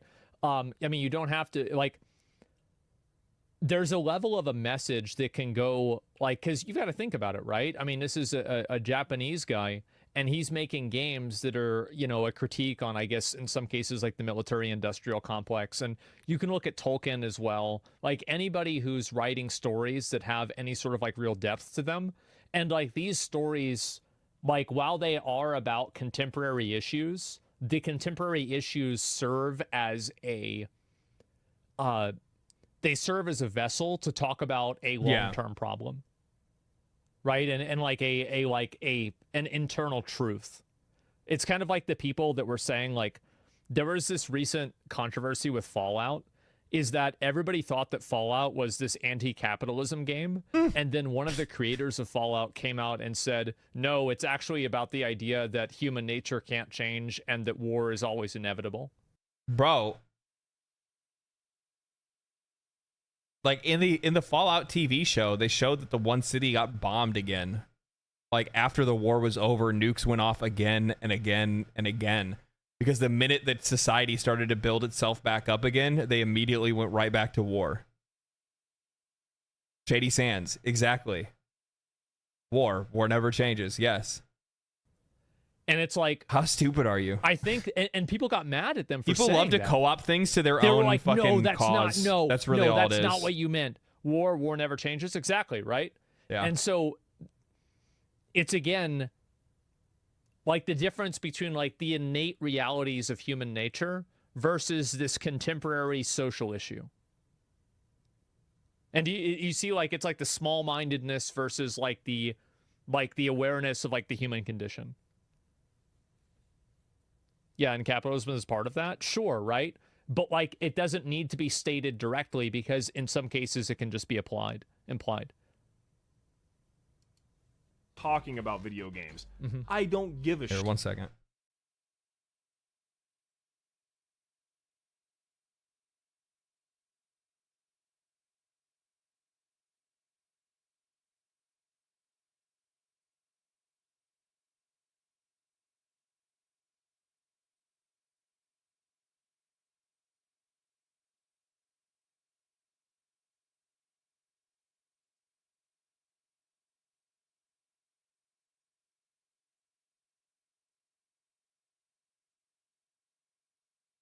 Okay.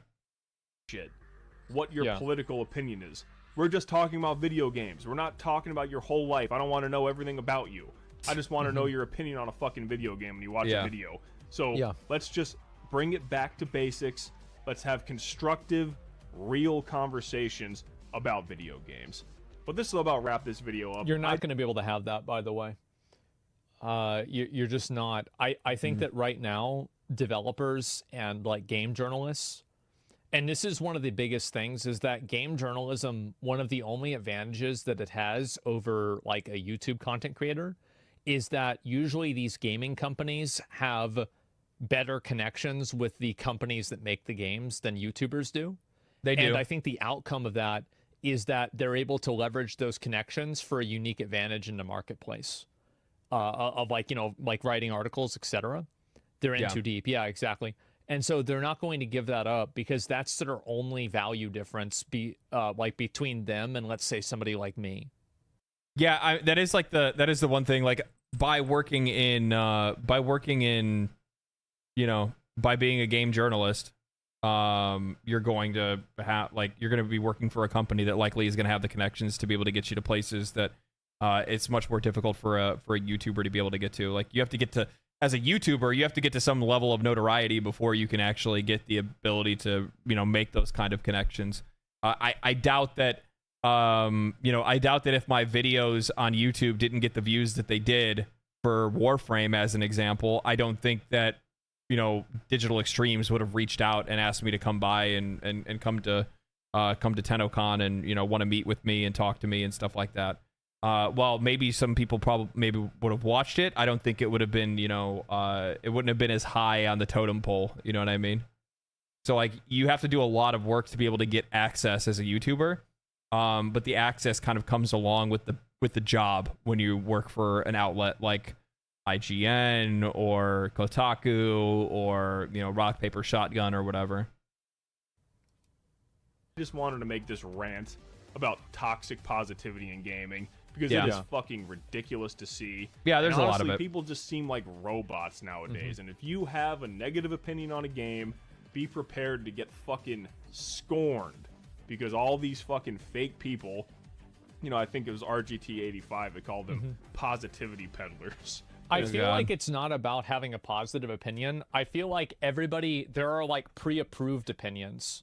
Okay. So like, for example, I feel like with Black Myth Wukong or with Hogwarts Legacy or with Power World, it was much more acceptable to have a negative opinion about those games because of the social controversies that were surrounding them. Yeah, general media and so general media consensus and like general community consensus around a game can transform what you can and can't say about something, right? Like, I spent videos trolling and making fun of the people that were like making like the Power World comparisons and like breaking down their models and stuff like that. But at the end of the day, like, people don't fucking care. So it's funny to see people like losing their minds about how, you know, here's this game that's doing something that Pokemon can't do or hasn't done and will probably never do. And everybody's enjoying it and having a good time, and you're over here losing your mind because, you know, they took some of the designs from Pokemon. Who cares? Nobody. And I think that with other games, like, for example, which, by the way, I think Power World was a very, very transparent look at the differences between like general player opinion and tastes on games versus like legacy media's take on games, or even not even legacy media, even YouTubers. There was a lot of YouTubers that were on board with it as well. But you saw 25 million people play Power World, while every fucking not every, I shouldn't say not every, but while the vast majority of like online discourse and games media were like unimaginative, copy game, rip-off game, it's completely devoid of any creativity, blah blah blah blah blah blah blah blah blah, like, don't play, it's bad. But meanwhile, 25 million players logged into the game within less than a month.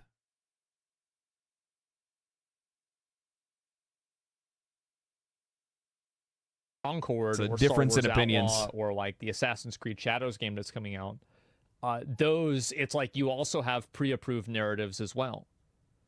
Yeah, profitable opinions. Products are not made by people who are enthusiastic about the product, and a customer would be, but people keep buying garbage. Well, they don't. That's the problem. Funny that one dude actually put it in his Twitter bio, because he is in fact a positivity peddler. But let me know in the comments below what you think about this. Are you sick of seeing people seal clapping and praising and making excuses for fucking goy slob games that come out and these companies that don't give a shit about them like I am, or am I completely wrong? Let me know in the comments below. Thank you for all the recent support. That one video I made about the state of modern PlayStation fucking popped off. It's almost at 20,000 views, which is crazy. Good for him. Thank you guys for subscribing. Thank you for watching. Thank you for It always feels crazy when one of your videos pops off for the first time. I love the debate. It's healthy. It's great. Thank you, and until next video. Honestly, it feels great every time your video pops off. You're like, hey, give me 1 second. It works. Make sure I go back to this. Ladies and gentlemen, there's always that underlying fear every time I upload a video that I'm like, man, this is gonna get like 2 views. Today's video, I want to discuss. Rage baiters are no better, to be honest. I think that the problem, though, is like, well, I do think actually toxic positivity is worse than toxic negativity. I think so. Okay. Video games got so big that activists entered the gaming industry. Yeah, I think that definitely happens for sure. Well, you're gonna have that regardless. Space Marine 2 and are now at 2 million players posted on Steam. Wait, what? Not true. No, there's no way. Like, let me see. 2 million players. People... Like 2 million in sales.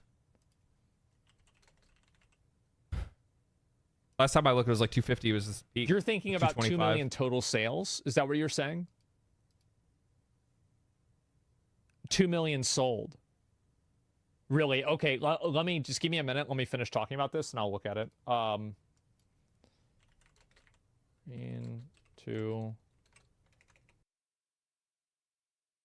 I'm a positivity peddler too. I'm tired of negative and endless rants about whining over every little thing everywhere I go. Yeah, that's one of the reasons why I try to make sure that anytime I'm ever talking about any game, like, even though I know I have to be critical about something or there's a topic that I want to criticize or whatever it might be, I always try to make sure that that video is balanced both ways and that's one of the reasons why I like to use the videos that I make as a way for me to be able to review a game as well.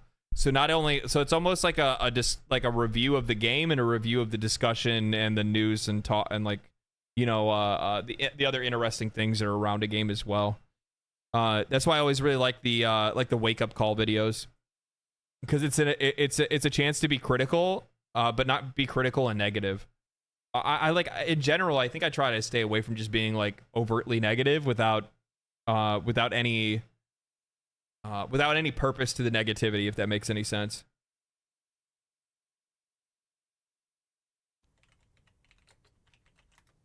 See if I can find it. Yeah, I'll look at it after this. But yeah, anyway, I think this is what the problem has been for actually quite a while. It's been that a lot of these developers are giving favorable reviews and favorable criticism to games based off of criteria that don't reflect the interests of gamers. Yeah. I think that's fundamentally what the problem is. And I think that existential problem has been growing over time. I think it's just gotten worse and worse and worse. Whereas now you have things like Black Myth Wukong and like Hogwarts Legacy, where you have people that are giving games like a 3 out of 5 based off of something that doesn't even have to do with the game. There are literal examples of... Yeah, there are actual examples of Hogwarts Legacy reviews that got bad reviews specifically because the person said that, the core work or the original work comes from J.K. Rowling and I don't like them, so this game is a 1. It's not that extreme, but they still bring it up in their review, and it becomes something that, like, what's crazy is that a lot of these folks, what they'll do is they'll say that, those opinions don't actually affect what their review score is. Sorry, stretching a little bit. They'll say that those kind of things don't affect what their review score is. And I've seen some of the reviewers even say that in the review itself. But at the end of the day, what it is that these are people that are sitting down already mad. From my perspective, when you're sitting down to play a new game, you should be sitting down to play a new game either interested or unbiased. But if you're sitting down to play a game and you're going, this is Harry Potter, and I hate Harry Potter because I hate J.K. Rowling because of the things that she said, do you think that that person is going to be playing that game favorably? Or do you think they're going to be searching for every little tiny thing they could potentially criticize? It's going to affect the review score. Of course it will.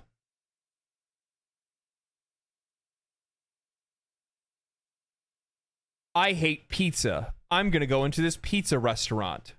The fuck are you doing? Crazy. Or you have people that are flat out refusing to review a game because it's Hogwarts Legacy. Yeah, they still like actual reviews. There was a lot of there was some people that didn't even review it at all. Are you still considering the call of random chatters an idea? Oh, I don't know. Why is everybody using the term grifter nowadays? People use the word grifter because it invalidates a person's opinions. The idea with grifting is that you're only doing it for money and you don't actually have that opinion. It's just another word for shit-talking retards to use to complain whenever they hear an idea that they don't agree with.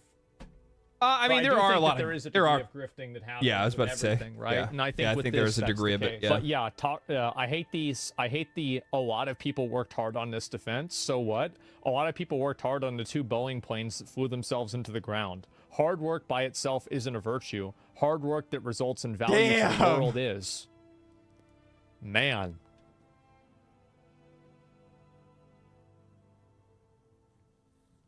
Yeah, that's fucking true. Yeah. Yeah, that was good. That was good. Yeah, I'm glad I watched that.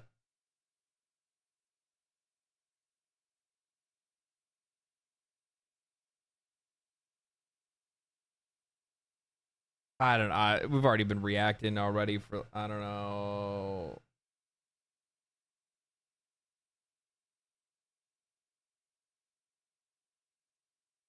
I'm not gonna react to this because I don't know that guy, and I don't know how he'll react to like being reacted to. You know what I mean? I don't know how that would work. Especially since like the vast majority of the content that I think that guy makes is for members. Not for like general YouTube consumption, if that makes any sense. Like the vast majority of stuff that the guy puts out is usually for members only.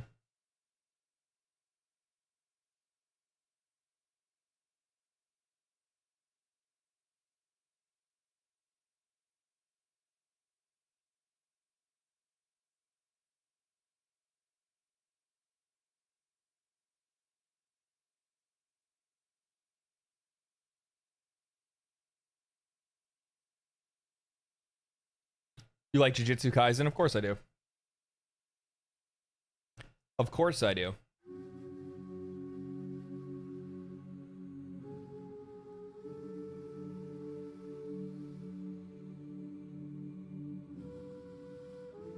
Have fun with Warframe and Deadlock. I plan on it. We're gonna do Warframe first. We're gonna take care of some stuff there, and then hopefully we will be maybe we'll have some time. We'll play a round or two of Deadlock. Depends. The problem with Deadlock is that like sometimes the matches can go on for a really long time. Don't expect it to be a lot. Don't expect don't expect the plot to be on the level of the Shibuya arc. Yeah, I mean I'm not really worried about that, to be honest. When it comes to like that kind of anime, I don't really like. I'm all about just like the action scenes and shit like that more than anything else. Just how I am. Different anime for different reasons.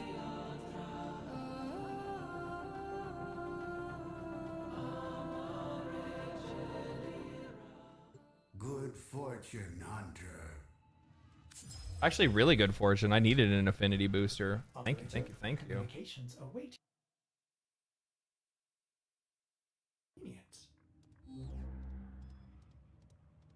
With some plot lines left hanging in the dialogue, or plot lines left hanging in the air, yeah, I could see that.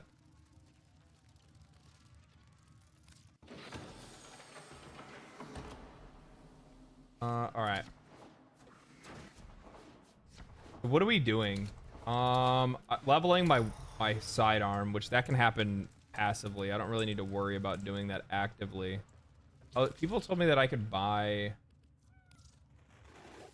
These will feed the fire. Relic packs, right?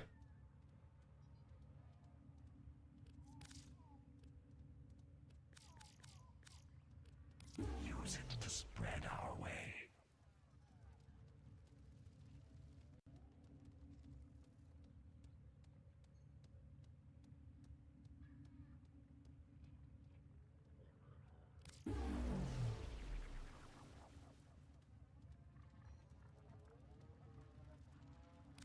Is this not the way that I was supposed to do this? Not that big of a deal if I don't get it, but I'm not seeing the one that we're looking for here.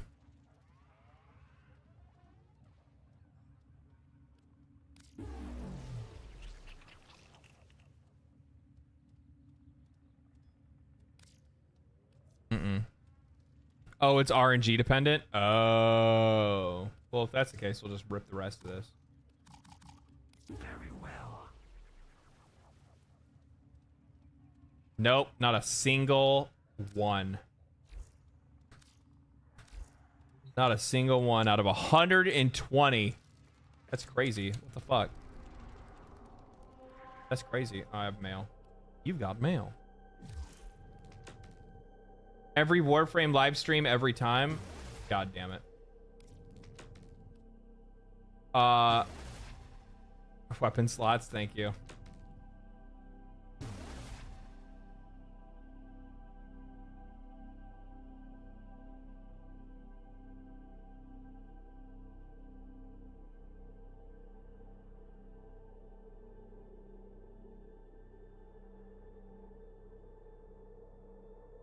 Tickle, what's wrong with you?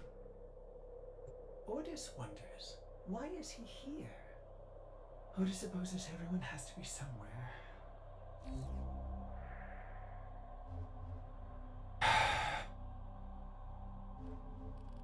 All right. All right. My my party is open, welcoming all guests for my sortie and my Archon hunt. And then potentially something later. We'll see. I don't know yet.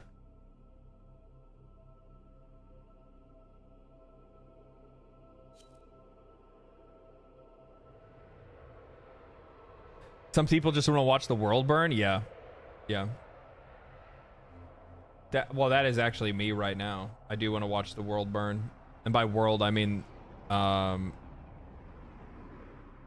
world of her ass. I'll just say it how it is. I'll just say it how it is, man. Ow.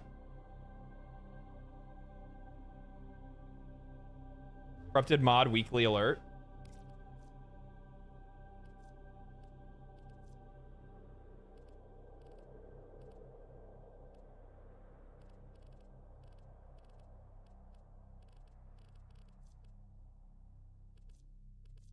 Which one is it?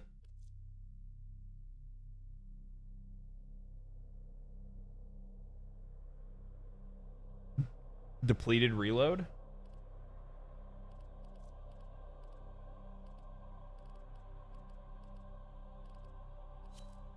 I don't see. Whatever. The Void has chosen me as its prophet. A prophet of profit. Isn't that wonderful? Yes, it is. I hate you so much. All right, give me 1 second. 1 second before we start this.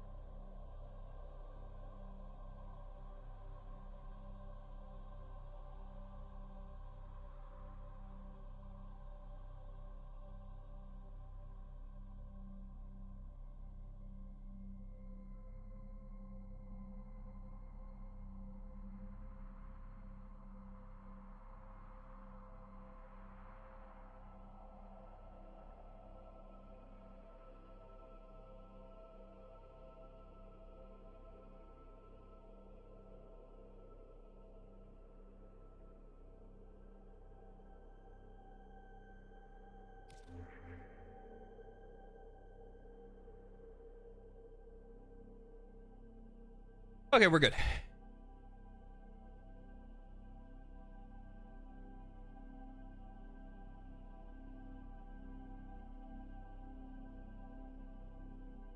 I'll check it when I like. It says fourth from the top. This one. The survival. I'm gonna do it later, maybe. We see. Is the corrupted mod worth it? Is it a good one?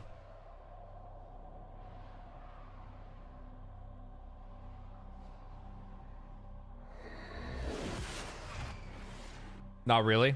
Yes. No. There is a prisoner here that is vital to our operations. Search for the whole. All corrupted mods are worth it? Are they though? Amalgams. Hybrid life forms. Familiar concept to you, is it not? Betrayers.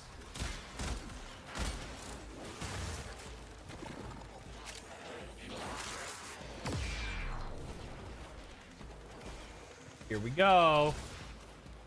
Erase. The enemy is on high alert.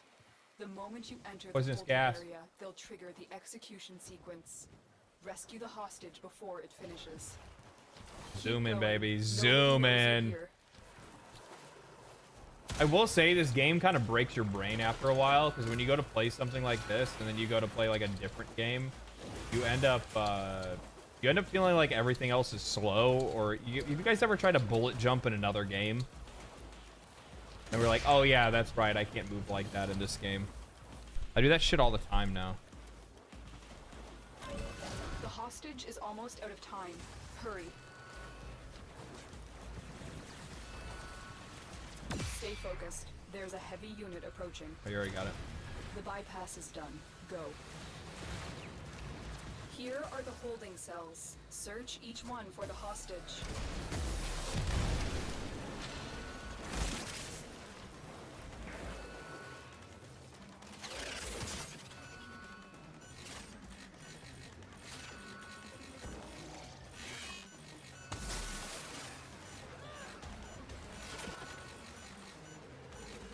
Uh-oh.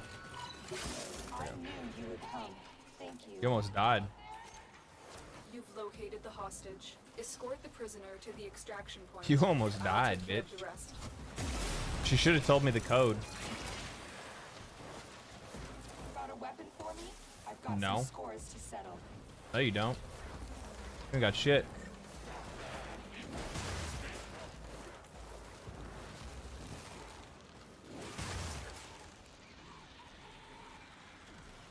Playing Warframe is like taking a drag, is it? Tried to bullet jump in Monster Hunter once? Yeah, that's definitely not the game that's gonna happen in. Common Aladel, yeah.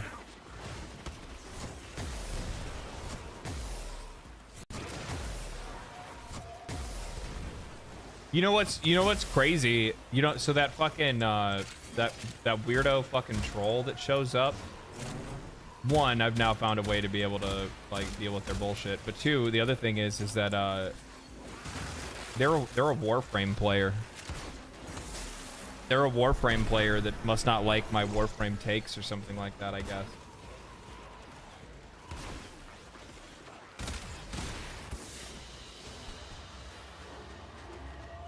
I thought this community was good, but it's not.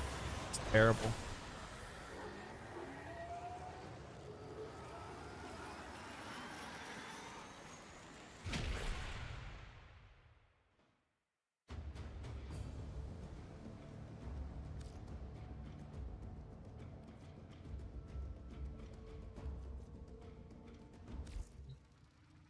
There are a few morons in the group. Yeah, apparently so. I bet there are some players that take your first impressions of the game very bad, and they're still mad to this day. And also, they don't know that any other videos exist. Like they heard they didn't like my takes in the first video, and then after that, that was like they never watched another video and didn't see the never saw the journey complete its whole cycle. Isn't that wonderful? I don't know who the troll is. I have no idea. It's somebody that just keeps like showing up in the community randomly on live streams and spamming chat, and then now they went to like a fucking like a troll message board to get other fucking losers to go and fucking talk. Like, so stupid. So stupid. God, dude. This is a mobile defense mission. You must deliver payloads and defend. Like, it's not like it's not even like it's not even like a it's one of those things where it's like, oh yeah, you know, sometimes like there's people like no lifers or whatever, and it's like, you know, it's not even the kind of, it's not even the cool no lifers. It's just like the absolutely like, bro, I guarantee you don't shower. And honestly, there's a really good chance, and I hate to say it like this, but there's a really good chance nobody loves you, man. Because you obviously don't have a whole lot of human connection if you're fucking wasting hours and hours of your time making fucking a bunch of different Google accounts for you to be able to message in some like small YouTuber's chat. Like, fuck, man, you really have nothing going on. That is sad as shit.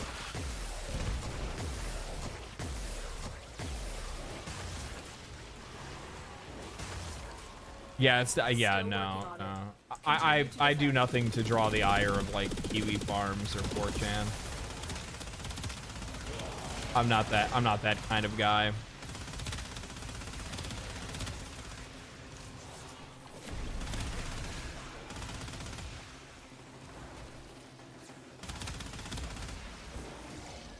Sad but funny to see. Well, I mean, it's funny to see people waste their fucking life like that. Yeah.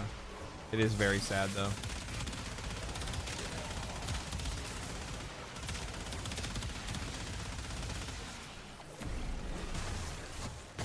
Terminal hacked. Keep moving. This will only get more difficult. Get to a terminal and prepare for enemy resistance. Will it?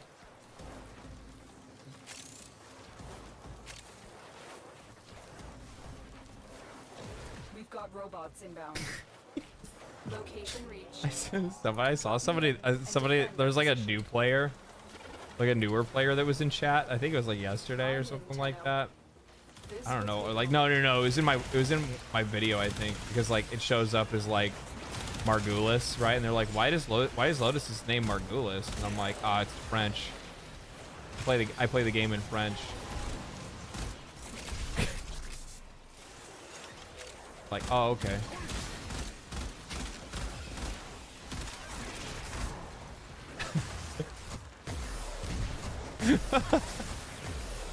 They just fucking bought it. I was like, oh, that was easy. Still working on it.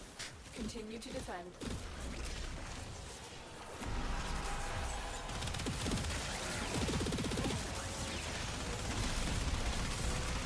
Now they're gonna be that person. They're gonna be like, man, did you know that? Like, did you know? They're gonna be like on a date with somebody and like feel like they're fucking smart. And, like, point to like a lotus flower and be like, you know, in French that's called a margulis.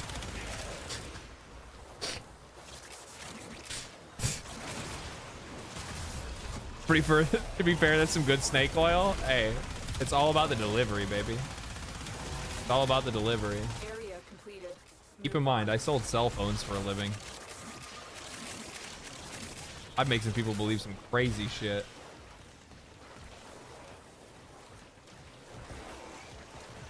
What? Oh. Terminal spotted. Upload me and prepare to defend. Oh my god. So there's this one time. So when I was working at the cell phone shop, I worked in the fucking hood. I worked in the hood. Like a city that used to be the murder capital of the US for like multiple years running. Like hood. It was not a good place. And there was this one time that I was working and these dudes come in and they're trying to buy cell phones, and I'm like, well, I mean, I got to run like a credit report, you know what I mean? Like, I got to run your credit to make sure we can give you a phone and set you up for an account and all that good shit. You know, you got to put in your social security number, all that, because they're wanting to get a plan, they're wanting to get a contract. right? They wanted to get a free phone. You're only going to get a free phone from a major provider if you sign up for a contract. Okay, yeah, that's cool. Gave me their information, ran their shit, came back clean, no problem. And they gave no deposit or anything like that. Got to do the phone. And he started asking me these like random questions, right? And he was like, so, and by the way, the place that I worked at was actually a truck stop. Our shop that we had, our cell phone shop, was inside of a truck stop. And truck stop, they have showers and lounges, truck drivers, obviously. There's a lot of people that are there. And the dude's like, so he's like, when's this place get busy? And I'm like, what do you mean? I'm like, it's busy all the time. He's like, yeah, but he's like, when do you think, when do all the drivers like here? And I'm like, I don't know.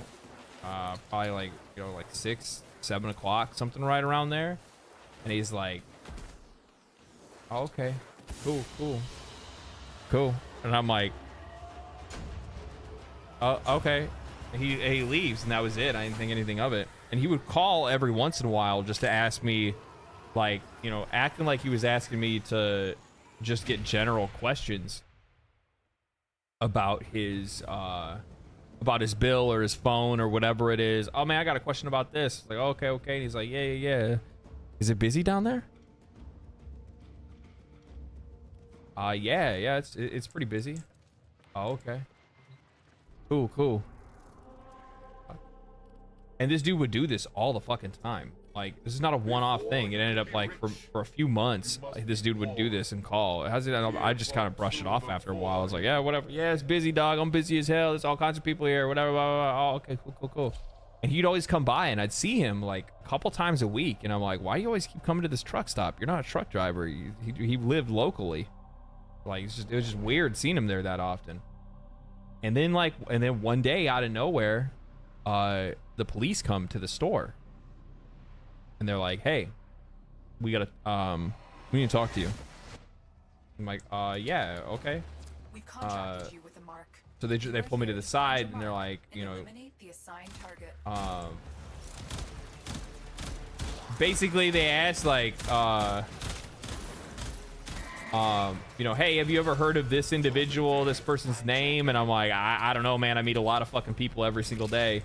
I'm like, just today I met 30 people that I didn't know yesterday. And he's like, yeah, no, I get that.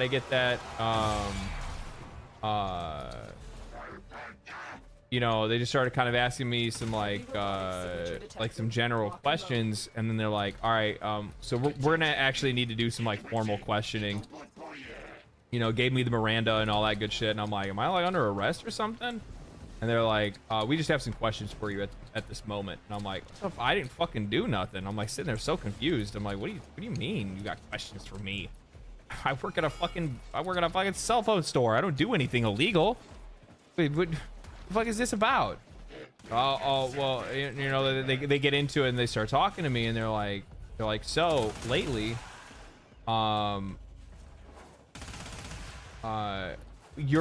they finally like come out with it, right? And they're like, it was an interrogation. I was being interrogated. And they're like, you're under suspicion for colluding. And I'm like, colluding with what? And he's like, we've become aware of a prostitution ring that's being ran out of the truck stop. And I'm like, stay focused. what? I want you guys to keep in mind, okay? I want you guys to keep in mind, at this time in my life, my hair is much longer. My hair is like bucket. It's like bucket hair, okay? My hair is like winged out. I got like winged out hair on the sides because it's like this length right here, but it comes all the way down to like about here, and you see I got like some natural curl in it, right? So I got this big old mop head, and I play in a rock band on the weekends and work at a fucking cell phone store. These guys are coming to me talking about a fucking prostitution ring, and I'm like, what? I probably, and also it's like even just like the look of me in general. Not only that, but I probably weighed like 110 pounds soaking wet. Like I'm like, how do I like? Ooh, iron sculpture. I'm happy with that.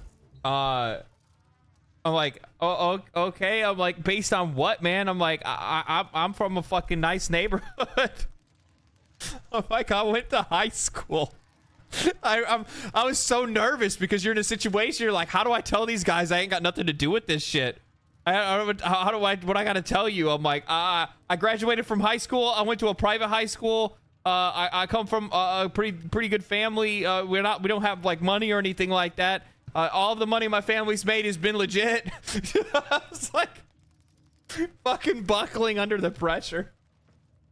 And these dudes are like, to be honest, we don't think that you actually have anything to do with this, but we just have questions because there's some suspicious activity surrounding you, and we want to find out whether you're not involved.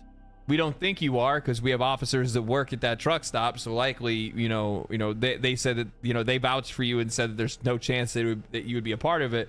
But we do have phone calls, coming from this guy to you, and we've also had eyewitnesses place you two together, talking frequently. And I'm like,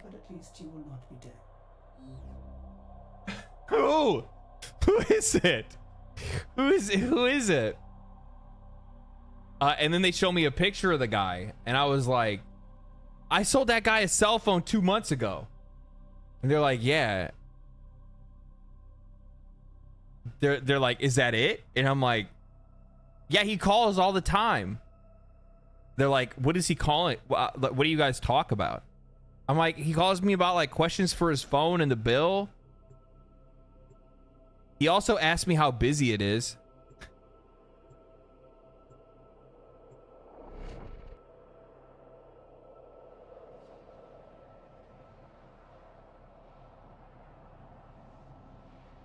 I was an unknowing accomplice. This dude was checking with me to see how busy the store was, so that he could go over there and he would come to the store and act like he's there to be able to talk about his cell phone or say hi to me. And he seemed like a nice guy. I mean, he didn't seem like he was like a bad dude in any way or anything like that. And then he would go and he'd go upstairs, and I always thought it was weird why he'd go up to like the shower area where the where the lounge was and stuff. But what he would do is he would go out there and he would walk around and ask guys if they were looking for a party, and said he had girls for a party. So what he was doing was finding out if any of them were looking for a girl for the night, and then he would take them from the truck stop to his house, or to this like crib that he had. And then they would, do their thing at that hotel or at that house, and then he'd bring the truck drivers back, or he'd bring a girl there, or whatever it is. And this dude for months had been calling me and asking me, like, is it busy there? Did he come and talk to me and like hang out? And the whole time the times when he was hanging out was when he was trying to find another guy while he was waiting for the girl to finish with the guy that he brought him. That he was just using me as a fucking decoy to look natural the whole time that he would come to this fucking truck stop. And they'd been doing this shit for fucking months. And because of the way that and because of how often he would talk to me, it made it look like I was like a knowing accomplice, because they're like, well, we have multiple witnesses that say that you guys talk frequently, weekly together and meet up with each other. We've also seen that you guys have exchanged money from time to time. And I'm like, yeah, he bought shit. He didn't give me nothing. He didn't tip me. He didn't give me shit. He bought stuff. You were the diversion? That's wild. Yeah, it was fucking crazy. That shit was fucking wild, dude. I'm sitting there. I'm like, I was so fucking freaked out when the police started talking to me the first time, that I was like, especially when they're like, well, when they tell you like we have, eyewitnesses that place you two together frequently discussing, when all this is going down. We've seen you two. We have witnesses that say they've seen you guys exchange money, and I'm like, bro, what the fuck? They had pulled this motherfucker's phone records and see where the place, and I was like one of the top places that he was calling. I'm like, holy shit, bro. Holy shit, that's fucking wild. You never know if he was saying he was friends with you or something like that too. Yeah, I have no idea what he was telling them about me, right? But in reality, you were actually the mastermind all along and you got away with it and they'll never fucking figure it out. And all of you guys just bought in on it too.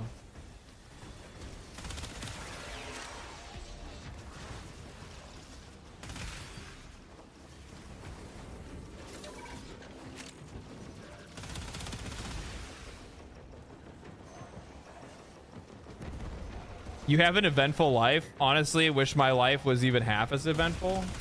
Bro, you don't even know the fucking half of it. You don't even know the half of it. Objective achieved. Well done. Objective achieved. There's been so many things that have happened in my life that I've been like, is this really like fucking happening to me right now? Like, how the fuck am I here?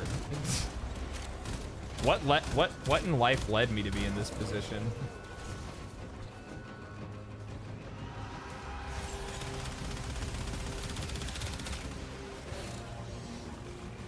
Sorry, I was zoning out.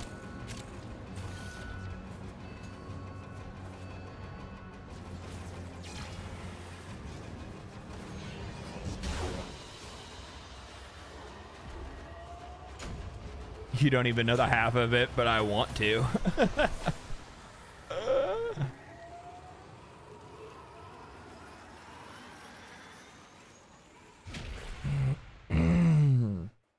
Are you still alive after that car crash? Yeah, it's also another thing. Yeah, that was fucking wild. You know, those people after I was in that car crash, you know what's really fucked up about that whole situation? I didn't even tell you that. I didn't even tell you guys the fucking. I didn't even tell you the whole story with that. So there was somebody that was in the car with me that day. That was like a buddy of mine, like kind of a buddy of mine. Like we were like begrudgingly acquaintances that hung out from time to time. And this dude used to like flaunt his wealth a lot, like his family's wealth, because like I came from like a relatively poor family, not like poor, but we didn't have a whole lot of money. But my mom spent like all of her fucking money to send me to this private school. And because like she wanted me to, you know, come out on top, right? This facility is and a communications crossroad for Narmer. Listen in. I want to know what he's so I went to a school that had a lot of folks that had a lot of money. And I didn't come from a lot of money. So there was like that weird disconnect with that. There's this dude that used to talk shit all the fucking time. And that's the reason why like I was racing that car to begin with. It was specifically because I was trying to show off for this person that I did not need to show off for, and I cared way too much about what other people thought. And that was a total mistake on my part.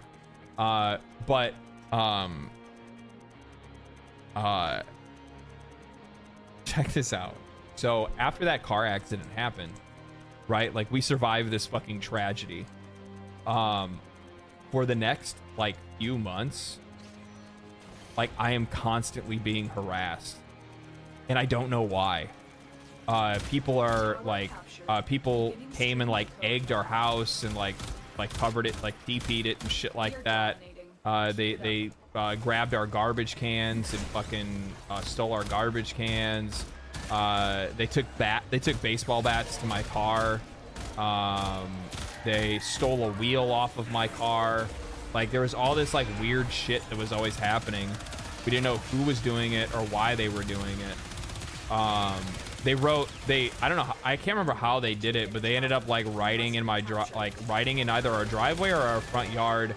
I can't remember if it was like with stones or what it is. It was they wrote it in our fucking yard though, that said like, we're gonna get you, we're coming for you, or something like that. So fucking weird, man.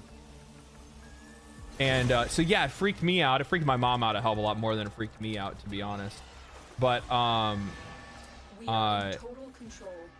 just didn't understand it, and also at the same time, like I was starting to get like more shit at school, and people were treating me weird at school, and I didn't know why. Like nobody wanted to talk to me, people didn't want to hang out with me, nobody wanted to be around me or near me, and I'm like, that's really weird. I'm like, most people are like super supportive after I got out of the hospital. Like people, even when I was in the hospital, like people came to visit me and shit. Like, everybody was pretty cool. So I'm like, I don't understand what the fuck is going on right now. And then all of a sudden I started getting these like threatening phone calls. What the fuck is going on? Then all of a sudden we get a court order that we need to show up to court because we're being sued by the family of the guy that I was in the accident with. What the fuck? I mean, it makes sense. Like, they're gonna sue because they want to get their medical bills paid, right? But no, they didn't want to get their medical bills paid. They were looking for money, like real money, because they were trying to bring like a criminal offense to this. And I'm like, criminal offense? This little rat fucking piece of shit told his parents and lawyer in a deposition that before the car accident took place, that I had turned to him, looked him in the eye, and said that I want to unalive myself and I'm taking you with me.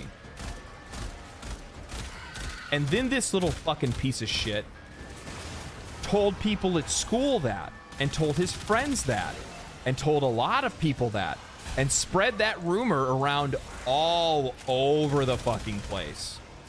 So teenagers, you know, what teenagers do, which is like, what's the obvious response to like somebody that we believe is considering, you know, removing themselves from existence? Oh, I don't know. Let's harass them. What the fuck is wrong with you? Like, fucking, like, demonic, like, literally, like, children of the fucking corn. Like, fucking, like, absolutely crazy that people would, like, that's what you're, oh, you know what we should do? Let's do this. And it's just like, but that's fucking teenagers. They're fucking stupid. Obviously, I did not say that, nor did I ever have feelings of that, nor have I ever had feelings of that. And anybody that knew me knew that I was definitely not the kind of person to be like that, though. Then again, it usually is the people that you would never think it would be possible with. But yeah. And the only way that it actually ended up resolving itself was because of the fact that they lost that court case. They ended up losing that court case because we ended up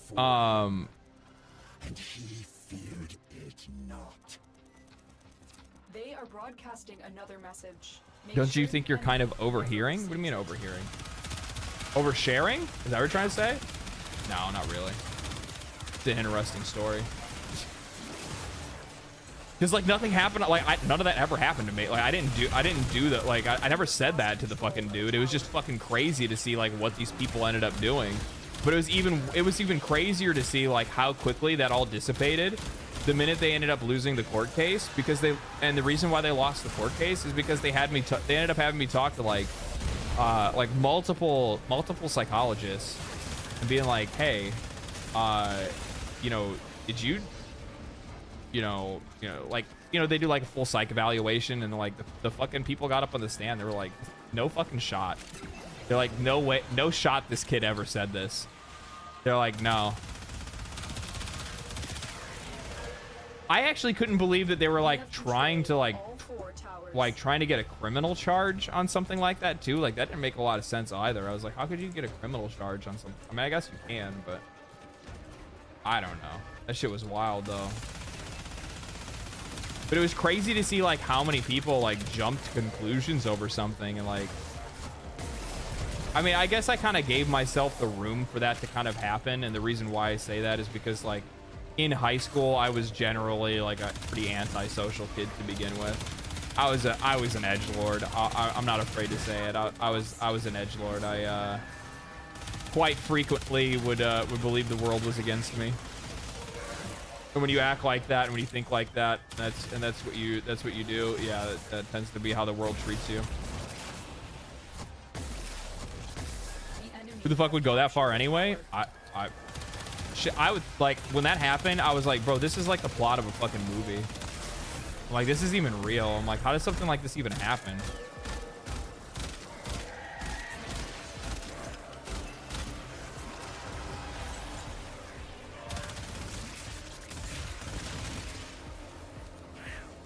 This is also like the time back in like the early, like this is also back in the time like early 2000s where like, you know, those like suspense movies were all like super popular, like like people getting framed and shit like that, and like everybody in town not believing them about shit and stuff.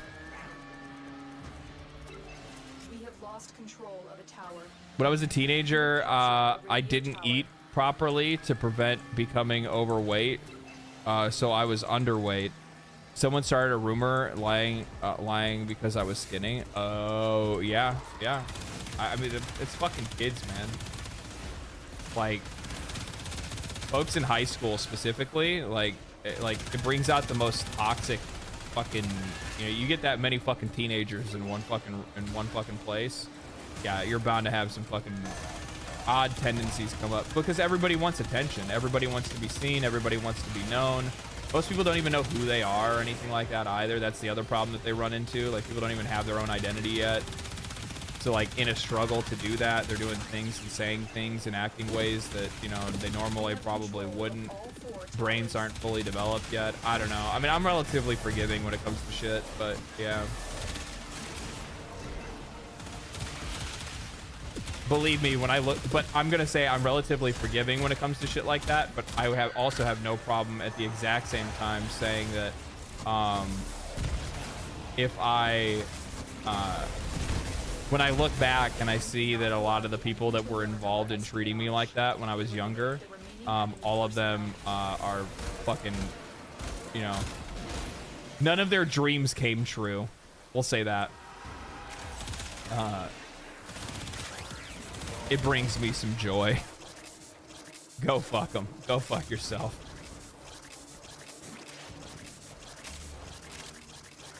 Oh my god, I'm getting all the fucking loot right now. All messages decrypted.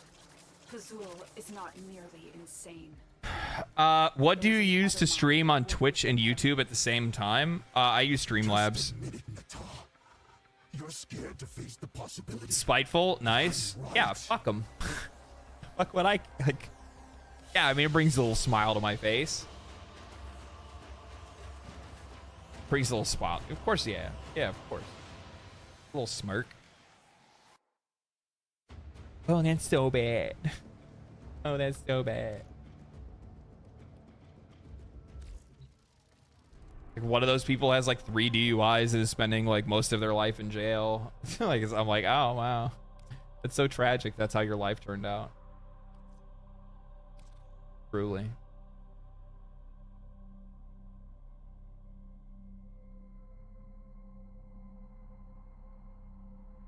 Richies go that far. Rich kids can be the worst. Yeah, and a lot of it had to do with that, right? So it's just a lot of like privileged kids that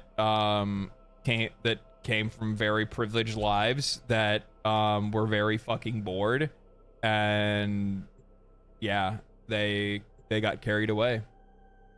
They got carried away.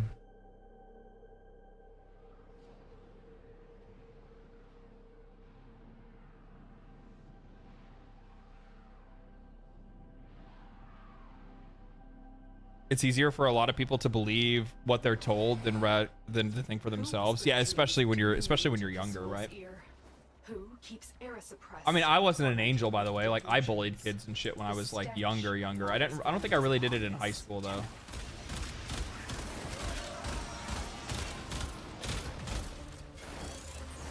Part of it, I think, is just like, I hate to say it like this, but I do think part of it, like, I think part of bullying is just like human nature in some way.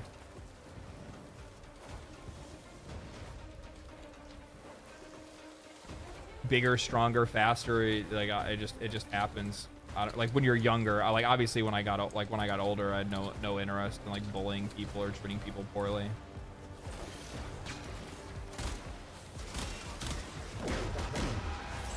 Waste of time, waste of effort, and also on top of that, like, just not good for the soul, man.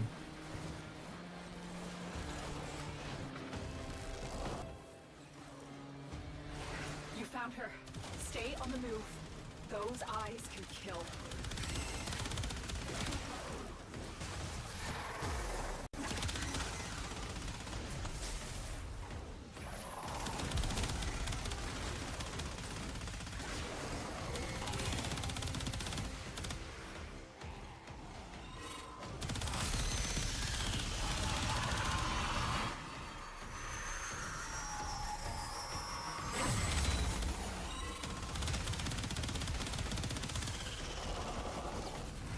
Run, you coward!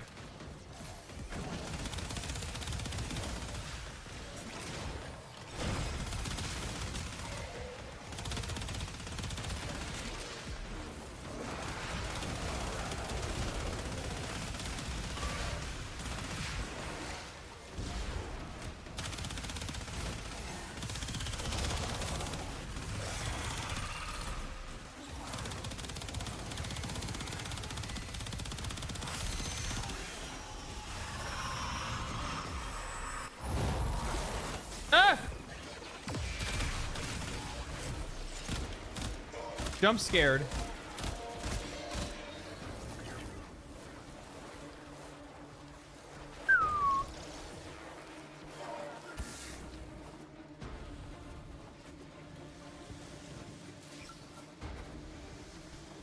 This gate only opens to Narmer prayers. Narmer. No. Fucking save.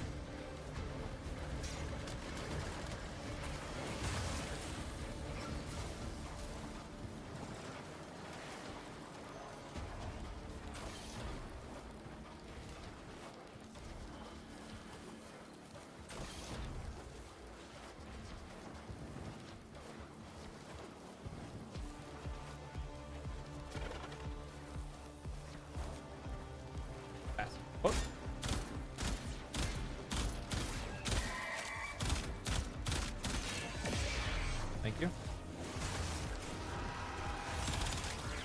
Thank you.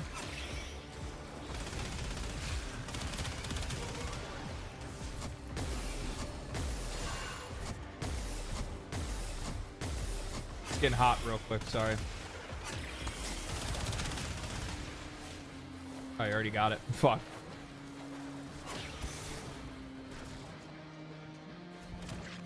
See that fucking pro movement? God damn, I could play this game MLG. Good lord.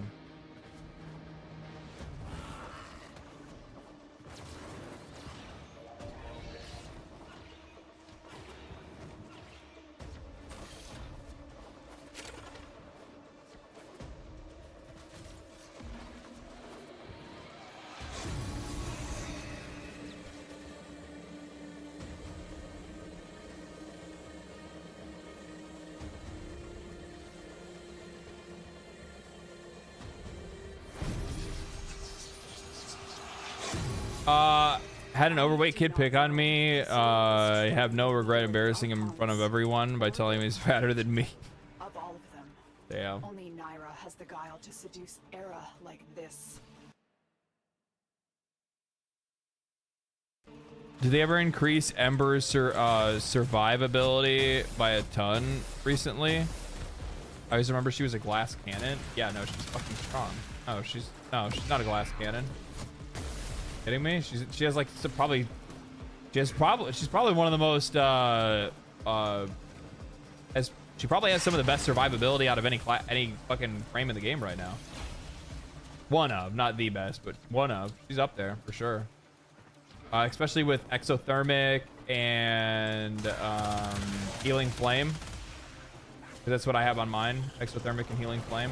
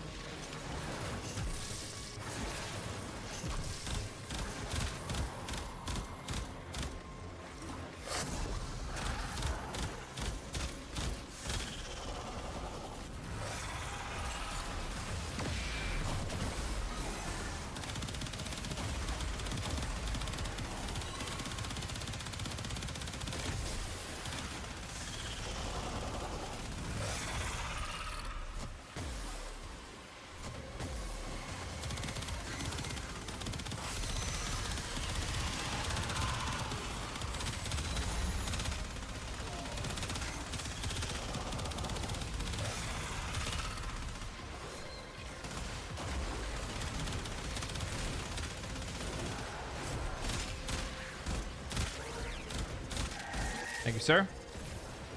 Thank you for coming to work today.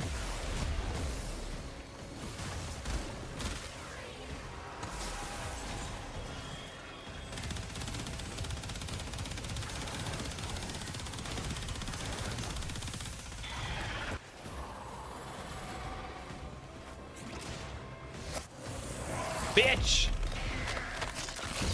Frost got better survivability. Well, I'm not saying like I'm not saying she's the best. I'm just saying that she's up there. She's looking good. Her kind may expect no mercy, no protection.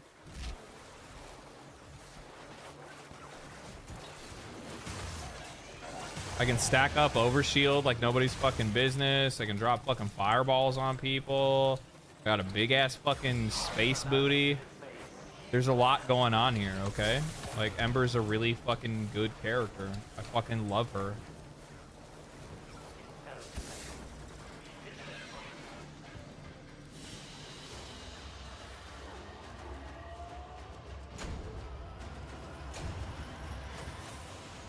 Titan and an... Oh, I didn't get a fucking... I didn't get a Tau shot.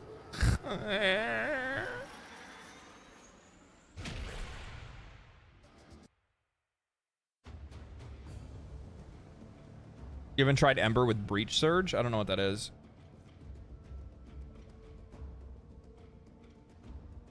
How does Ember get overshields? It's her 3.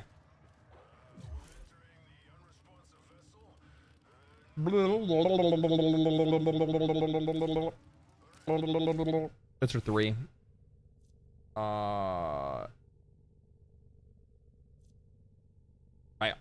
Yeah. Slam the ground and create a incinerating plasma that knocks back enemies and strips their armor, but it also gives me overshield. You need the augment to get overshield? Is that what it is? Is my augment that does that? All set. Service your weapons. Exothermic? Enemies killed while under the effect of Inferno have a chance to drop energy. No. Adaptation? No. Healing Flame. Fire Blast augments each enemy hits heals for 25 to 50 depending on... Oh yeah, there it is. With Ember, overhealing grants you Overguard. There it is. So I get Overguard from Healing Flame.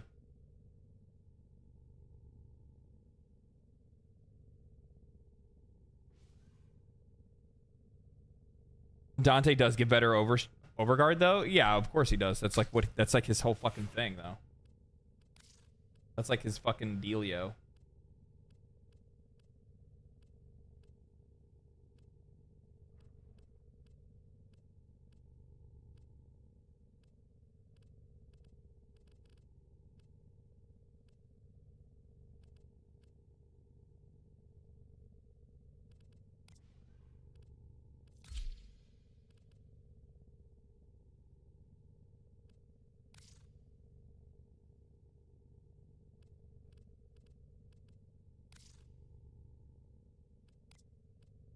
I just don't like any of her other skins as much as I like this one.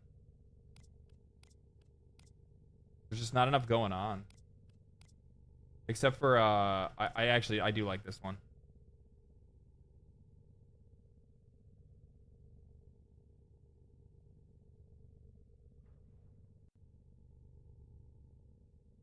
Yeah, I do like this one. Like, this one's so good. Cetus, do not drink the kabuchi. You are incapable of producing the hydraulic effort required to unstick your tongue from the roof of your mouth the following morning.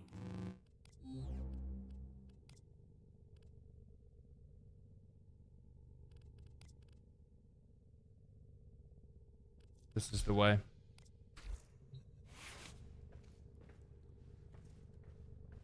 Voltage, I already answered you, man. I told you I use Streamlabs. Do you understand the words that are coming out of my mouth? What else do I need to do today? You guys know? Arsenal. You know what I could do actually.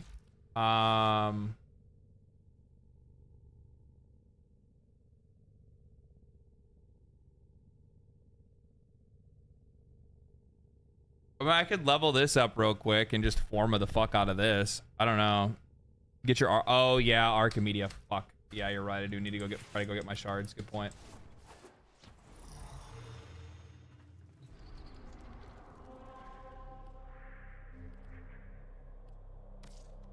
Plus, I need to finish my rep on this anyway.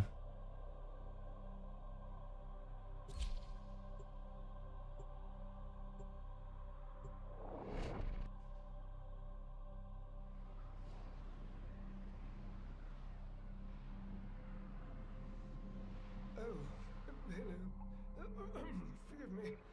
One moment. God. Right. Oh God.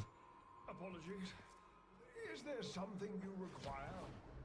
How does my rep look, by the way? Look. The enemy shall not find us. I'll be a standing. 99,000. A good day to you. And rep resets. We begin. Oh, it already reset.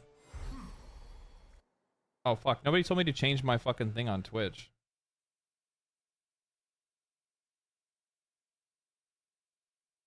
What's wrong with you guys? Why didn't you tell me? One must make the best of things.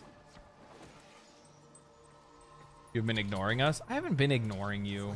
Shut up. What'll it be? Don't be needy. Hold on. I need to actually like look at her. I have not actually like played her in a while. Let's look at her arsenal real quick.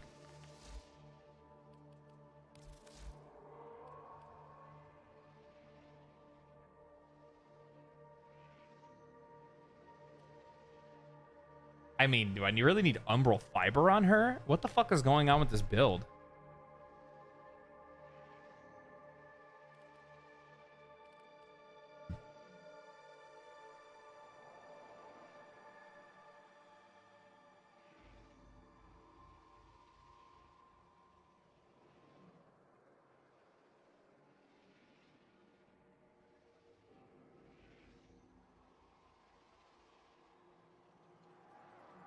Did you build this? Yeah, I fucking built it. So what? Fuck off. It worked. Now it's probably not, though.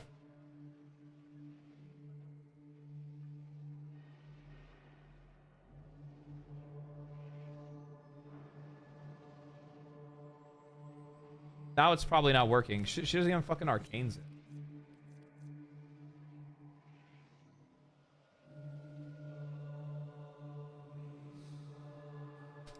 Somebody send me a build before I use Overframe.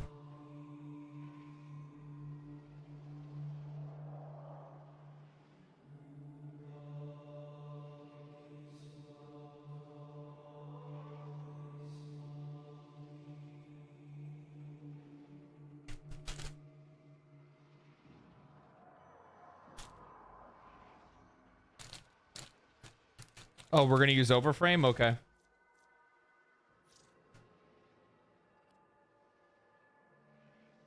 Oh man, I need to get Archon.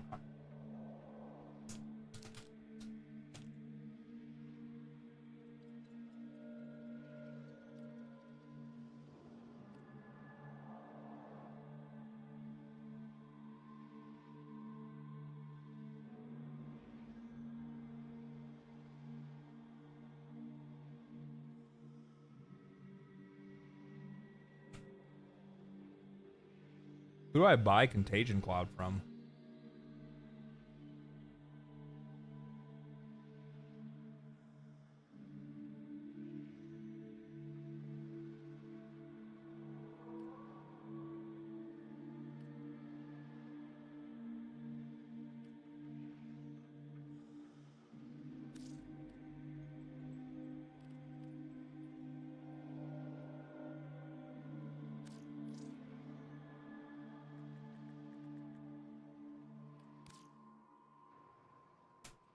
Steeler Veil. Oh, maybe I just spent all of it. Now I can't even buy it right now.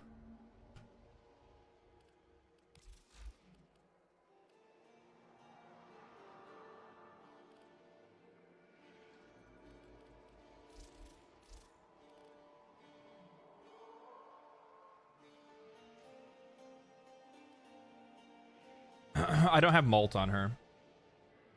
So I'll do this and I'll just modify it.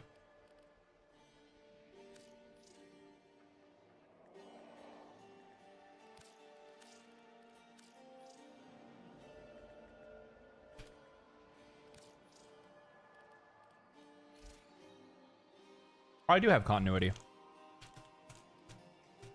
So the only thing that I don't have from the build that you gave me is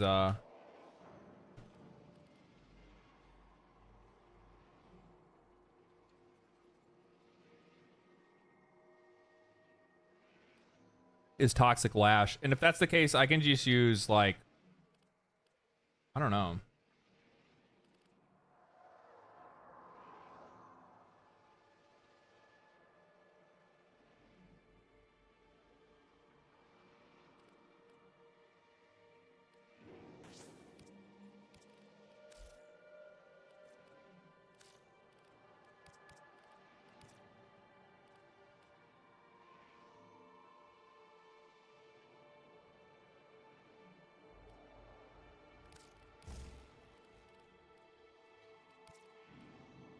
I have to use Dreamer's Bond because I can't afford to lose the other spots.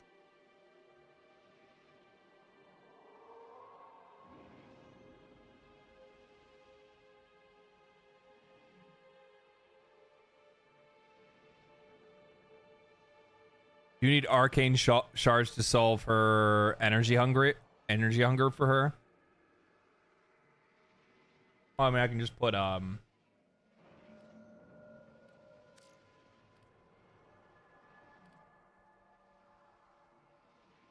for now, I can just put flow on her, right? That's not going to be too big of a deal.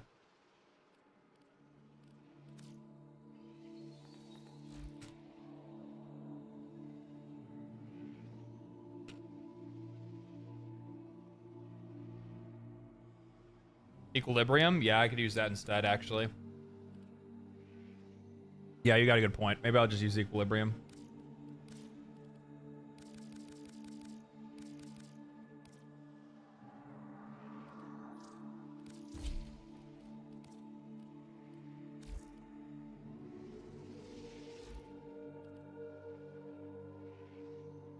Equilibrium's already... Oh, that's on her other build.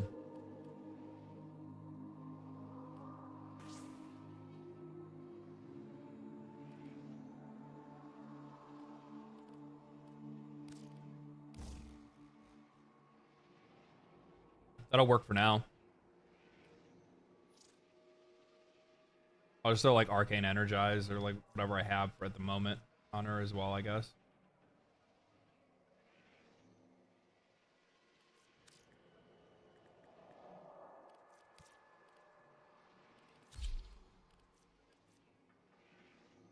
I need to get this leveled up.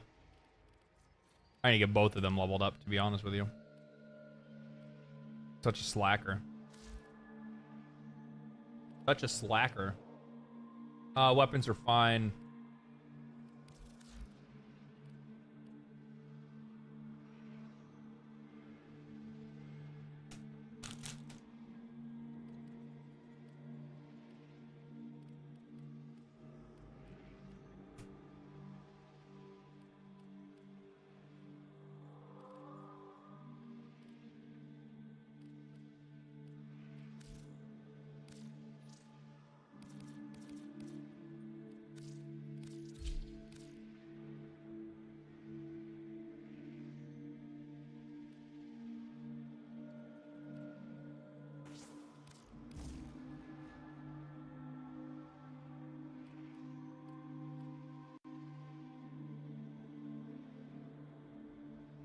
Well, I'll probably end up putting viral on this.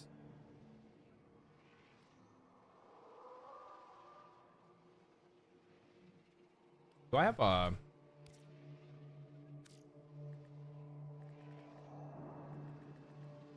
I do have a pistol ribbon mod. What if I got lucky enough and it ended up being for Lex?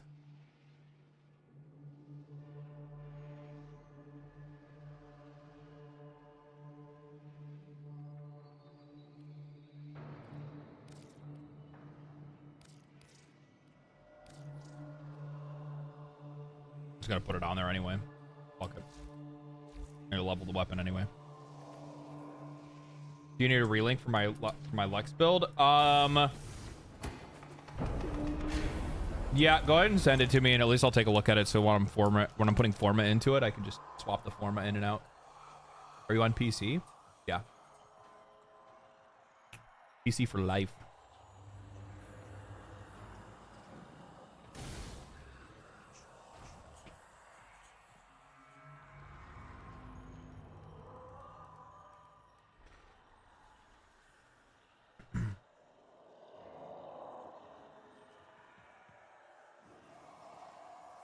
Viral is really bad against Murmur. You only do 75% you'll do 75% less damage to them. Well, I'm not going to use Murmur. I'm not going to use Viral. I just the build that I'm planning on using the Lex for. I'm not going to utilize the Lex right now. I'm just leveling it and putting Forma into it while we're doing this.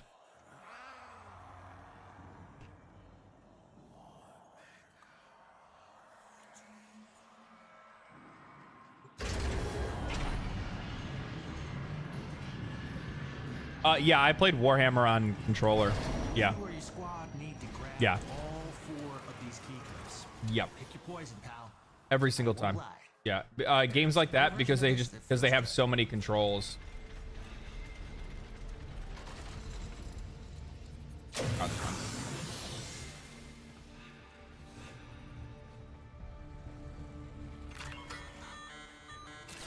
Only one way out of the anchor hold.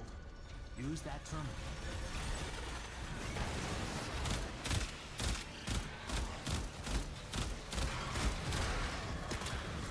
The cell is deep in this lab maze. Get control of a few terminals. That'll help you zero in on them.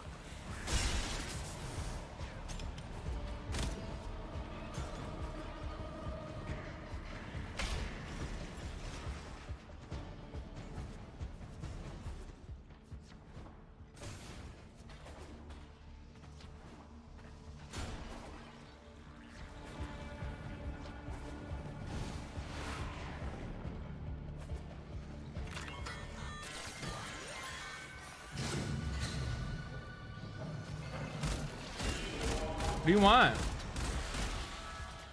Hey, wait.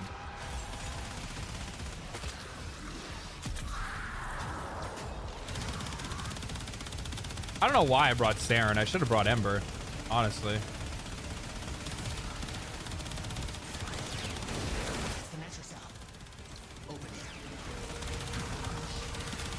We ain't done. Local threats are triggering a security override. Clear out the uglies to pop the door.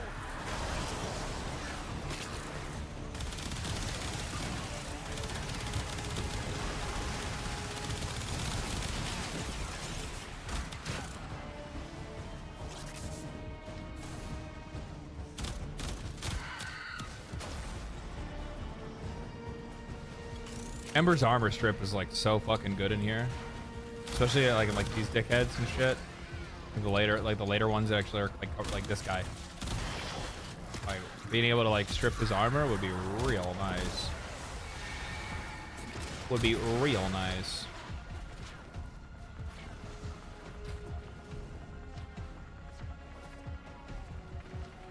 I'll switch to Ember after this one. I'll switch back to her. Brain off, I guess. Yeah, I was just vibing, dude. I was like, let's play it. Let's play as her. I mean, the reason why is because I know that I'm getting Archon shards. Like I need to get Archon shards for Saren. That's like the whole deal. That's what we got going on right now.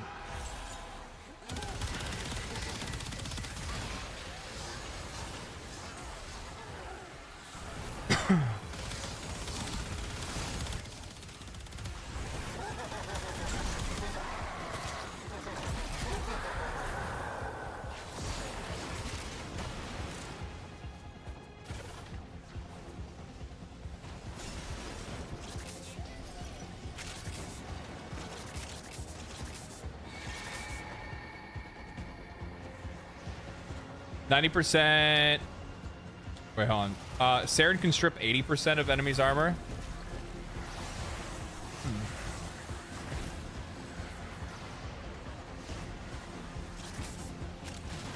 I don't know that.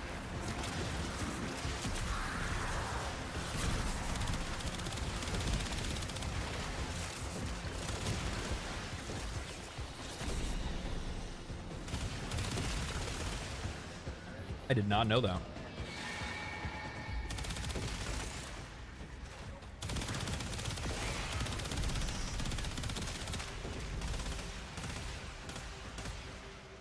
Oh, dude, I put in a big fat fucking order for beef jerky the other day. I'm so excited. It was my like my little gift to myself for having such a banger month last month, and even like most of like this month's going really well too for YouTube as well.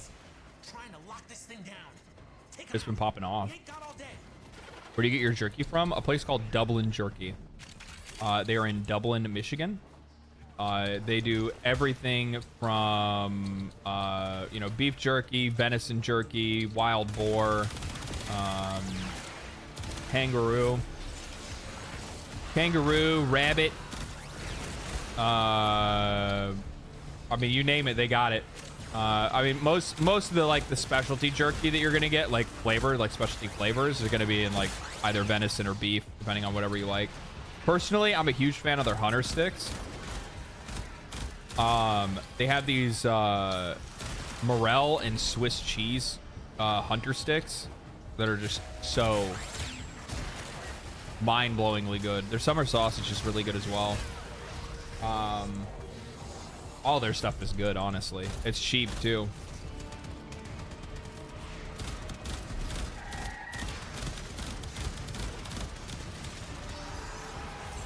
Like 13 bucks for a half pound. Which is really, I mean, if you buy jerky, you know that's pretty fucking good for jerky.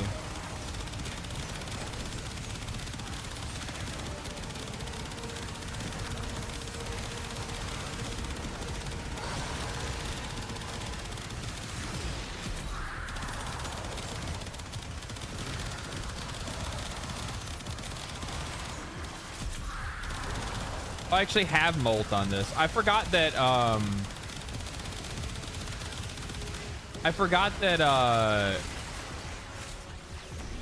like switching like helmet abilities and stuff like that is per loadout. It's not just like permanently on the frame. I always thought it was permanently on the frame.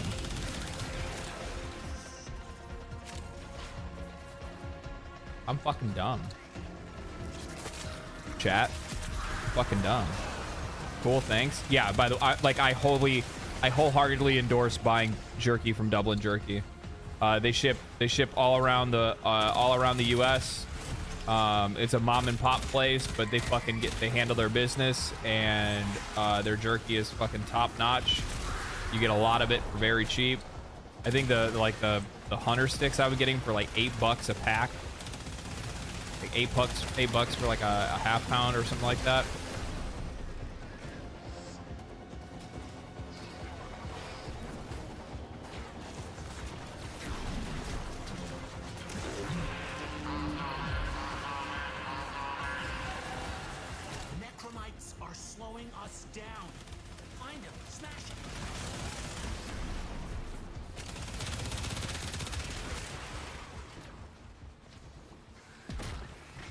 Is there something that once human? Is there something in Once Human that would be better? Like actual season changes, snow in the winter or fall, leaf color changes. Maybe add more deviants. I need to play more of it. Once Human is such a weird game. Like, for all intents and purposes, that game shouldn't succeed. But it does. And it does because it's good, by the way. Like, it's like, on paper, it shouldn't succeed because games that try to do as much as Once Human does typically don't find success because they're, you know, jack of all trades, master of none. Or oftentimes the content that they do make just isn't very good, and the game just ends up being a ripoff, right? Once Human's a genuinely good video game. I mean, it shows in the player numbers. It shows us how many people have still been playing Once Human even today, right? I think the game is still holding over 100,000 concurrent players, if I'm not mistaken. Oh, I got knocked down.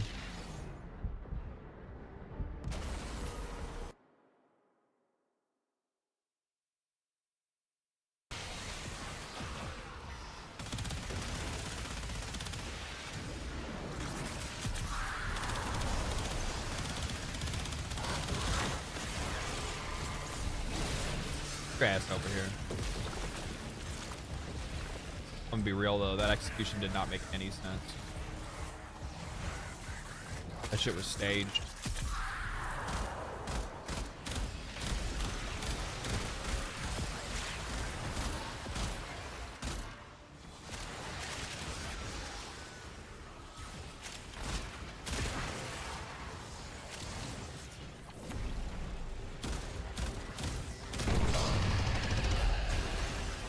Netra cells.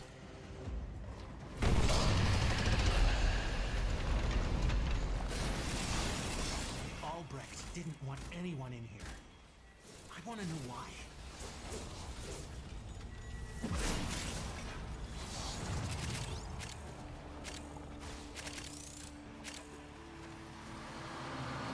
Oi!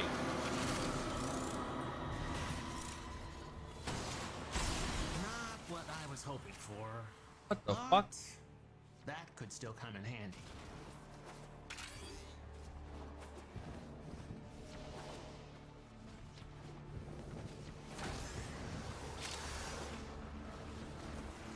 Honestly don't really need the Argon shards right now, but oh, it's ribbon silver. That's what it is.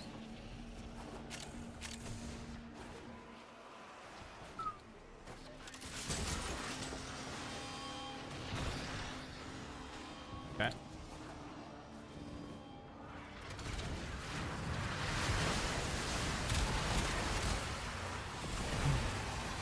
Okay. Yeah, I was gonna check that real quick. Once you man.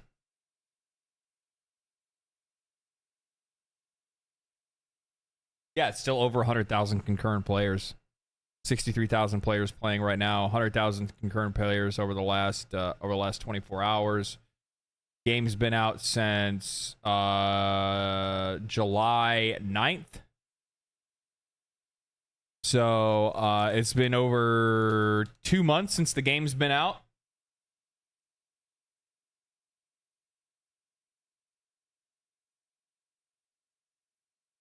That's not bad. That's really not bad.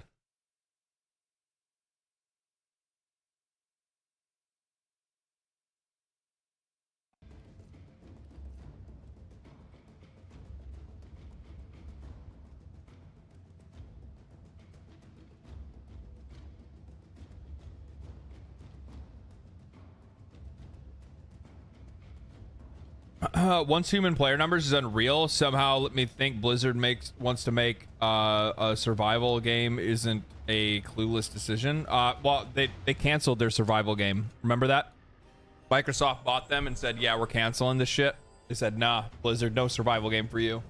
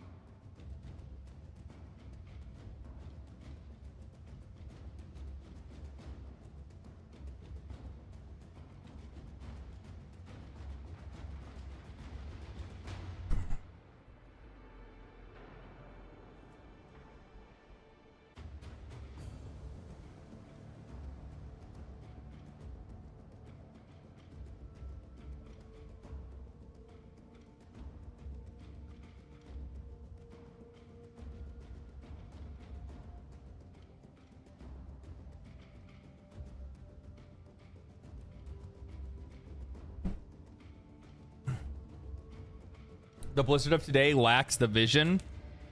I don't think new IPs will do well until they get their house in order. Yeah, that's a good point.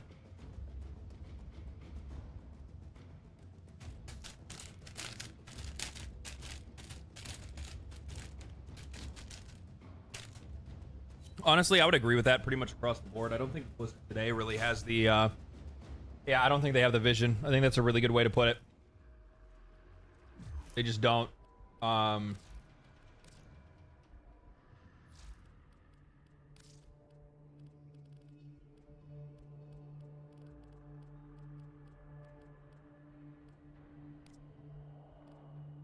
Like, the thing is that they don't have a, like, I mean, most of their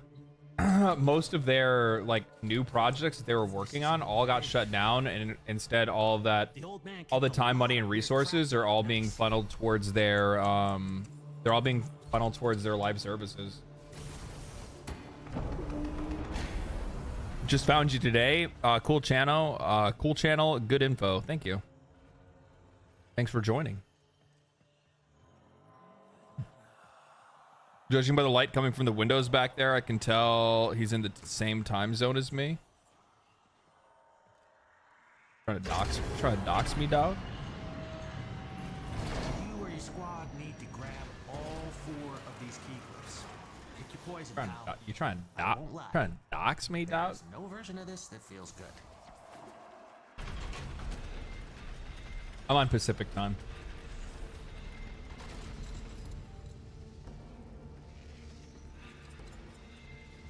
Ready? To leave the anchor hold. Oh, okay, somebody just grabbed them all. All right.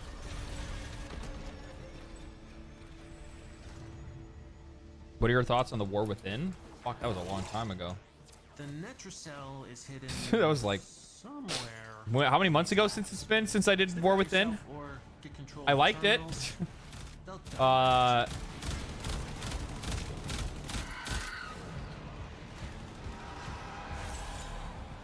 It definitely flipped me on my fucking head, that's for sure.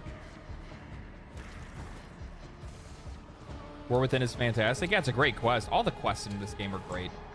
All of them are great. His thoughts are in a video he posted. That's also true. It's not a video that I posted. It's not the like the VOD. Like if you want to say like my live well, it's not live anymore, but it was live at the time. My live reaction to playing the War Within. The entire video series for my playthrough is still on the channel. So you can play. Oh, I'm talking about for World of Warcraft.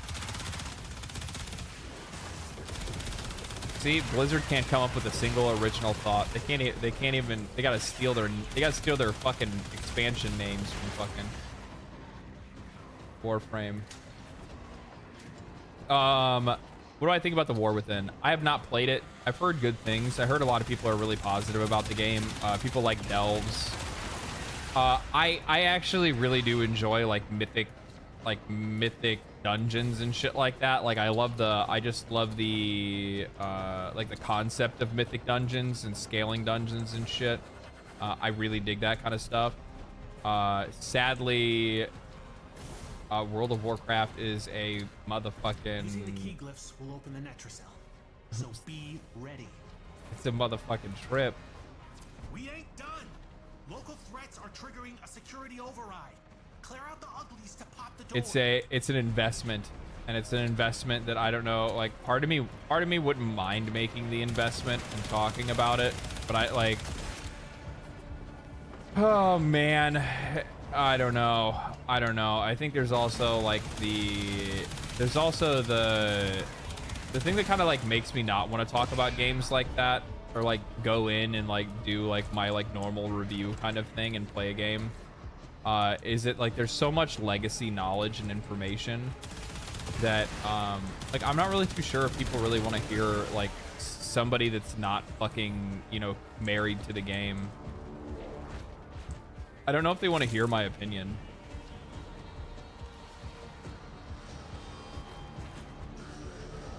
They're fucking busted again?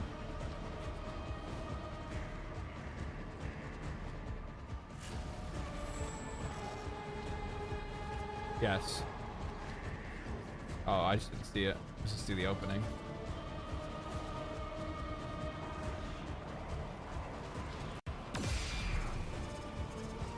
There they are. Fuck off, Warframe.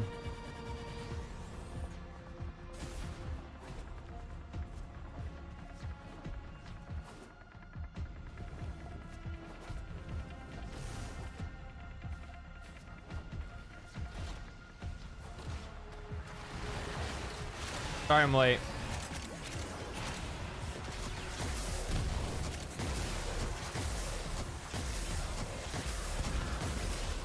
DE is trolling you? Or do they not?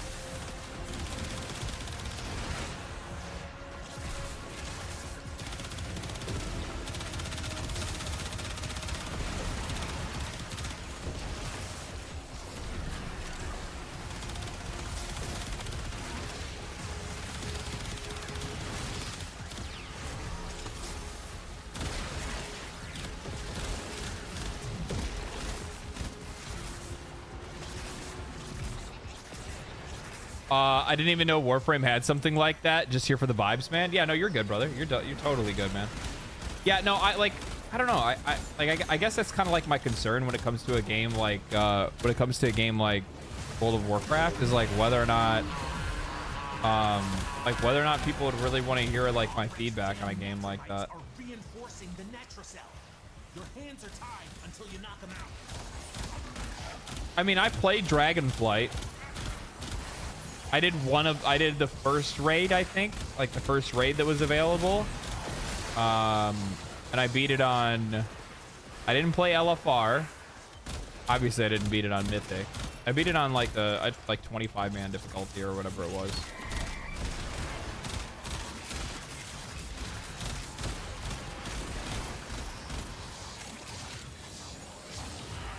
And I was fucking trash.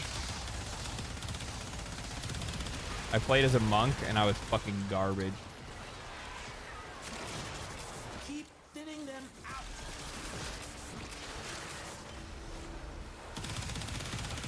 I mean, I didn't die to mechanics. I just wasn't very good at like the DPS rotation or anything like that because I didn't really understand it all that well.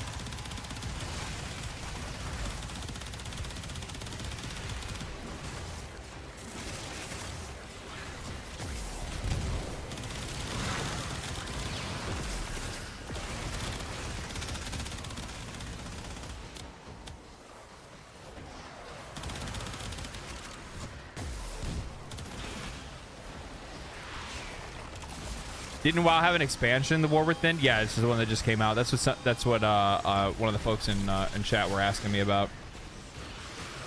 I think people see you as the kind of layman perspective with a bit more introspection to it. Something's going on with necromites. Trying to lock this thing down. Take them out. We ain't got all day. A layman perspective can be relatable. Oh, I see what you're saying. So like a perspective that has a lot of relatability is very easy for just about anybody to be able to watch it and go, oh yeah, I totally get where this guy's coming from.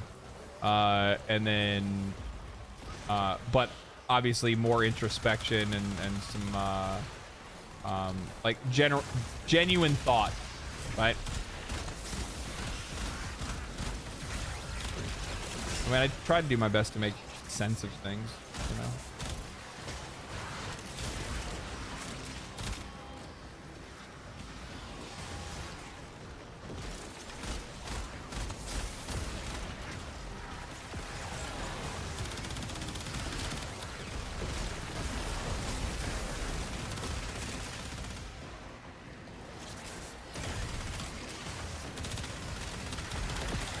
Oh, bro, where's your armor go, bro? Where's your armor go? You're all dead. I'm gonna set you on fire. Have some rocks.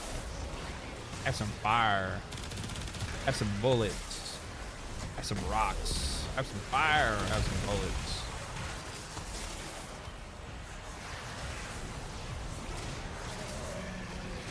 Have some DPS.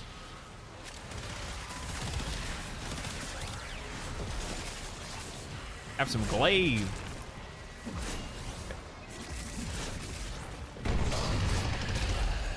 Yeah, get the loot. Loot, loot, loot, loot, loot, loot, loot, loot, loot. Big money, big money. I'm thinking Tau Shard. I'm thinking bedazzled Tau Shard. What do you guys think about that? Like one with like little rhinestones all over it. Ooh, look, luck is already on our side. A little Item Star. I've been playing on and off since vanilla, beginning of Dragonflight. What did I do? What did I do? I played World of Warcraft from when did I first play it? I played the very end of vanilla into the Burning Crusade.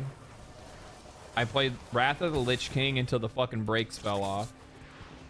They came out with Cataclysm and I was like, nah, this ain't for me. And then I quit. I quit in Cata because I just didn't like, they were getting rid of like the skill tree. They were getting rid of like a bunch of shit. And I was like, I don't fucking like the way any of this shit looks. I'm out. I'm fucking good. Yeah, I just didn't like the whole idea of it at all. And then I came back to play the game. I came back to play World of Warcraft in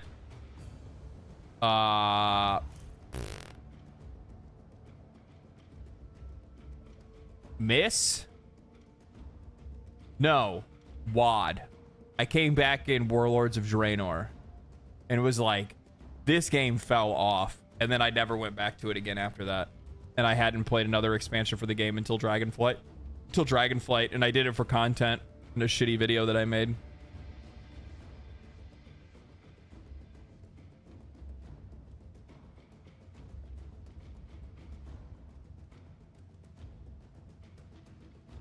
So you played the most traditional expansions? Yes, I am not versed in modern WoW. I'm not versed in modern WoW. Modern WoW and classic, what they call classic now, they're so fucking different. It's not even funny. Yeah, I was a traditional World of Warcraft enjoyer, but I'm not like a classic Andy or anything like that. There are things that I actually liked about the modernization that they did when I played Dragonflight. Not all of it, but some of it. The game still looks like fucking ass, though.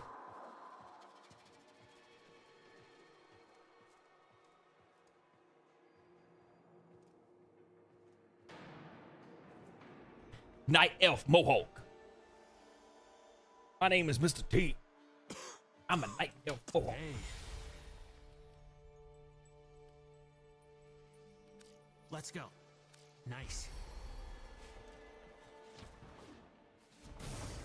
Blizzard lost me as a customer a long time ago. I guess they didn't lose me, but I mean, they baited me with fucking Diablo 4. But you all need to be thankful, okay? If it wasn't for me being weak and playing Diablo 4, they wouldn't have been. Diablo 4 was the catalyst that turned this YouTube channel into what it is today.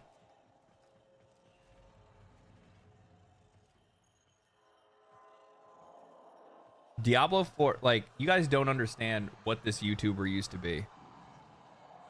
This pie, I was a pie, like, and it didn't take long, by the way. Didn't take long. I was a pie-eyed YouTuber. Guys, you need to be patient with Diablo 4. It's gonna be a great game, and everybody needs to be nice to Blizzard, and they need to be like, you know, Blizzard, they're just using the microtransactions to fund the further development of the game. That's what it's for. Like, I was trying to be like Mr. Anti-Negative, like, I was anti-negative Andy, positivity peddling piece of shit. Garbage. Absolutely garbage YouTuber. And then Blizzard fucked me. And then, like, I fucking went, like, full fucking Joker on them. And I was like, well, now the industry's gonna burn. You ruined my Diablo. PoE 2 is gonna embarrass Diablo. PoE 2 is gonna embarrass a lot of developers, to be honest with you.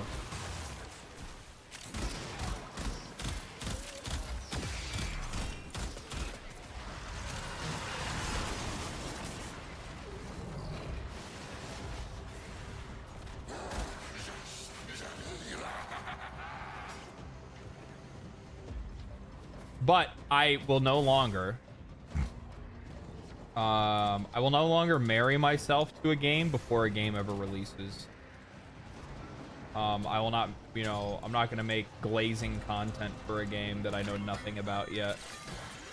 That is what Diablo 4 taught me. That is for sure. Don't drink the fucking Kool-Aid, dog. Or at least learn how to put the Kool-Aid down.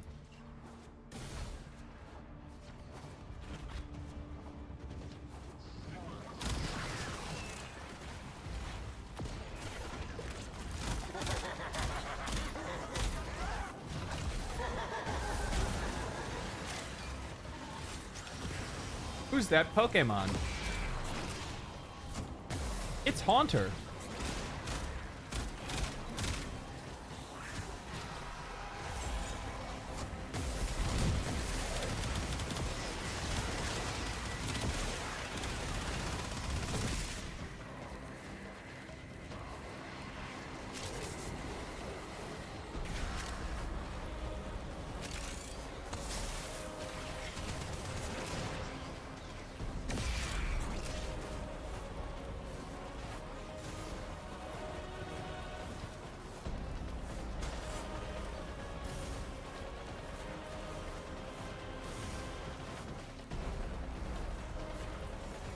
Like fucking no shit Albrecht got lost in this place. Why'd he build it like this?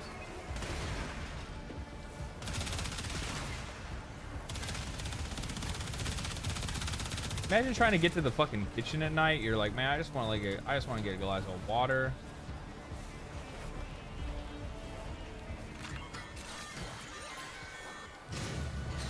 I just want to get a glass of water.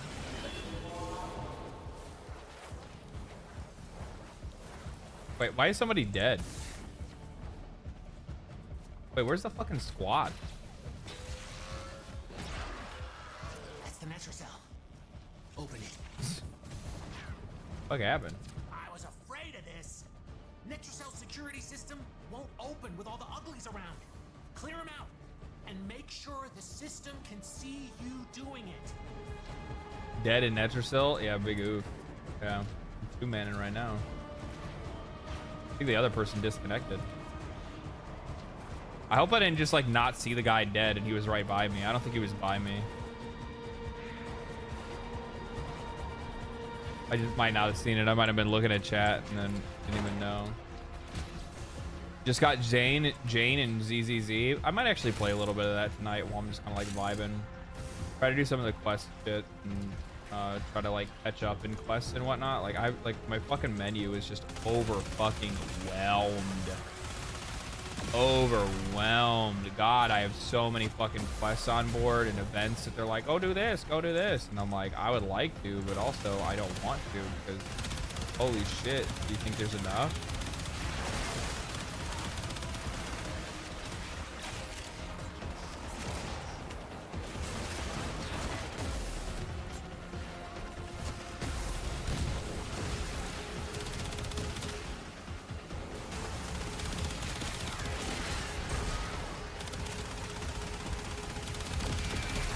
I think it's kind of bullshit this dude can shoot Jade Light. He wasn't even around the corner yet. I don't know where's line of sight in my ass.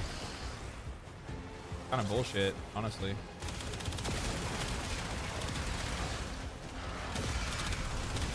You know what? My biggest problem with Zenless Zone Zero is the fact that like I really haven't been playing it regularly. Like now, like the content and stuff like that they keep adding, like some of that stuff's like a little bit like too high for my fucking pay grade. Or it's not too high for my pay grade. It's just that, like I don't have like I'm like, ooh, I want Jane Doe. I don't even have like mods or whatever they're fucking called, like discs or whatever to put on Jane Doe. Like why do I want the character? Like what like I know why. It's because she's fucking hot and has thick thighs. That's why. That's like it has nothing to do with anything else. Because the fucking gooner side of my brain wants to see the fucking wipeout screens where she fucking has her ass out. Necromites are slowing us down. Find him, smash him. Sometimes you have to be honest with yourself.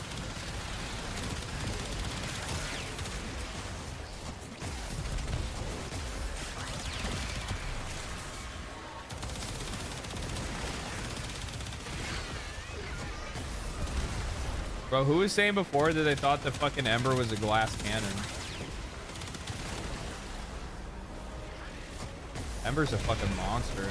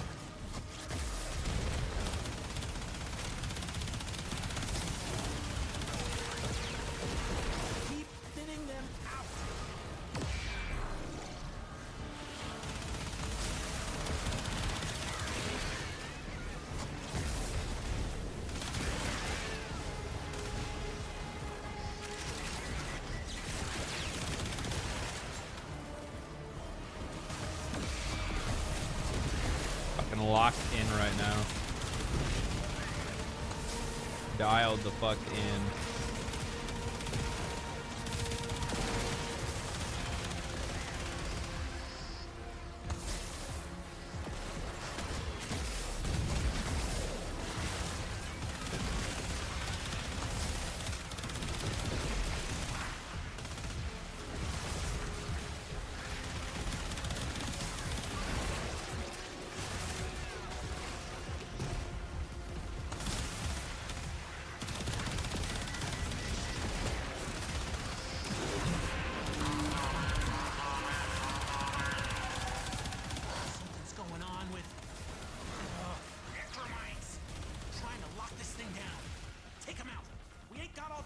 Necromants.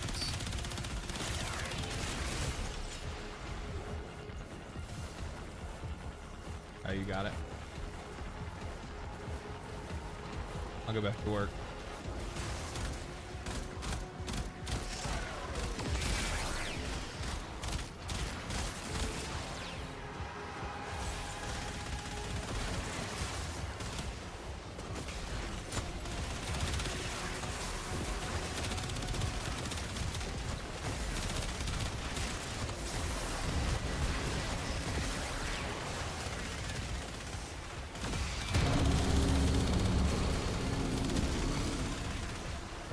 Enemy intensity exploding.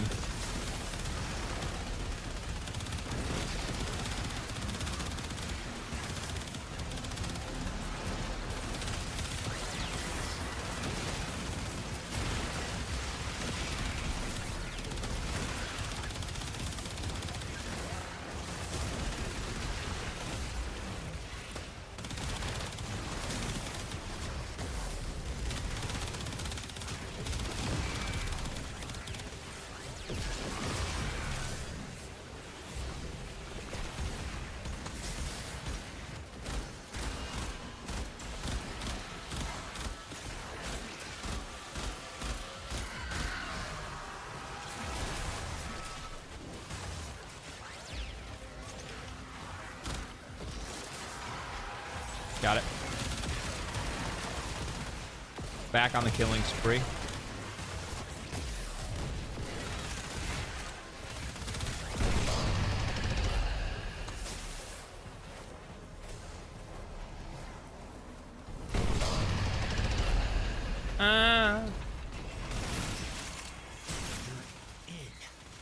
Grab and go. Can't wait to see what you've got when you get back here.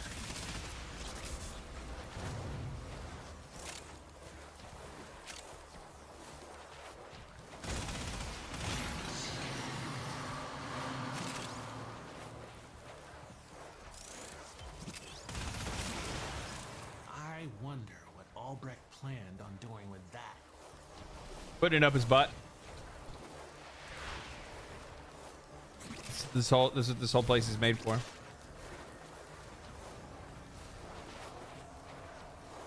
Pleasure products. That's what this laboratory is here for. R&D. R&D with a capital D.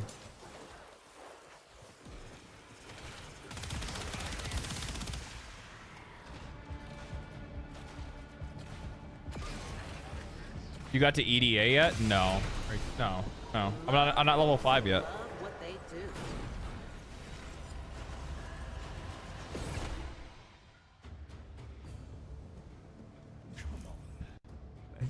Oh my god, you guys are fucking crazy talking about like Pokemon mechanics in the game. I don't see them doing that, to be honest. We have another one. We have another spot open for we have another spot open for 2 more runs. Never mind. Voltage found their way back in.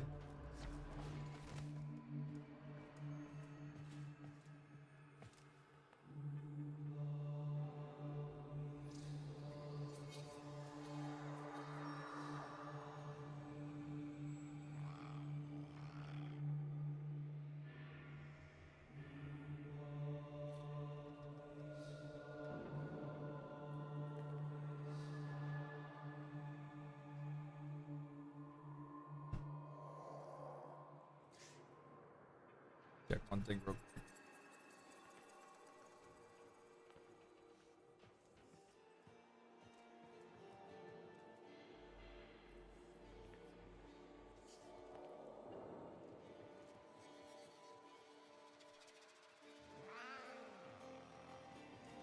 Hi, buddy. Hi, buddy.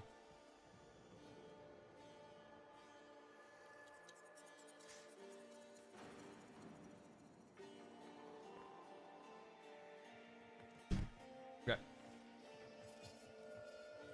Where am I? Want to hit a Netracell? Are we heading out then? Let's go. We got 2 more left? Yeah. All right. What's his is ours. Pretty good so far. 2 shards, both reds. Not a bad deal.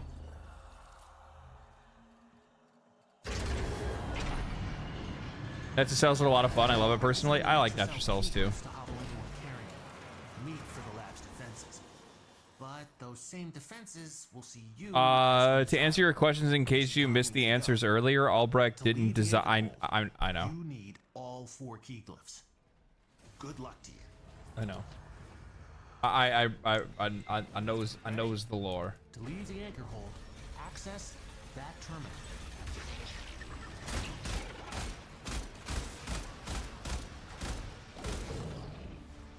There he is. Give me. Now you have to find the Netracell. Albrecht left terminals coded with partial coordinates in these halls. Yeah, even he got lost down here.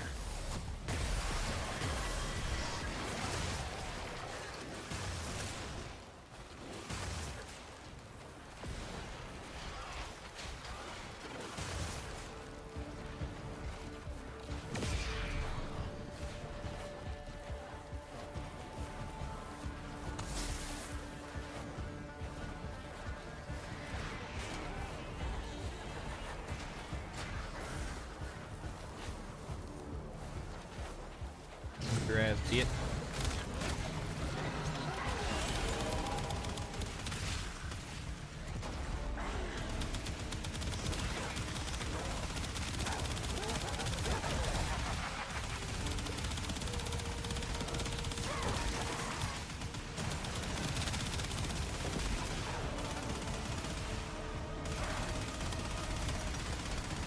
Motherfucker, get back here.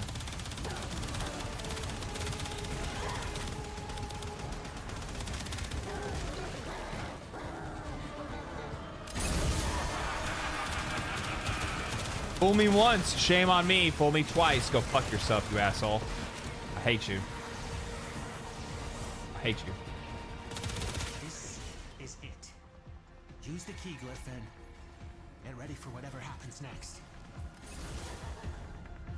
I was afraid of this. Netracell security system won't open with all the uglies around. Clear them out and make sure the system can see you doing it.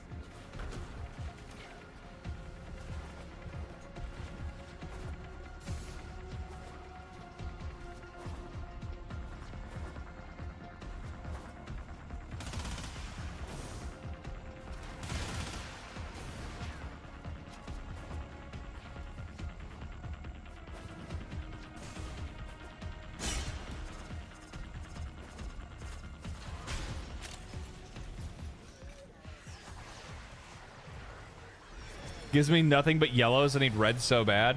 I live by the reds.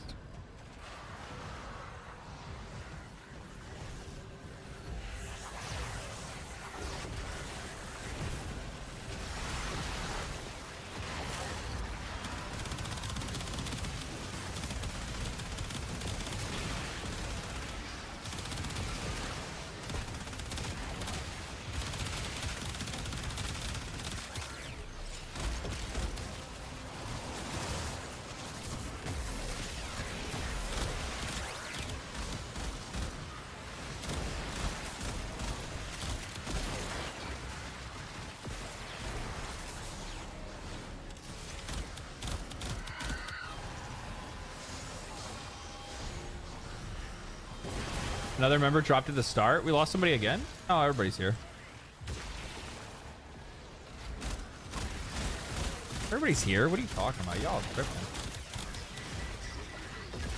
Tripping. No, I'm like texting a little bit back and forth with a buddy of mine. He's actually out in the area. It's very rare that one of my friends ever makes their way all the way out here.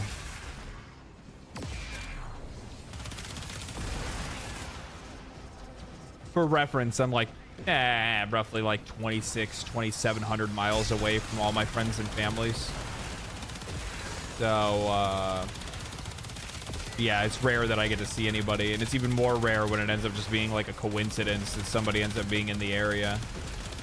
So a buddy of mine is actually only about like an hour or so away. I'm just like coordinating, chatting with him, and finding out when he wants to hook up, what he wants to do.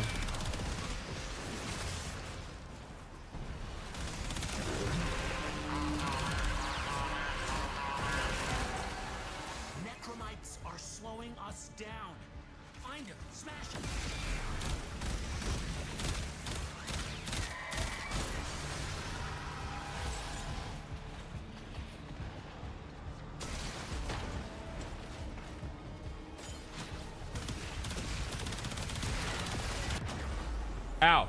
Oh, fuck, I didn't have my shield up. Can I get a res? Thank you. You live out in the boonies? No, I don't live out in the boonies. I live in California. I moved out here for work, and then I got laid off. And then I stayed because I didn't really have much of a choice at the time. And then now it's just like I don't want to go anywhere because of, well, also because of now like YouTube and work right now. Being out here gives me a lot of other opportunities to be able to, you know, do a lot of different stuff. And I have people out here too, right? And like I'll eventually move back to somewhere far more affordable. It's just not happening at the moment. Also, on top of that, if I move back home, one of the biggest problems that I would run into moving back home is the fact that I wouldn't get this like high quality of internet, I don't think. They don't have fiber back home.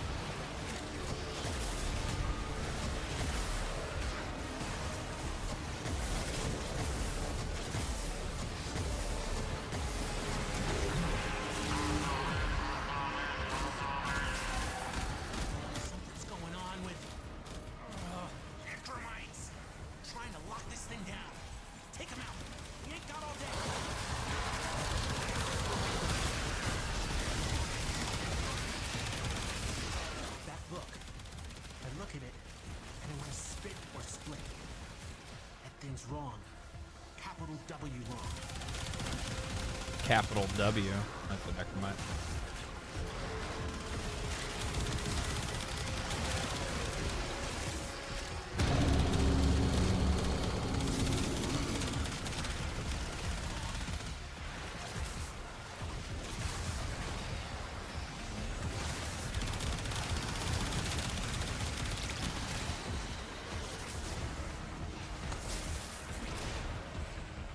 I feel that I live out in the mountains, but I commute to work. Thank God for Starlink. I can finally be online. Yeah, yeah, I couldn't do that obviously with what I do. I know some people that live like up in the hills and have to use fucking Starlink that are streamers and shit, and that's they have a lot of problems. Like, you get a nice house and some nice some nice privacy, but the problem is that when you're that far out and you don't have access to like high quality internet and shit, it's a fucking pain in the ass. Especially when your work is all online. I couldn't imagine if I had bad internet. Fuck, holy shit, I'd be in some trouble.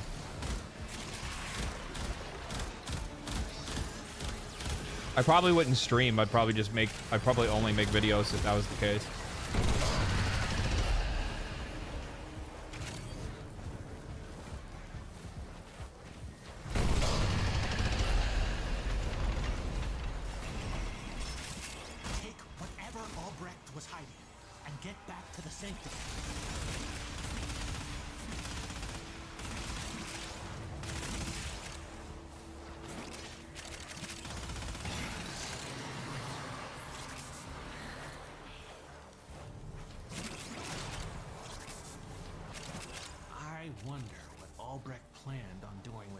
There's no way I get like 3 shards in 5 runs. That'd be fucking crazy, right? That'd be fucking crazy, right? 2 reds so far. What if I get 3 reds? If I get 3 reds, that's a Tau shard. That's a fucking banger run. That's a banger weekly there. That's all I gotta say.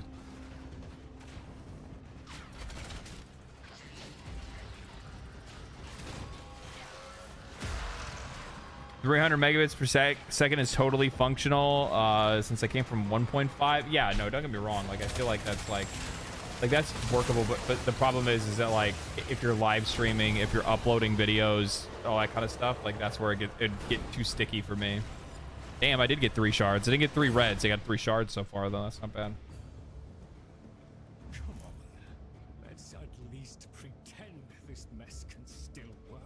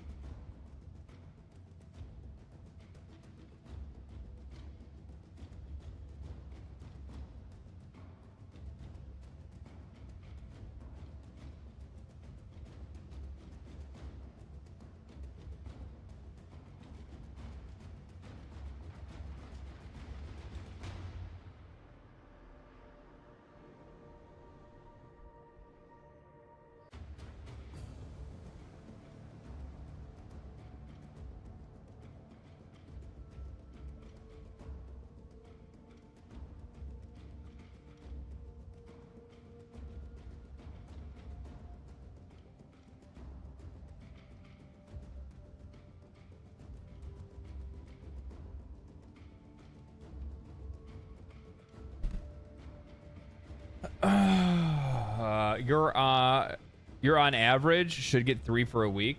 Oh, really? Well, I mean, like 3. Are you saying like 3 plus your shard that you get for your weekly, or 3 in general? IMO, solo's a no-go. Perfect.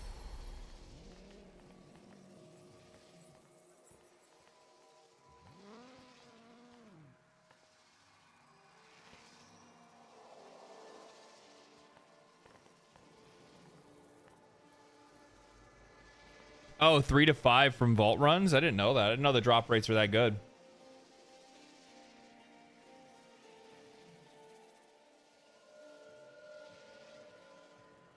I genuinely didn't know the vault runs were that good. I'm sorry.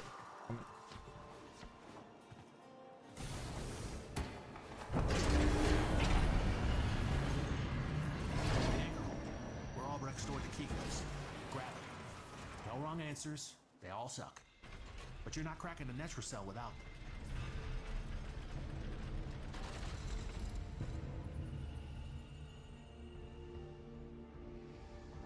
them. Now Tau is another story. Wow, okay. You got your glyphs. So, hit the terminal to exit into the labs.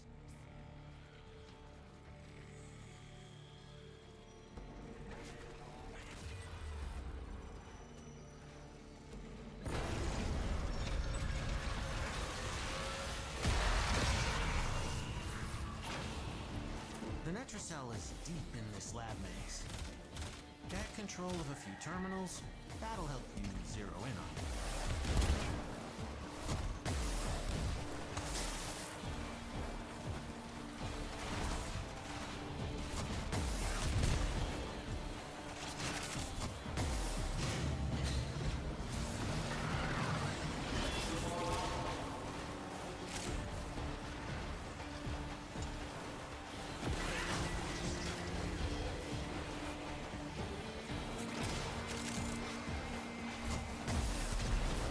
Get this shit taken care of.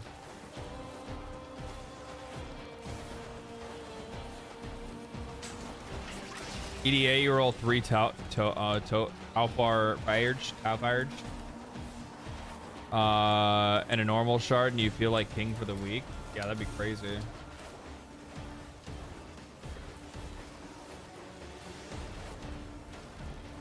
Is EDA one run?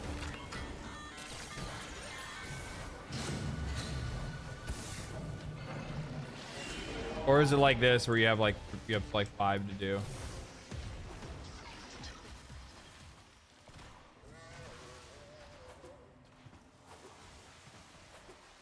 One run, 3 missions back to back. Oh, okay. So be ready. I was afraid of this. Netracell's security system won't open with all the uglies around. Clear them out and make sure the system can see you doing it.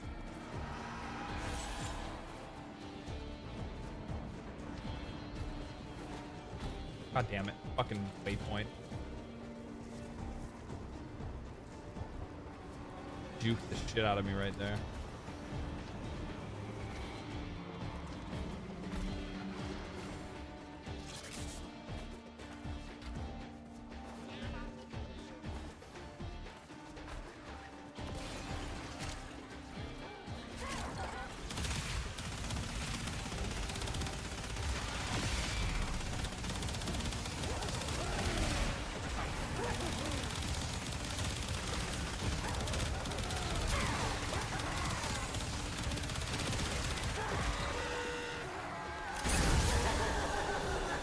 Lathon.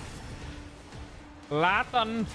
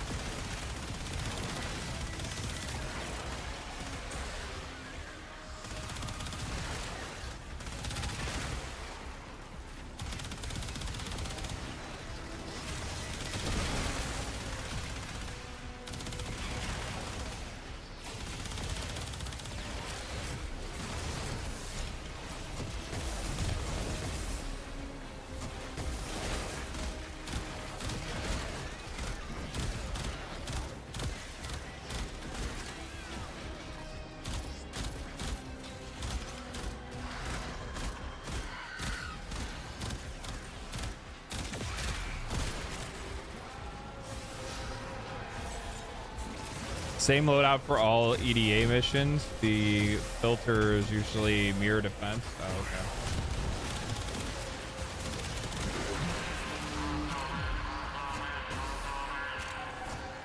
Albrecht's damn Netramites are reinforcing the Netracell. Your hands are tied until you knock them out.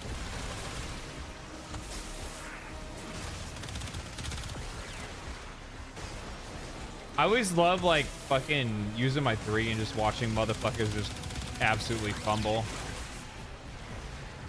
Just fold them and just fucking shoot them. Love it.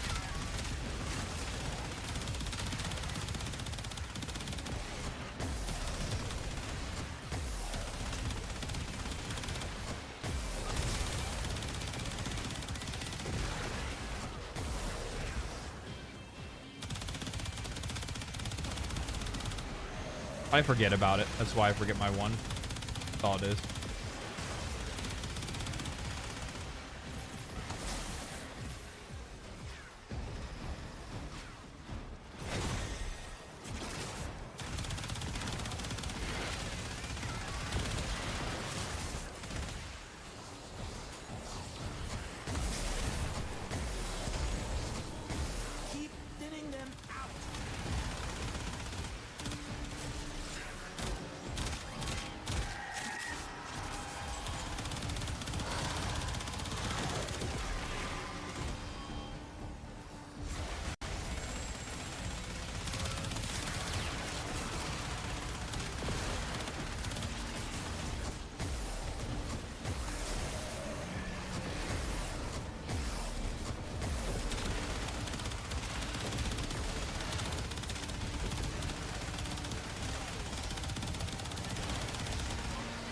You put Roar over Embers 4?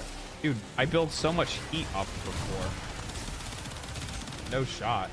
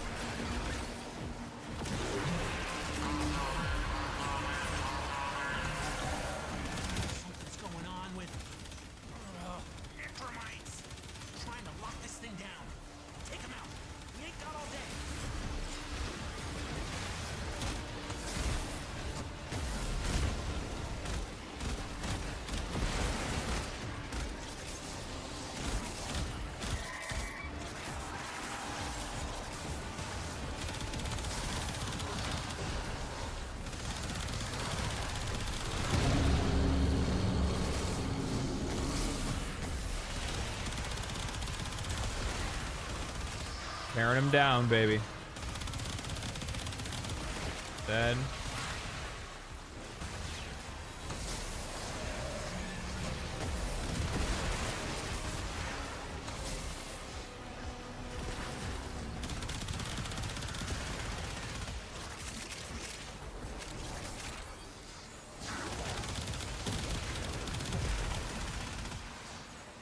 that's pretty sick.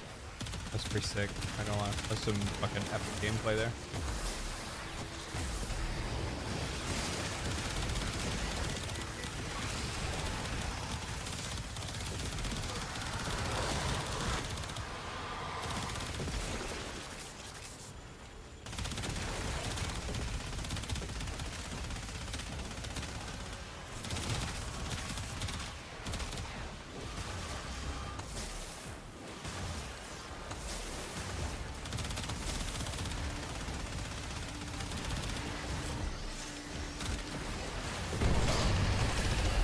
Go, let's go. Got it. There's multi-target fireball storm. I didn't know that. Take whatever Albrecht was hiding and get back to the sanctum. Ooh. No complaints there.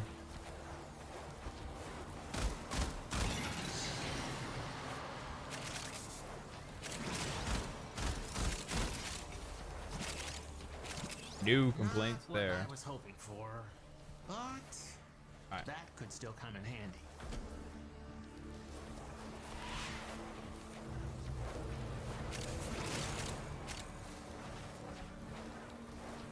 Get our ass out of here and see what our loot is.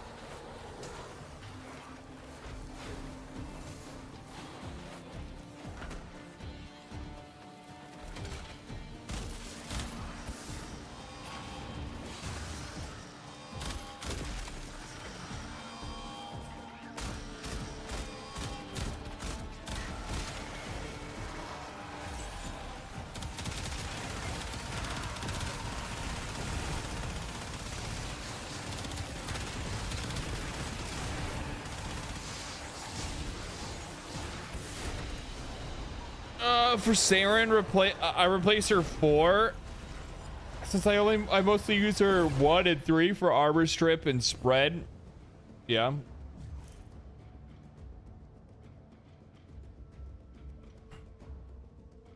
Damn. So I got 4 today, and 3 of them are red.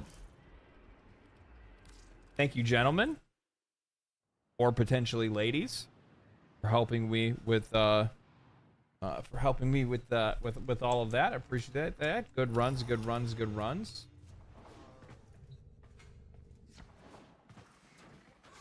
Gross. Gross. Oh, I have to look at a different frame. I just want to see like how many do I have right now. 4 reds. 3 I have 4 reds, 8 blues, 6 yellows with 2 tau yellows and 3 tau blues.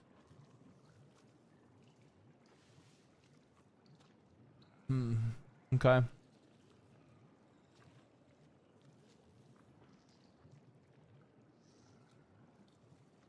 I'll have to figure out what the colors are for, or what colors I'm gonna go with on Saren. Like what I'm gonna try to stack on her.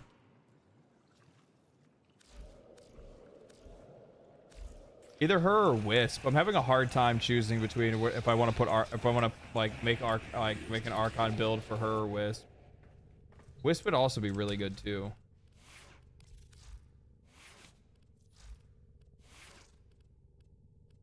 Because Wisp is such like a universal frame. You know what I mean? Like literally, like I get it. Any frame can be usable in any scenario. But Wisp, I mean, she's great everywhere.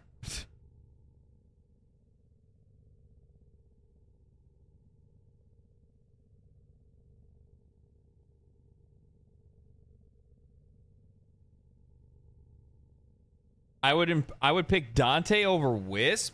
Dante's a base frame. I will not be putting Archons or hardcore investment into base frames. I don't care if I have to wait fucking 2 years to get a prime. Okay? This is how I'm programmed.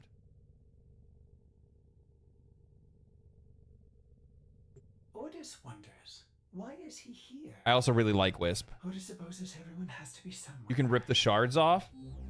Not for free. Not for free.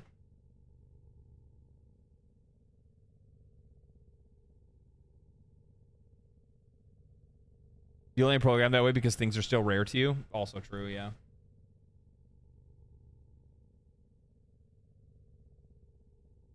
I also love the look of my Wisp as well. That's the other thing too. I mean, I like how my Saren looks as well. I don't know. I'll take some time to think about it. Think which direction I want to go in for it.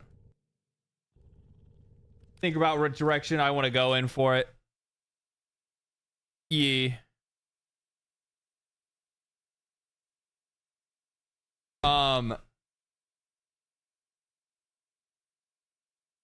We've been streaming for almost 7 hours. Yesterday we streamed for over 9. I'm a little bit I'm a bit torn up.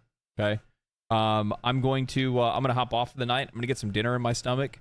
I'm gonna relax and enjoy the rest of my evening. I thank you guys for hanging out today. Thank you guys for the gifted subs, for the donations, super chats, all that good stuff. Starting next week, I'm gonna stream more, so I'm gonna go back to doing 3 days a week. Instead of just doing Thursday and Friday. So we're gonna do Tuesday, Thursday, Friday instead. And yeah, we're gonna go back to doing that. So I will see you guys then. So thank you guys for hanging out today. I will see you guys on Tuesday. Well, then again, I'll probably see you on Monday because I'll be making a video on Monday, right? And then you'll see the video on Tuesday, and then you'll watch the stream on Tuesday. It's like a whole experience all in one day. That's what it ends up being. Anyway, thank you guys for hanging out. Stay cool, stay righteous, stay safe, my friends. I will see you guys next week. Enjoy your week.